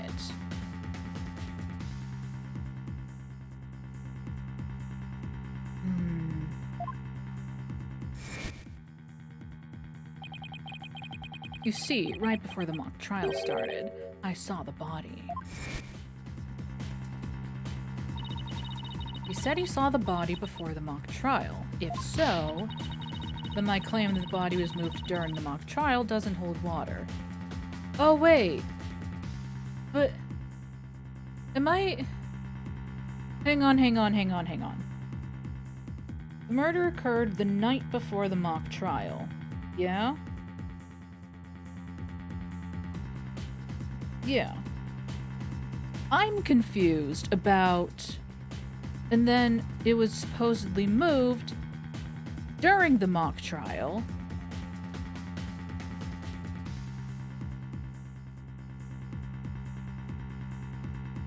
I guess my question is, did nobody come into the art room for that whole time? Did they just leave the body there?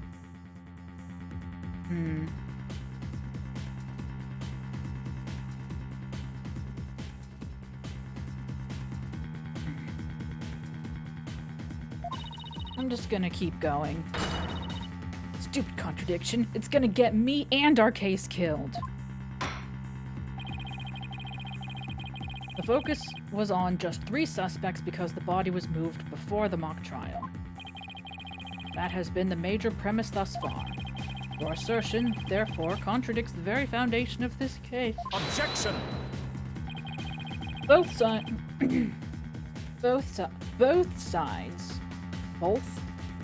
sides still lack incontrovertible evidence.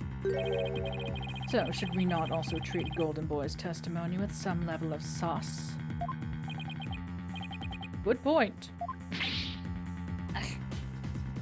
Was it moved? Oh. Prosecutor Blackquill is on our side? Is he? I bet he's figured out the truth behind this case.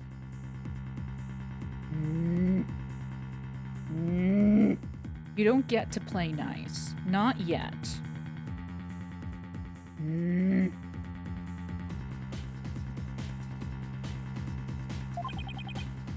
Well, great, as long as he's not up to something else. If the statues really were broken when the body hit them, then Hugh's statement about seeing the body before the mock trial is a big fat lie. Okay, Mr. O'Connor. Let's get to the bottom of this contradiction about when you saw the body. Look at me straight in the eyes and repeat your statement to me. Like I said before, before the mock trial, the body was, you know... I shall only say this once, Golden Boy. You had best tell the truth, and do it now. That is, if your head wishes to enjoy the continued companionship of your body. Ah! Ow. Now out with it. Did you truly witness the body? Or were you just lying about it? Well, which is it?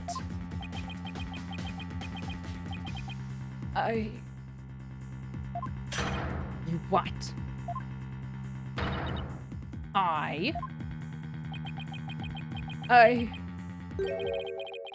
never saw the body. Are you sure about that? Lie to this court again and I'll charge you with perjury. You can do that? There was no body on that stage. I've been lying about that this whole time. I'm sorry. Are you? I don't think you are.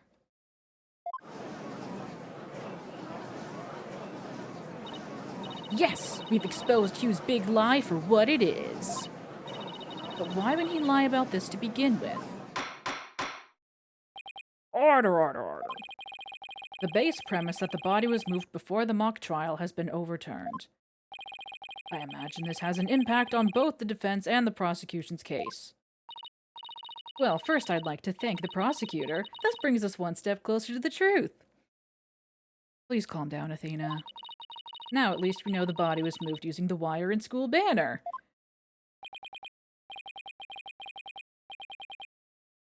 We slid that one in. We slid that one in. Like, yeah, it was definitely the banner, right? Indeed. That much I shall concede, Sykestone out. The body was moved as you stated, and in the midst of the mock trial. So both sides are satisfied then? If the body was moved before the mock trial, we have our 3 suspects. But if the move took place in the midst of the mock trial, it is an entirely different story. Right. All 3 suspects were in the mock trial. That gives them solid alibis. We didn't think this through. We didn't think this through. Oh no. Oh no, we didn't think this through. You know what? And that's why this was a 2-man job. That's why Mr. Statue slipped out. Hang on. That's why they told us where the teachers were sitting. He slipped out of his seat, went to the art room, and fucking slid the body down the rope. Boom! 2-man job. Objection! How simplistic. Did you forget about the student in charge of the audio?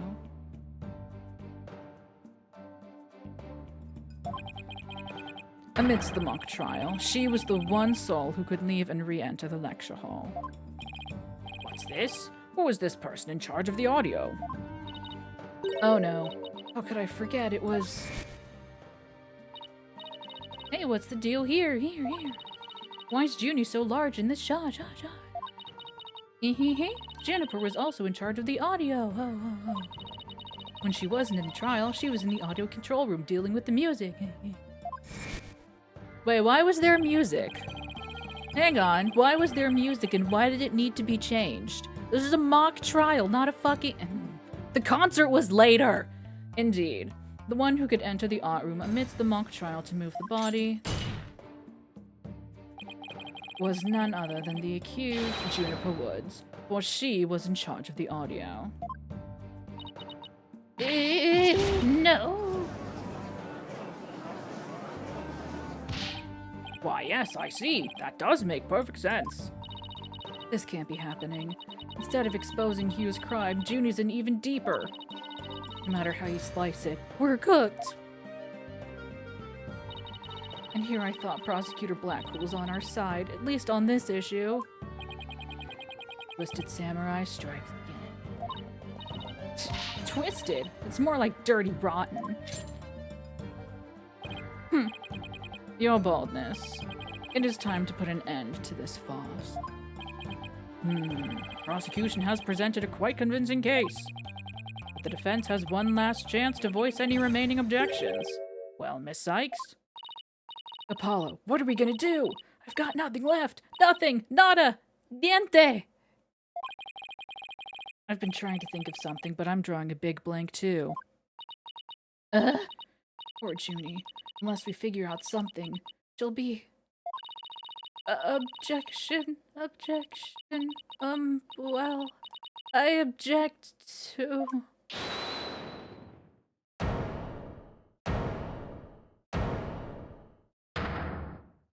Oh?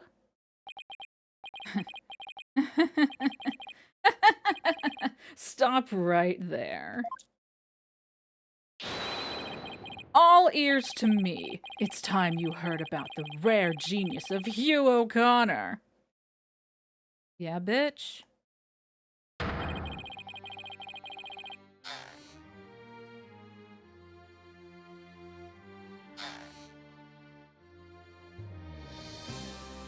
I am suddenly extremely concerned for this man's well-being. Are you okay? Can I get you a tissue at least? Dude! Also, you're gonna open your stitches. Again! Listen and you will hear the secret behind my perfect crime. Perfect crime?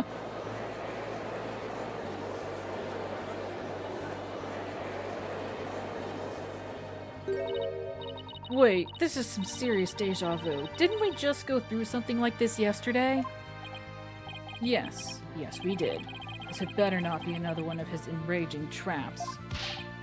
The murder, the moving of the body, the cover-up, it all sprung from my brilliant mind. Well, go ahead, arrest me. The real killer is right before you. Order, I say. Mr. O'Connor. You already confessed yesterday, then earlier today recanted your confession. As if you mouth breathers could comprehend my genius. The end justifies the means! Now bow down and kneel. Kneel before my great and maddening intellect. Objection! Enough! The only thing maddening is the... Oh, God.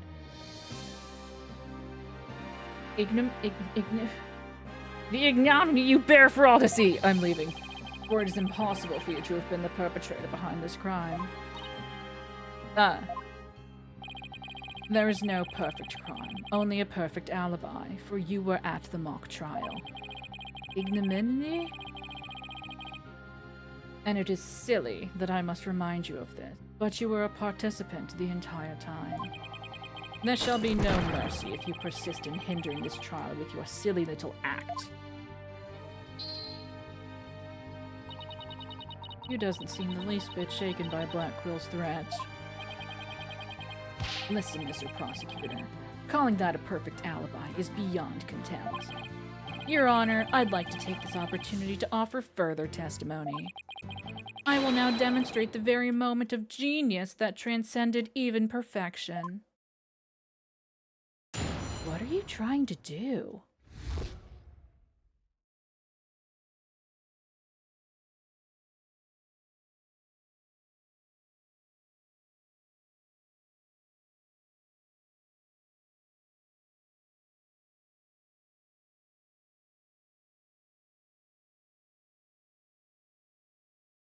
Trying to do. You know what? I suppose he's trying to do that, but he'll fail. We have lots of evidence that we haven't even touched.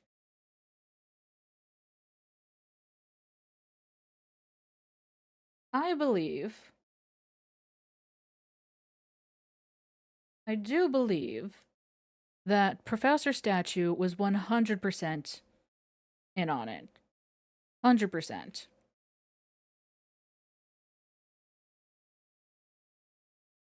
And perhaps he has somehow convinced this boy to cover for him. But why? Why not just let them arrest Juniper?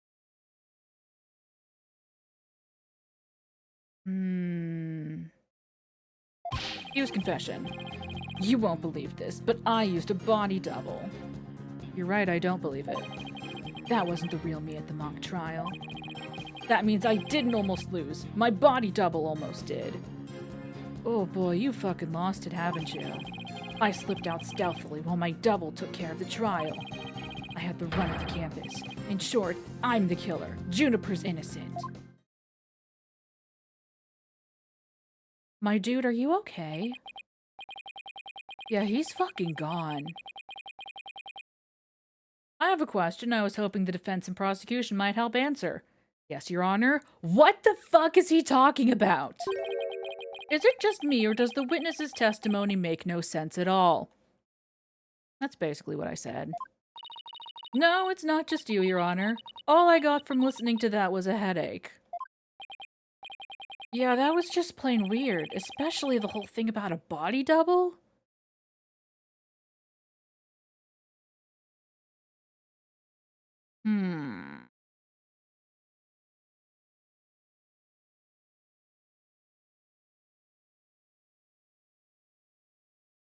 I'm not gonna say what I'm thinking out loud. If it goes where I think it's going, I'm going to be very disappointed. Well, I'm relieved it's not just me and the prosecution. Your baldness. Summon an ambulance this instant. The witness is stark raving mad. Yes, I think that would be for the best. Now then, let's pretend that never happened and move on to my Wait, hang on! No, not the verdict. You people don't believe me. It's not a matter of not believing you. It's more along the lines of questioning your sanity. Where is your body double now? Have him come to the stand and testify. Where's your body double? Call him up, my dude. Yeah, the funny farm just called. They want their genius back.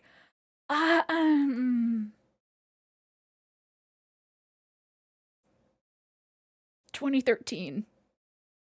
Different time. Apollo.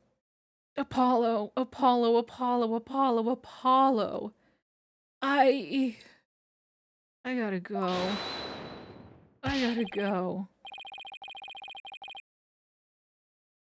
Shut your pie holes! The intellect of a genius transcends even logic!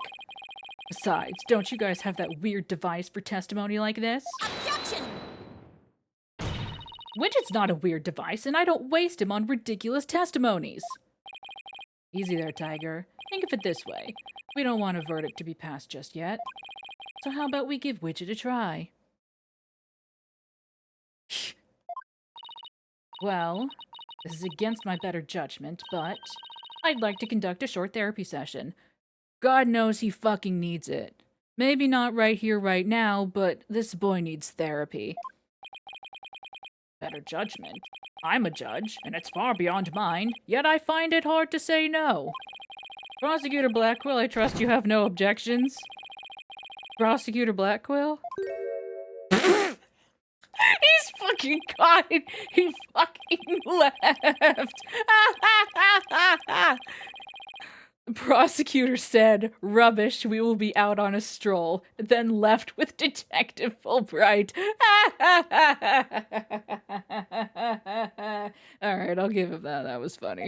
How does he get away with stuff like that? Who fucking knows? Oh! Ah! Baby! Ah!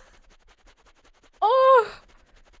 He left his bird. Oh, wonderful. Ah! Who needs him? He left his bird behind. Ah!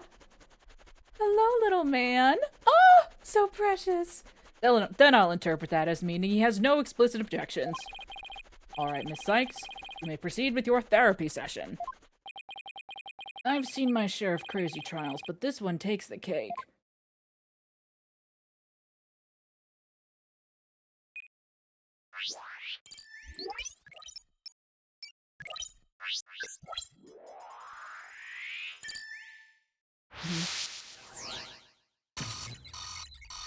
Yeah?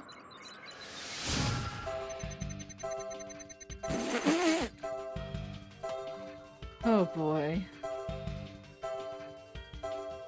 I used a body double. That wasn't the real me at the mock trial. That means I didn't almost lose, my body double did. I slipped out stealthily while my double took care of the trial. The run of the campus. In short, I'm the killer. In prison is... Jesus.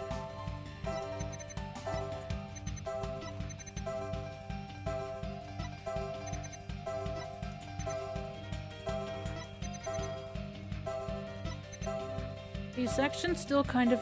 they're not... they still kind of confuse me, but... I'm sorry, I fucking... Ugh. Oh, I can't stand that beeping. Ugh. Give me a second.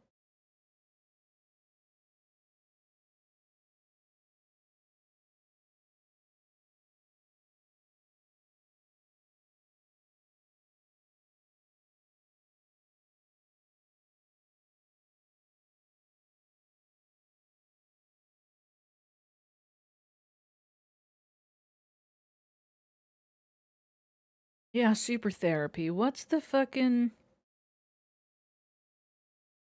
Is it just called super democracy that's in Helldivers?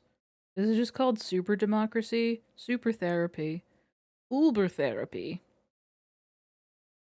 Okay.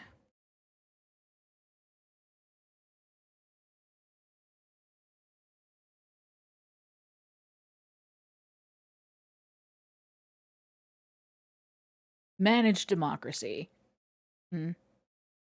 Managed therapy? Whatever. Okay, let me look here.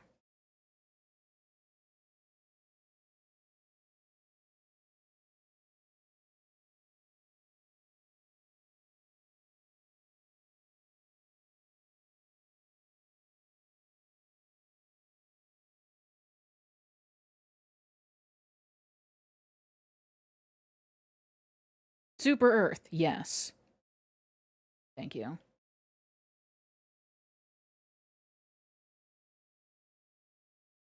Okay.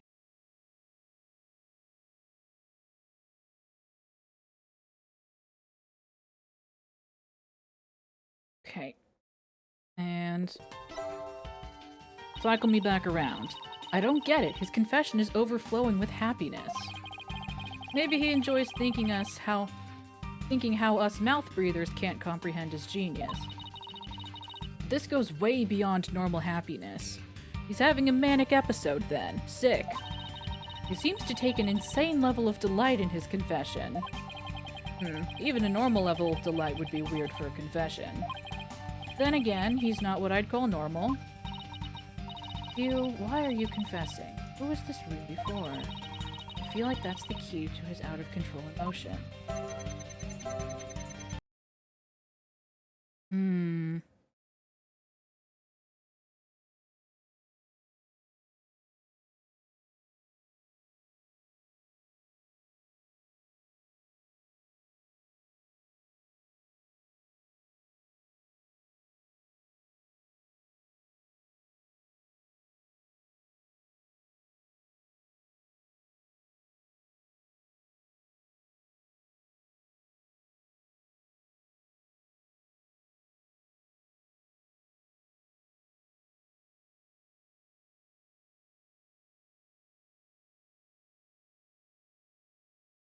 Is it? He's coping. He is huffing that copium, my dude. Is it this simple? Got it? Okay. Mr. O'Connor, yesterday you said that you didn't really care about Miss Woods anymore. I already told Juniper. I might as well tell you. I don't really care about her anymore. More. What? Why? Yeah, well, Juniper reported my secret to Professor Court. Secret? Oh, the bribe. She wanted nothing to do with me because I disappointed her. That's why I don't care about her anymore. I was never trying to protect her. My confession was always about one thing and one thing only. The truth. Objection! You don't give a fuck about the truth. Mr. O'Connor, you feel great happiness in the fact that you might help set Miss Woods free. So much so that it overshadowed all of your other emotions. What are you... I can hear it clearly now, Mr. O'Connor. The discord you've been trying to suppress. We'll just close it, silly. Go into Do Not Disturb mode. Amateur. People don't normally feel like you do when you confess. So he really was trying to protect Juniper. Yes, I'm sure of it. Hugh's feelings for her are the real deal. Don't say that. Don't say that. Okay, good, there's more to it. That means his confession is...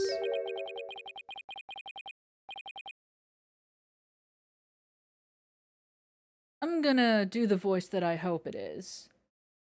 Finally figured out the obvious, have we? Damn it! I knew, but I was hoping. Why, Prosecutor Blackquill, welcome back! Hello, Birdie. The confession was naught but lies, save for the part about being in the mock trial. Can we all agree now that the killer is the one in charge of the audio, i.e. the accused? Eh? Why couldn't you have taken a longer stroll? No, you haven't unraveled the genius of my body double trick yet. You can't be serious. Do you really expect us to believe you had a body double? Yes, I do. But if you think I didn't, then prove it. Either we quit here and Juniper is found guilty, or we play along with Hugh's delusion. Let's go with the least worst choice. But first, let me update his testimony. Fucking hell.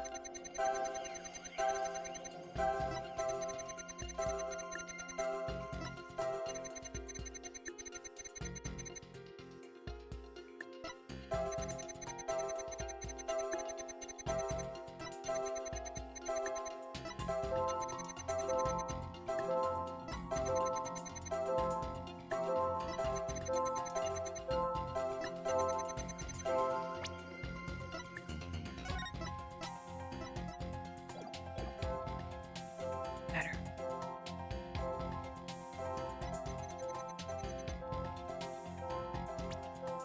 Then why are you so sad? No.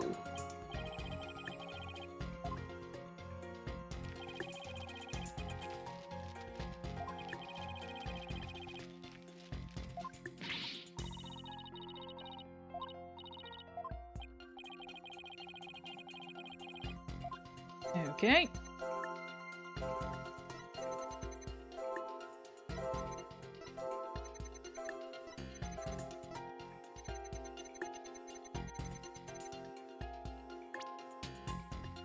Why weren't you happy about not almost losing? There we go.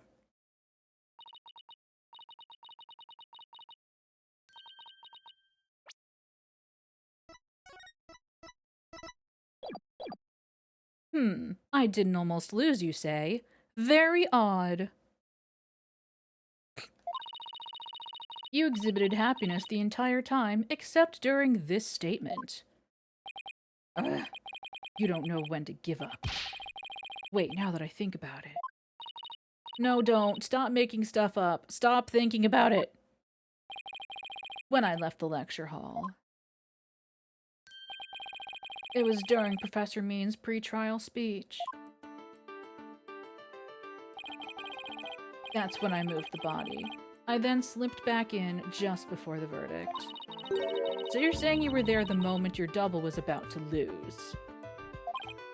Yes, I was. Naturally, I wasn't happy when I saw that. In any case, I was at the far end of the lecture hall behind the screen. I figured no one would see me if I came and went through the doors there. Objection! Sykes, Dono, how much longer will you indulge him in this charade? While it's true that none in the audience might see him go through either of those doors, the faculty seats on the balconies are a different story and have a splendid view. I thought you could do better than that. Lawyer's bench is on the right side when facing the front of the hall.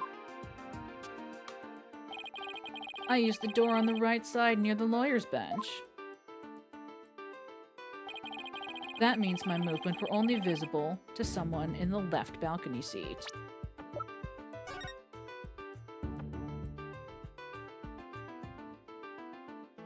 Yeah, Professor Means.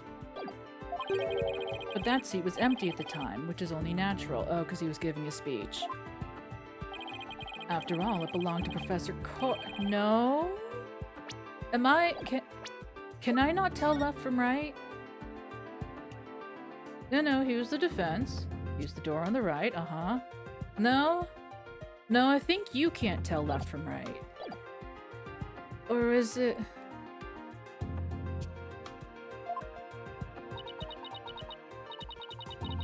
That can't be right.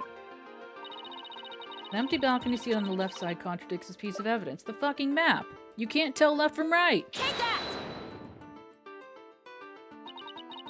I have no idea where this contradiction is going. But I don't have any other moves at this point. Guess I'll just have to follow it and see where this takes me. Whee! Mr. Bones' wild ride! You said the left balcony seat was empty. But was it really? I saw it with my own eyes. It was definitely empty. But what about this diagram? Look at this diagram. Every time I do it makes me scram? Scram? According to this, Professor Means was supposed to be seated in the left balcony seat. But if you left the lecture hall during his pre-trial speech... that's true. House left or stage left. Didn't consider that.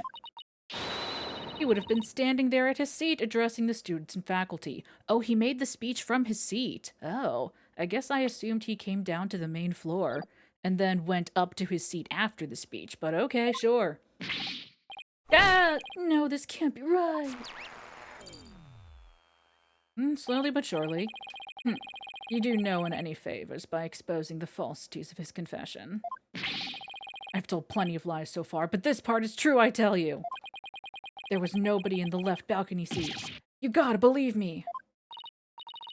Doesn't seem like he's lying this time. Okay, Mr. O'Connor, let's have you testify again, but this time, don't spare any details. You got it. I'll repeat it as many times as you'd like. I mean, my ingenious escape act warrants repeating, considering I'm the real killer. All I really care about is whether that seat was empty or not.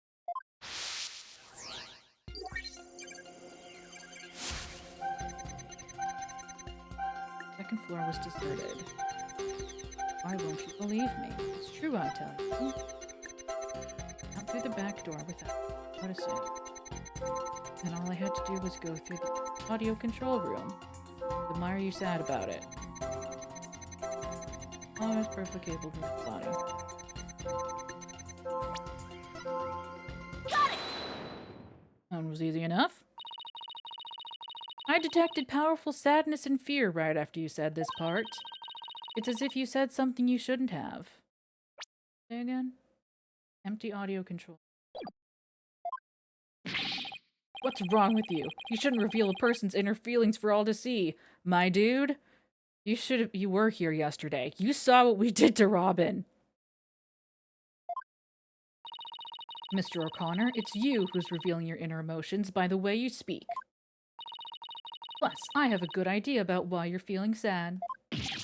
Ah! You're a horrible person. Can't you just leave me be?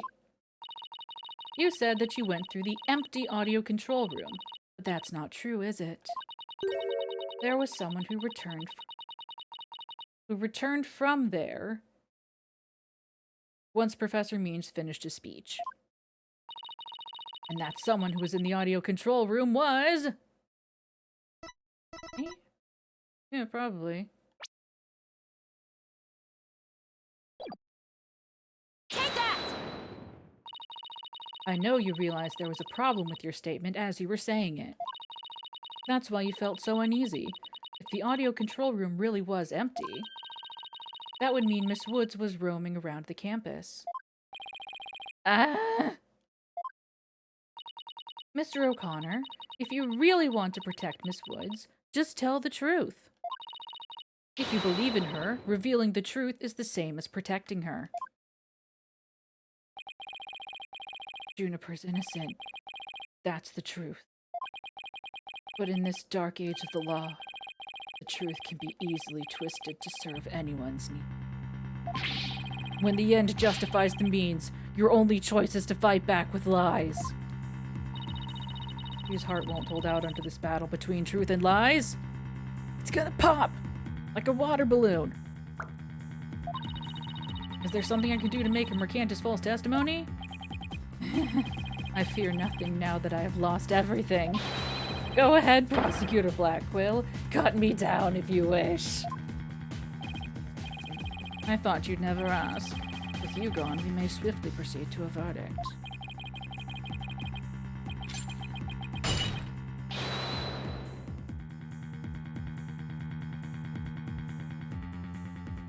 You can't keep getting away with this.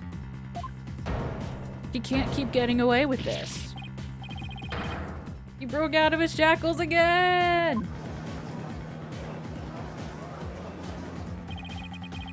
I don't want to be the poor accountant down at the detention center. Hugh O'Connor, in deference to your father, I will limit your suffering with one clean blow. Hold it! Could you wait just one more moment before you cut him down? Silence! Ugh.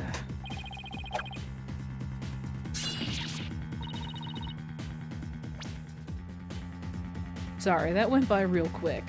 Do not come between a samurai and his foe, Sykes Dono. Eek! Never learned about this in law school. Why would you? Careful, prosecutor. Remember that shocking experience you had last time?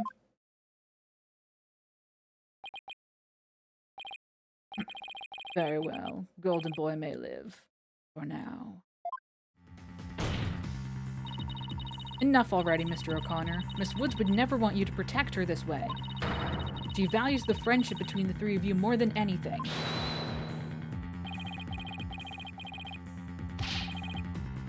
His shackles have electric dealies in them. They can zap him at will. Zappy zappy! That's where you're wrong. She doesn't feel anything for me now. But what does it matter anymore? I might as well tell you everything. This is, no doubt, news to you. But I am not, and never was, a genius. They really should. Sorry, but I already knew. Me too. And don't forget me. Though in all fairness, it was pretty obvious. I thought he was a genius at first. But the stuff he said was crazy.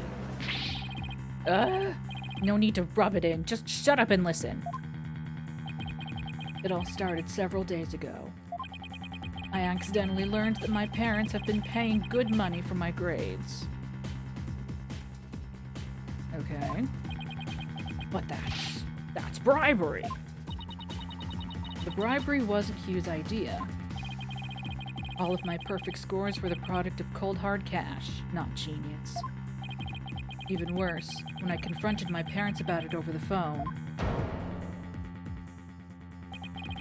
Juniper overheard me. Oh my, what a terrible misunderstanding. I've been living a lie. I don't know what else there is to say. I'm no genius. I'm completely worthless. Time.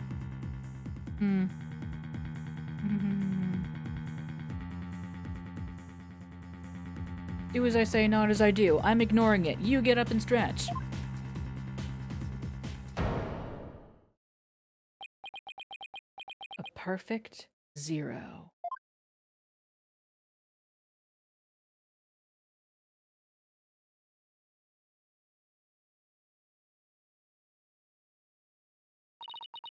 You. Even so, I still wanted to make it up to Juniper for disappointing her like that. One sec.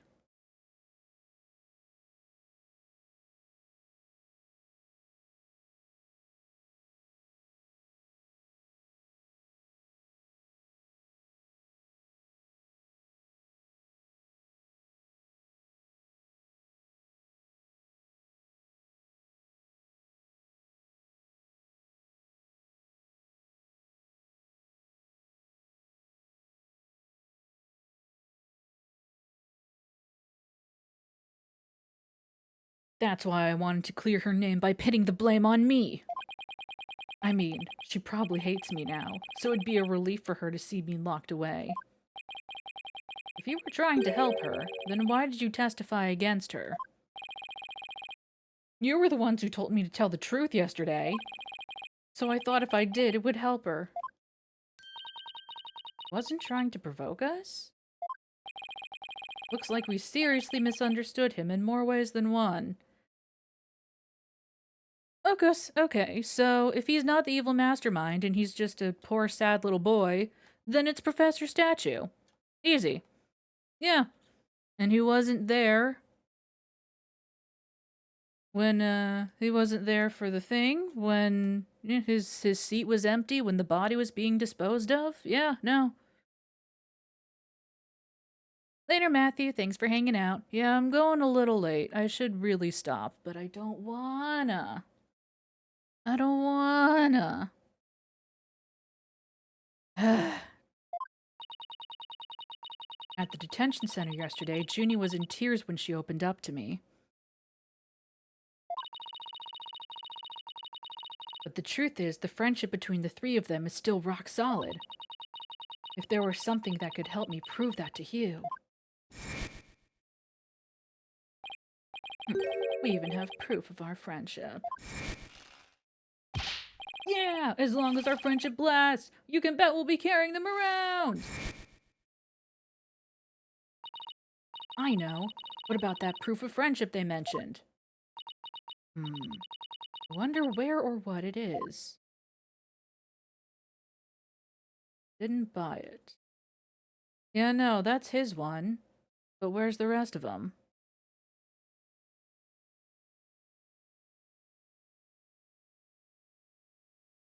Handmaiden, there's only one like it in the world. Yeah. Maybe it's... No, that's definitely it. That band around his neck. Mr. O'Connor. That band around your neck. That's your proof of friendship, isn't it? Proof of friendship? Is that anything like a proof of purchase barcode? In court, evidence is everything. That's why the three friends created friendship bands. It's the evidence that proves their friendship. Oh, how very interesting. And chic.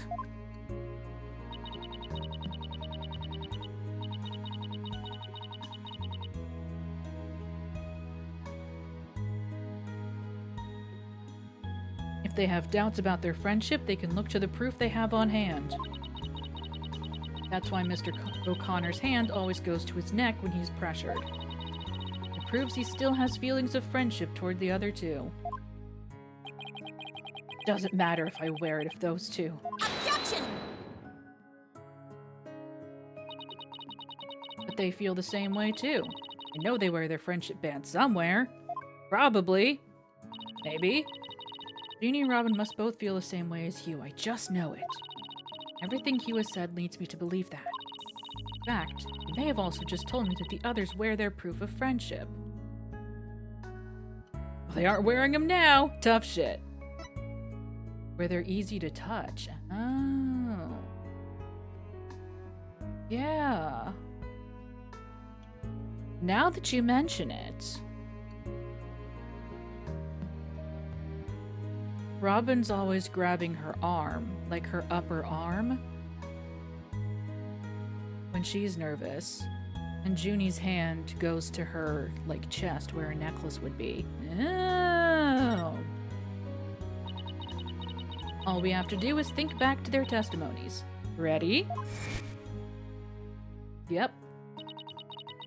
Miss Newman holds her arm when pressured. And Miss Woods holds her wrist. Oh, never mind. I know Miss Woods very well. She would never abandon her friendship with you over something like this. And taking the blame for her will only succeed in making her terribly sad. Very close.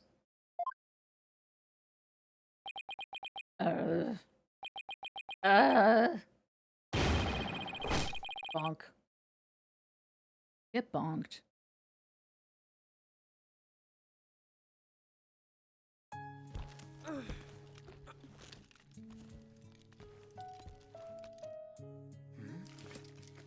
Oh. Robin, those bands of friendship that you made, just for the three of us. You may have forgotten about them, but not me.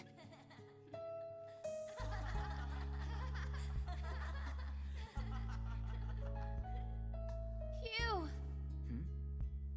Wait, does she just stand there the whole time? Is that where the defendant stands? Hey, Hugh!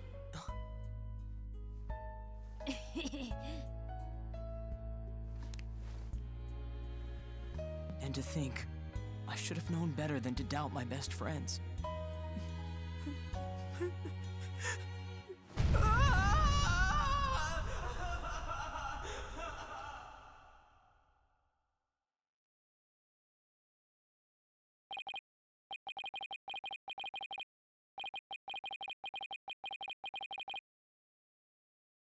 This is all very heartwarming. Oh, the power of friendship overcomes all. I'm still not quite ready to accept the fact that this man was lying to his friends about being 25 and not 18. I'm not quite ready to give that one up. I'm not quite ready for that. I'm sure they'll forgive him because they're the best of friends, but like, a little sour.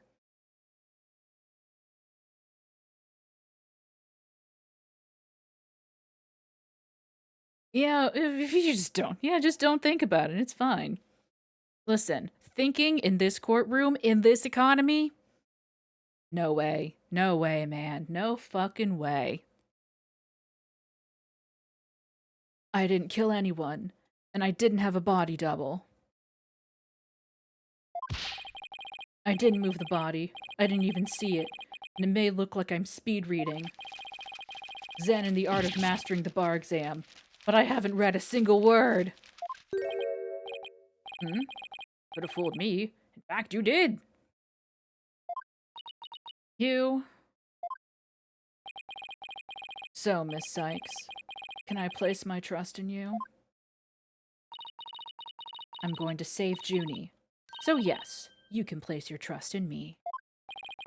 Then am I to understand that the witness is recanting his confession? Yes.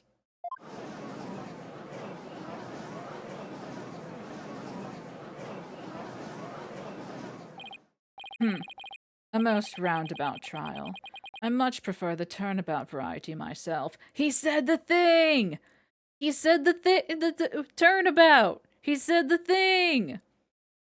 I don't know what he's talking about, but he said the thing! Now we are back to the fact that there was but one suspect who lacked an alibi. Which is, in the end, the truth you've been seeking this entire time. So we're back to square one. Now I'm exhausted and depressed. It probably doesn't matter at this point, but I might as well update the mood matrix. Maybe it does, you don't know.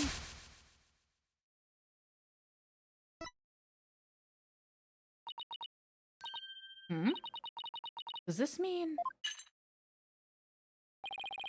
Further resistance is futile. The time for a verdict is nigh. Objection! Nuh-uh. Please wait. What sort of devilry are you up to now? What if our client wasn't the only one without an alibi? The trial would continue, right? Well, yes, I suppose it would. But after such a thorough investigation, does such a person really exist? Ooh, baby. Yes, we found someone. It may have seemed like a major roundabout, but Mr. O'Connor's testimony has cracked this case. There's no more noise. Hugh's telling the truth now. During the mock trial, the balcony seat opposite him really was empty, which now means there's one person unaccounted for. Nice and quiet. Bye-bye. Besides Junie, the only other person without an alibi during the mock trial is... Trucy Wright! How's your statue? Hang on 1 second. Professor Statue! Take that! The balcony seat was empty. That much is true, isn't it, Mr. O'Connor? That's right. How many more times do I have to say it? So basically, Professor Means wasn't where he was supposed to be during the mock trial. Silence! Need I remind you, every last soul in the lecture hall heard him deliver his speech. Yeah, and then he fucking left. Objection! I know, and that's not in dispute here. Now let me explain how a speech could be given from an empty seat. It was pre-recorded. Yeah.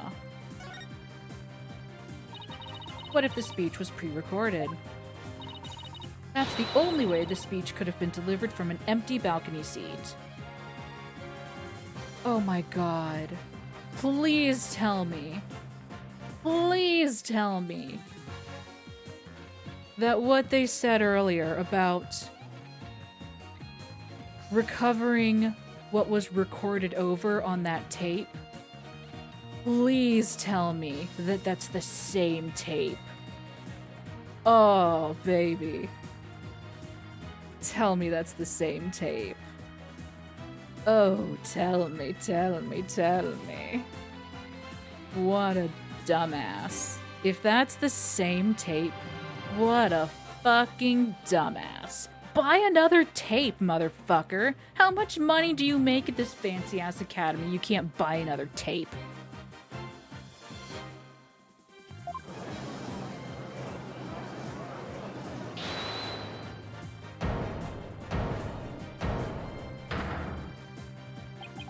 Wait, are you accusing Professor Means? That's insane! I mean, he's the one who gave me the tape recorder.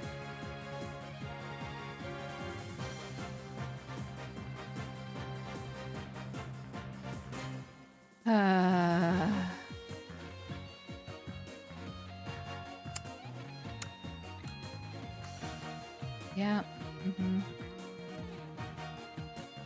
One step ahead. Take this to the police, he said, and tell them you found it. What? Really? Wait a second. Mr. O'Connor, did you just say that Professor Means gave that phony recording to you? Phony? The defense will refrain from hurling unsubstantiated allegations. Oh, they're very substantiated, Batch. Well, I said he gave it to me, but what do you mean it's phony? Wow, who could have seen this development? Updated tape recorder report. The voice shouting "You're a goner" as recorded on this tape was dubbed onto it using a line our client said in the mock trial video. This is an extremely crucial piece of evidence. Baby! Professor Means gave Hugh the phony tape. If that's really true, then Professor Means has guilt written all over him. Your Honor, the defense moves to call Professor Aristotle Means to the stand. Silence! What? The seat was never empty. 'Twas but an oversight by our dullard of a witness. Where's your proof, bitch? Yeah, where's your fucking proof? An inmate who was formerly a surgeon once told me something. He said it's often all too easy to overlook critical symptoms. Objection! What do you mean? Well, we're not gonna overlook this oversight. Hang on, so let me read that again. Maybe I'm getting tired. What do you mean? Was an oversight. Overlook. Okay, fine, whatever. I don't see how that's relevant. You just like talking about cool people you meet in prison. If the speech was pre-recorded, the basis for suspecting our client would be shattered. Let's check with Professor Means and see whether the empty seat was a witness oversight. He's not gonna tell you the truth! A verdict without first looking into that would be inconceivable! Bang bang. That's enough, both of you. Now here's my opinion. While a surgeon overlooking critical symptoms is a problem, a witness's oversight too must not be overlooked. Thus, as to the matter of whether Professor Means was or was not in his faculty seat, I believe we must ask the professor himself. He's gonna lie. He's gonna lie!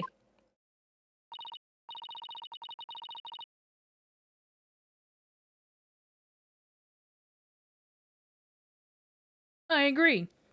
Professor Means should be here in the gallery today. Do as you please.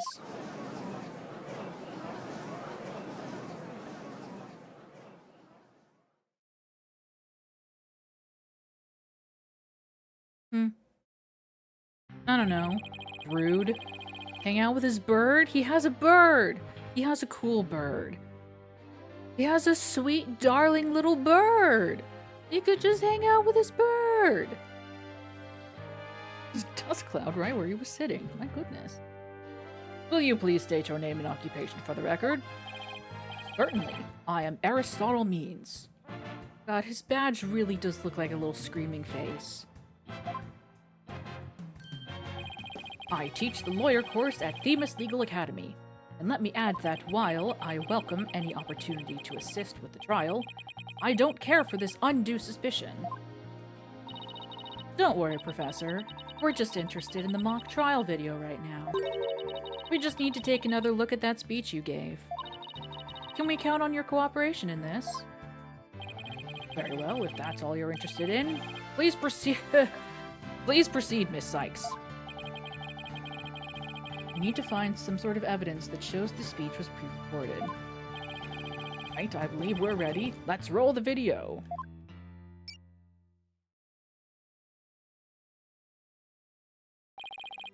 Good afternoon. I would like to start by thanking you for coming here today.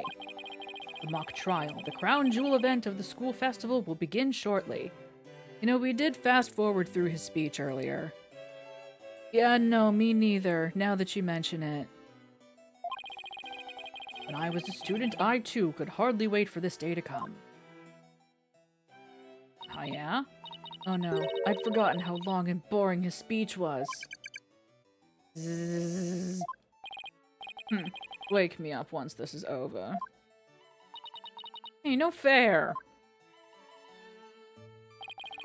The experiences of our youth have a powerful and profound effect on our adult... Ah, you there! Wake up! Pay attention! Huh? Ah! I'm awake! I'm awake! Isn't that right, Your Honor?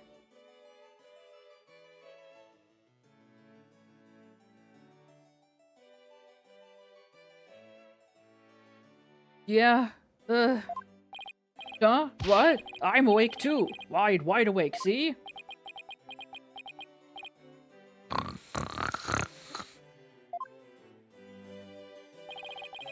Once again, our pure white Lady Justice will be watching over all of you today. That's racist. Pay attention and you may make a difference one day. Now, let the mock trial begin!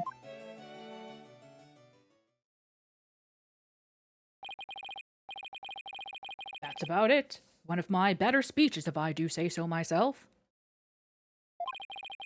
I even saw some of our students with tears in their eyes. Bitch, you wish. He's obviously not familiar with the phrase, bored to tears. Listen, Sykestono, if you have subjected me to this epic study in tedium without purpose, Taco will feast on your tongue after I've cut it out. Eat! But you were asleep the whole time. Well, Miss Sykes, did you notice anything strange about that speech? I sure did. I would like to point out that he does continue to threaten us with physical violence, and I don't know what he's throwing at us, but I don't like it. I don't know if it's just really sharp feathers or if he somehow has knives on his person.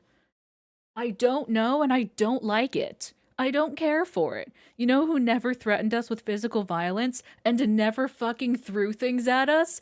Clavier Gavin. Darling, sweetheart, absolute dreamboat, such a nice guy, genuinely nice person. Didn't do anything rude, untoward, not a thing. Probably. I don't remember, but I'm gonna go with no. He's a good boy. He's a fine lad, that Clavier Gavin.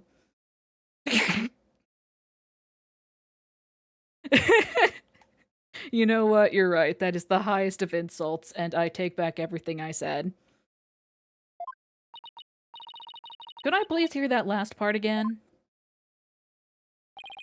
Once again, our pure white lady. There! I finally found what we needed! Professor Means, I have only one question about your speech. Why does that last part we heard contradict with this? Take that! That. You know what? You're right. Maybe it was all just a clever euphemism. Hmm? Huh? Maybe.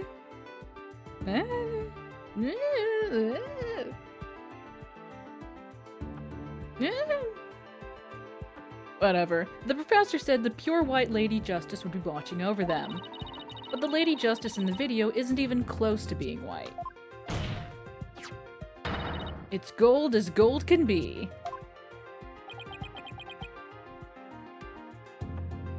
I don't like that he's not even...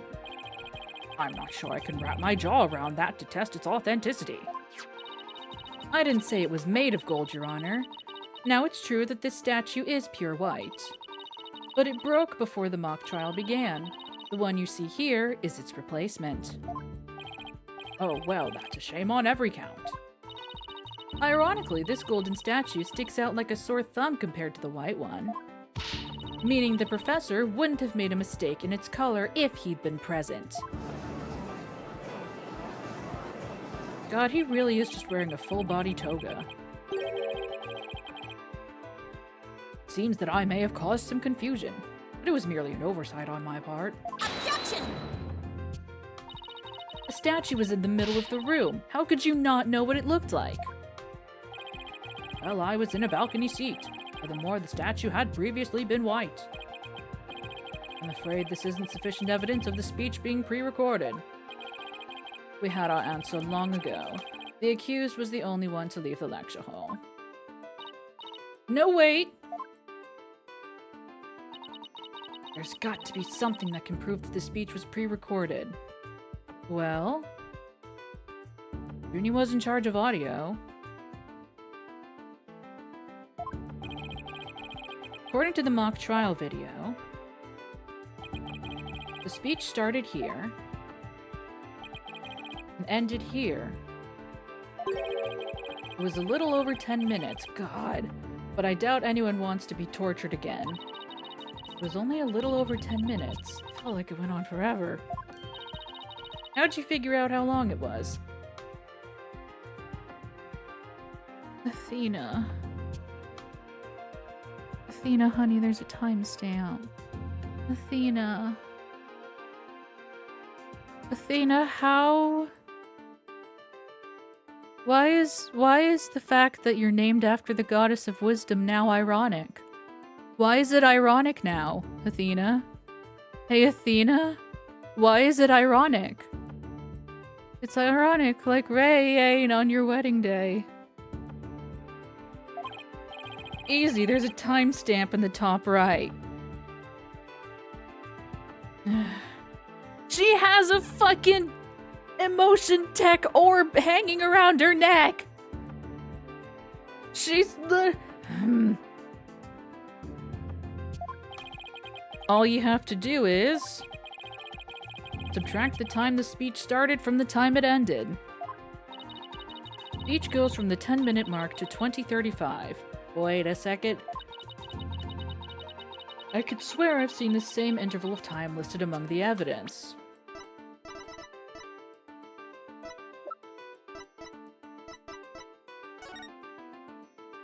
Yeah. Noise. Maybe there's a way for me to use the speech time to show that it was pre-recorded.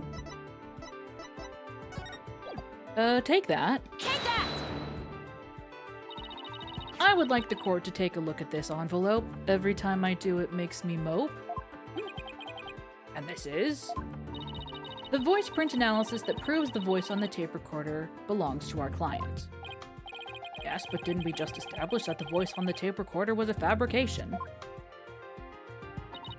We did, but what I'd like to focus on is the noise that is also there. Noise. Yes, the defense believes it resulted when the tape's previous recording was erased. And what do you hope to prove by that? The length of the noise is what's important. It's 10 minutes and 35 seconds in all. And what did the timestamp read at the moment Professor Means began his speech? be exactly 10. Now let's fast forward this long-winded exercise in boredom to the end. Okay, stop. The video timestamp now reads 20:35. Based on this, we know the time it took for the speech alone. Right, subtract 10 minutes and you get 10:35. 10 minutes and 35 seconds. Right, 10 minutes and 35 seconds. The same as the noise on the tape recording. I assume you all understand what this means. Professor Mean's pre-recorded speech had been where the noise is now. Silence! You seem rather confident considering this is a mere happenstance match of numbers. Objection! Objection, fuck you! But is it really just numbers? Hi. The lab is continuing their study of the tape. So far, they've found signs of overdubbing. But it's going to take a bit longer to recover the audio that was erased. Bye. The police are analyzing the noise as we speak. It won't be long until we know what was originally there.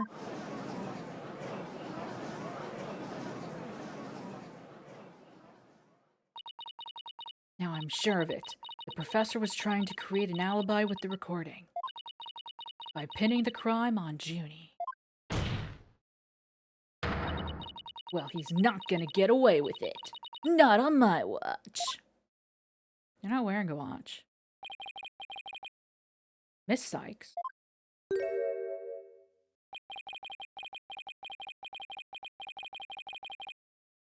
I don't like it. I don't want to be here. I don't like it here. I don't like. I gotta go. My mom's calling. I gotta go. I need to leave. I believe you are well aware of my methodology. Even if Juniper were the perpetrator, I would vigorously defend her as per my word. And to that purpose, I offered to be her lawyer. Alas, look what's happened.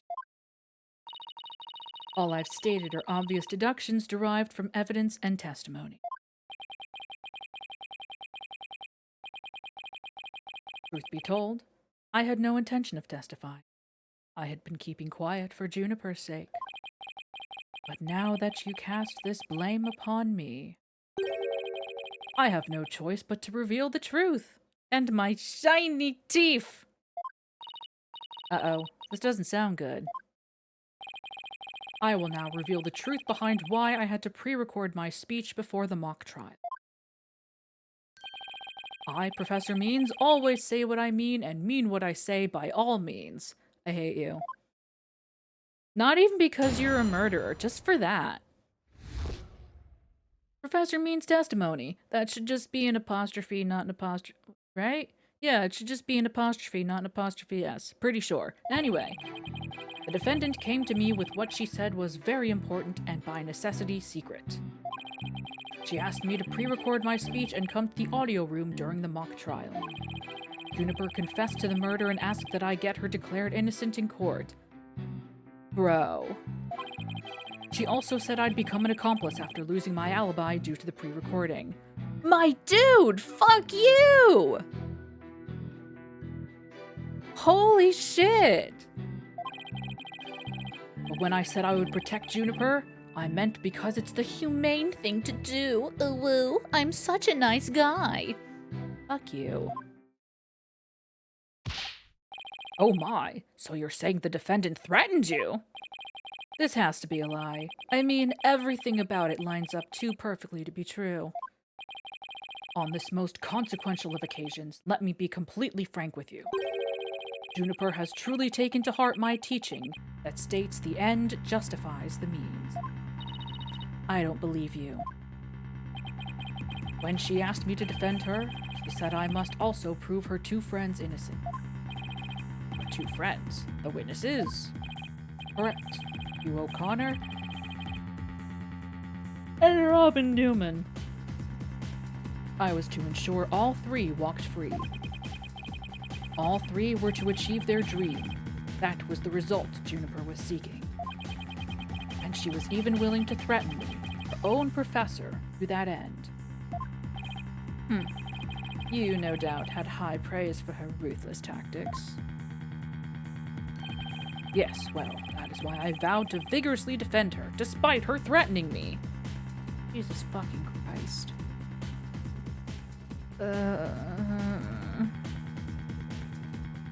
Okay. Yeah, sure. There was a time when lawyers merely sought the truth if they wished for victory in court. But alas, those days are over. Hey, hi, hello. Hi. Excuse me. Excuse me, hello. I have a question. Maybe. I guess it's more of a suggestion. Perhaps if you, I don't know, you as an educator have a responsibility to your students. What if, instead of just giving up and saying, oh well, everything is terrible now, we may as well roll with it. What if you, as an educator in the school where seemingly everyone goes to become a lawyer, what if you just, I don't know, taught them not to be bad? What if you just taught them to not be bad? And then the ones that are bad are just assholes and exceptions instead of the rule. I know, you're right, I'm sorry. I'm sorry, I know. Listen, I'm not a teacher. I'm not an educator. I'm sorry, I shouldn't have said anything. Now, in the defense of justice, order, and all that is good, the end justifies the mean. I am so sick of hearing that phrase. Though it truly grieves me so, I must tell you this. Forsake the truth if it's victory you seek. Steel yourself for this new courtroom reality. That does it. He's gonna regret dragging those dismal, depressing ideas in here. Since he's already surrendered to the dark age of the law, it's up to me to fight it. Why so silent, Sykes-Dono? Something the matter? This is a court of law.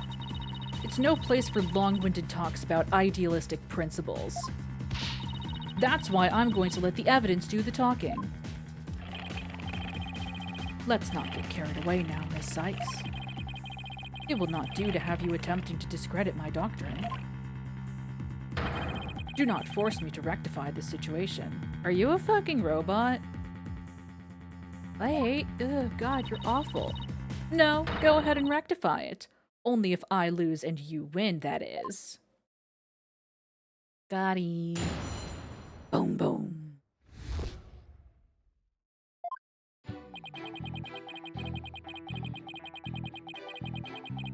Hold it! I doubt our client would have come to you with something like that. Have a point there. If only Professor Court had been alive, I suspect Juniper would have gone to her instead.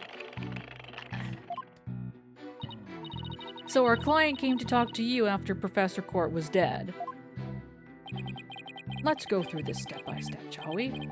First, Juniper came to me that day.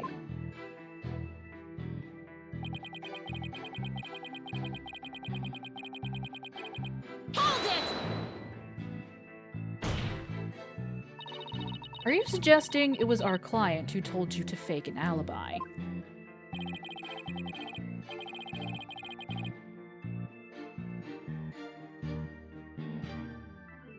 You have every reason to be surprised. I too was shocked when she told me that. Simply put, Juniper has a secret that she wished to protect that badly. Is he kidding me? That lie couldn't be further from the truth. The problem is, how am I going to expose it? It was an earnest request from an outstanding student. I possibly have refused.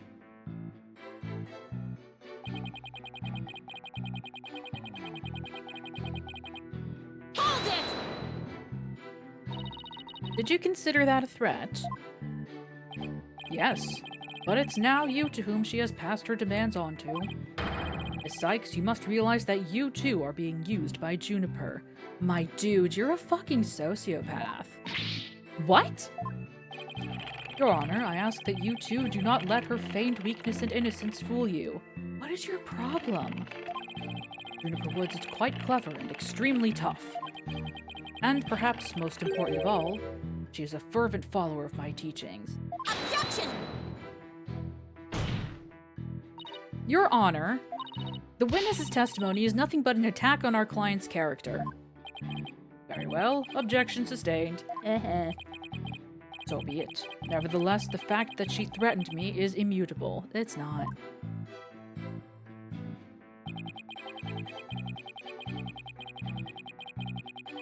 Hold it! How could you overlook such a threat? As a teacher, it's your duty to discipline students. Yes, well, perhaps I do have some serious reflection to do on this matter. Bro. I suppose it was just wishful thinking on my part. Wanted to believe that Juniper hadn't actually committed murder, and she hadn't meant to threaten me. Really? Please do explain! Long had I waited for a student who would embody my teachings. Does the witness realize what he is saying? Surely you must see the true meaning in my words. I am merely staying true to what I teach, and my methods are but a reflection of the times. Oh wow, his way of thinking is really warped, but I haven't heard any inconsistencies yet. I wouldn't be so sure. Really? The more he tries to avoid logical inconsistencies in his testimony, the more likely we'll see inconsistencies between his actions and words. It is a dark age in which we live. There is much I would like to say on the matter. Please don't.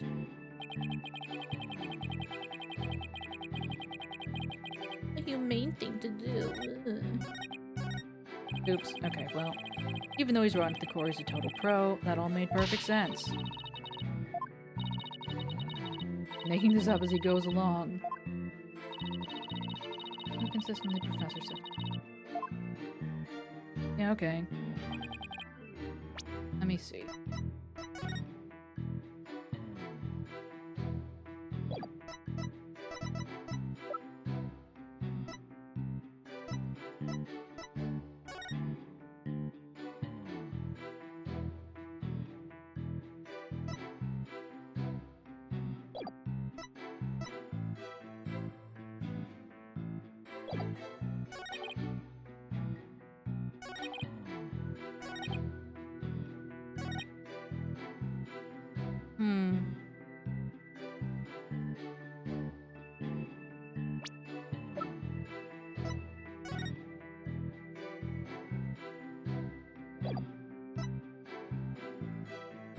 I just...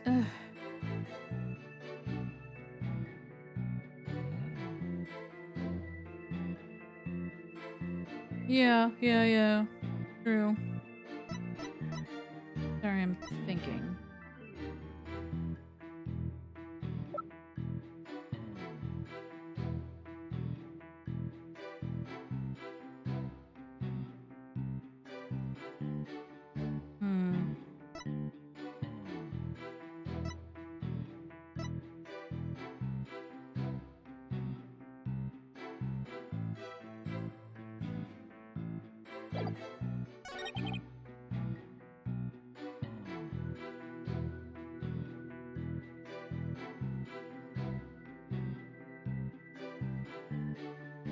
I'm confused about the timing of all of this. I guess.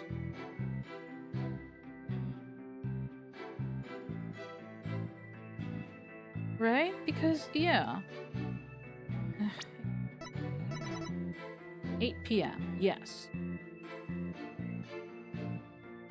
I mean, it still comes down to... what did they do with the body? What did he do with the body?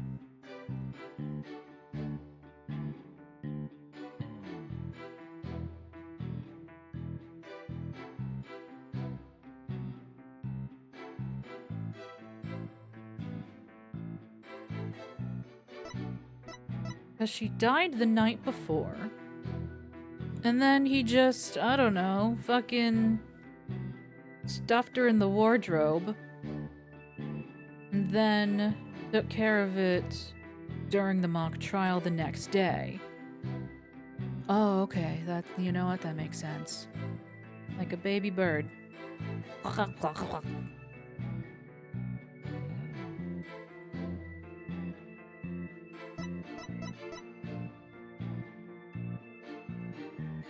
Wood chipper? Oh, and then he put her back together like we put the statue back together. That's smart.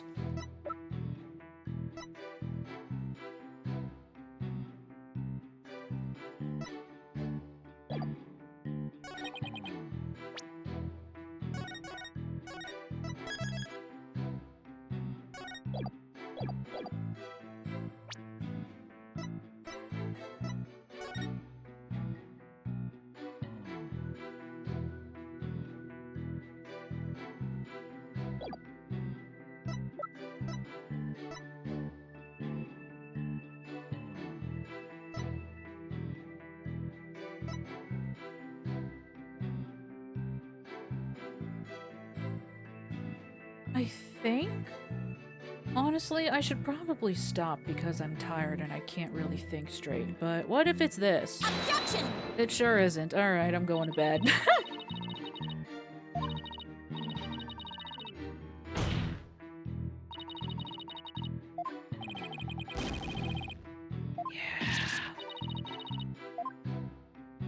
Think gay? You know what? You're so right. During Pride? What am I thinking?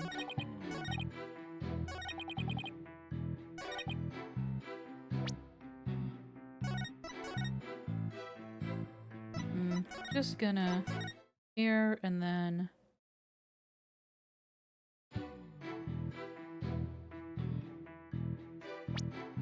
you know what, I did see that thing in Bird's Discord about how during Pride Month, instead of saying "Let me get this straight," you should stay and said let me be perfectly queer" or whatever, something like that. It's good. It's real good. Anyway, thank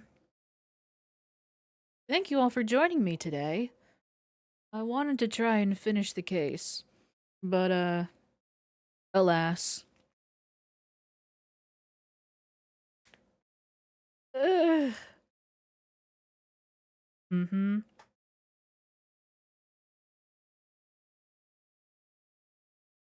Ugh. Oh, I'm so happy this new webcam can track my eyes better. I'm so pleased. Mm-hmm, mm-hmm, mm-hmm. Hmm. Oh, yes, of course. Next week, next Sunday, is the day of my birth. It is my birthday.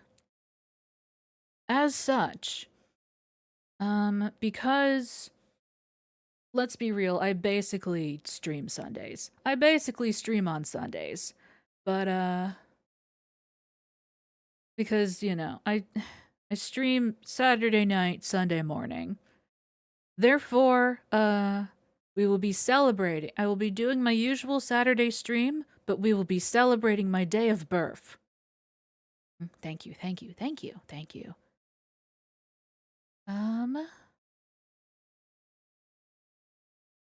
Yeah, because no. Doing a Saturday stream and then a Sunday stream? No fucking way. No fucking way. Absolutely not. No, no, no. No, no, no. So yes, next week we will be celebrating the day of my birth. I don't know what I'll be doing. I have no idea what I will be doing or playing. Thank you.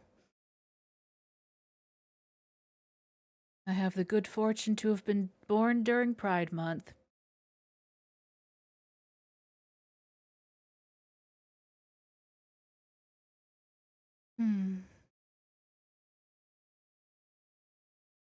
Not perfect tracking. For example, my fingers are laced together right now, but alas. And it just looks like they're. Wait. There we go. Kinda. Whatever. No plan, best plan. I'll figure something out, probably, maybe.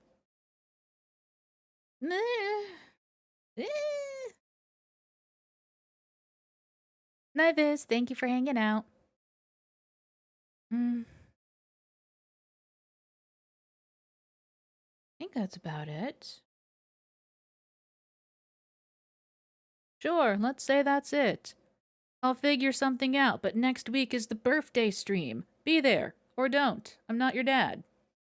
Oh, it is also Father's Day. That's fun. I'm still not your dad.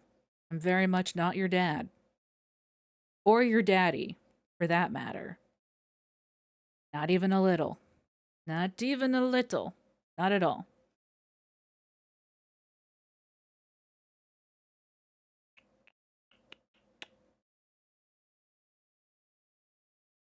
Yes. Yes, good.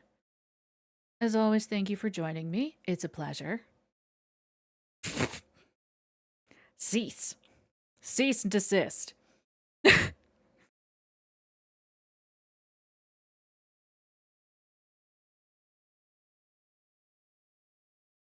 Yes. I am very, very appreciative that you all come and hang out with me on Saturdays. Eh. Eh. Close enough. Eh. Yeah. Close enough. Okay, bye. Bye-bye. Bye-bye-bye-bye-bye. Have a good. See you next week. Or not. Bye-bye. Bye-bye-bye.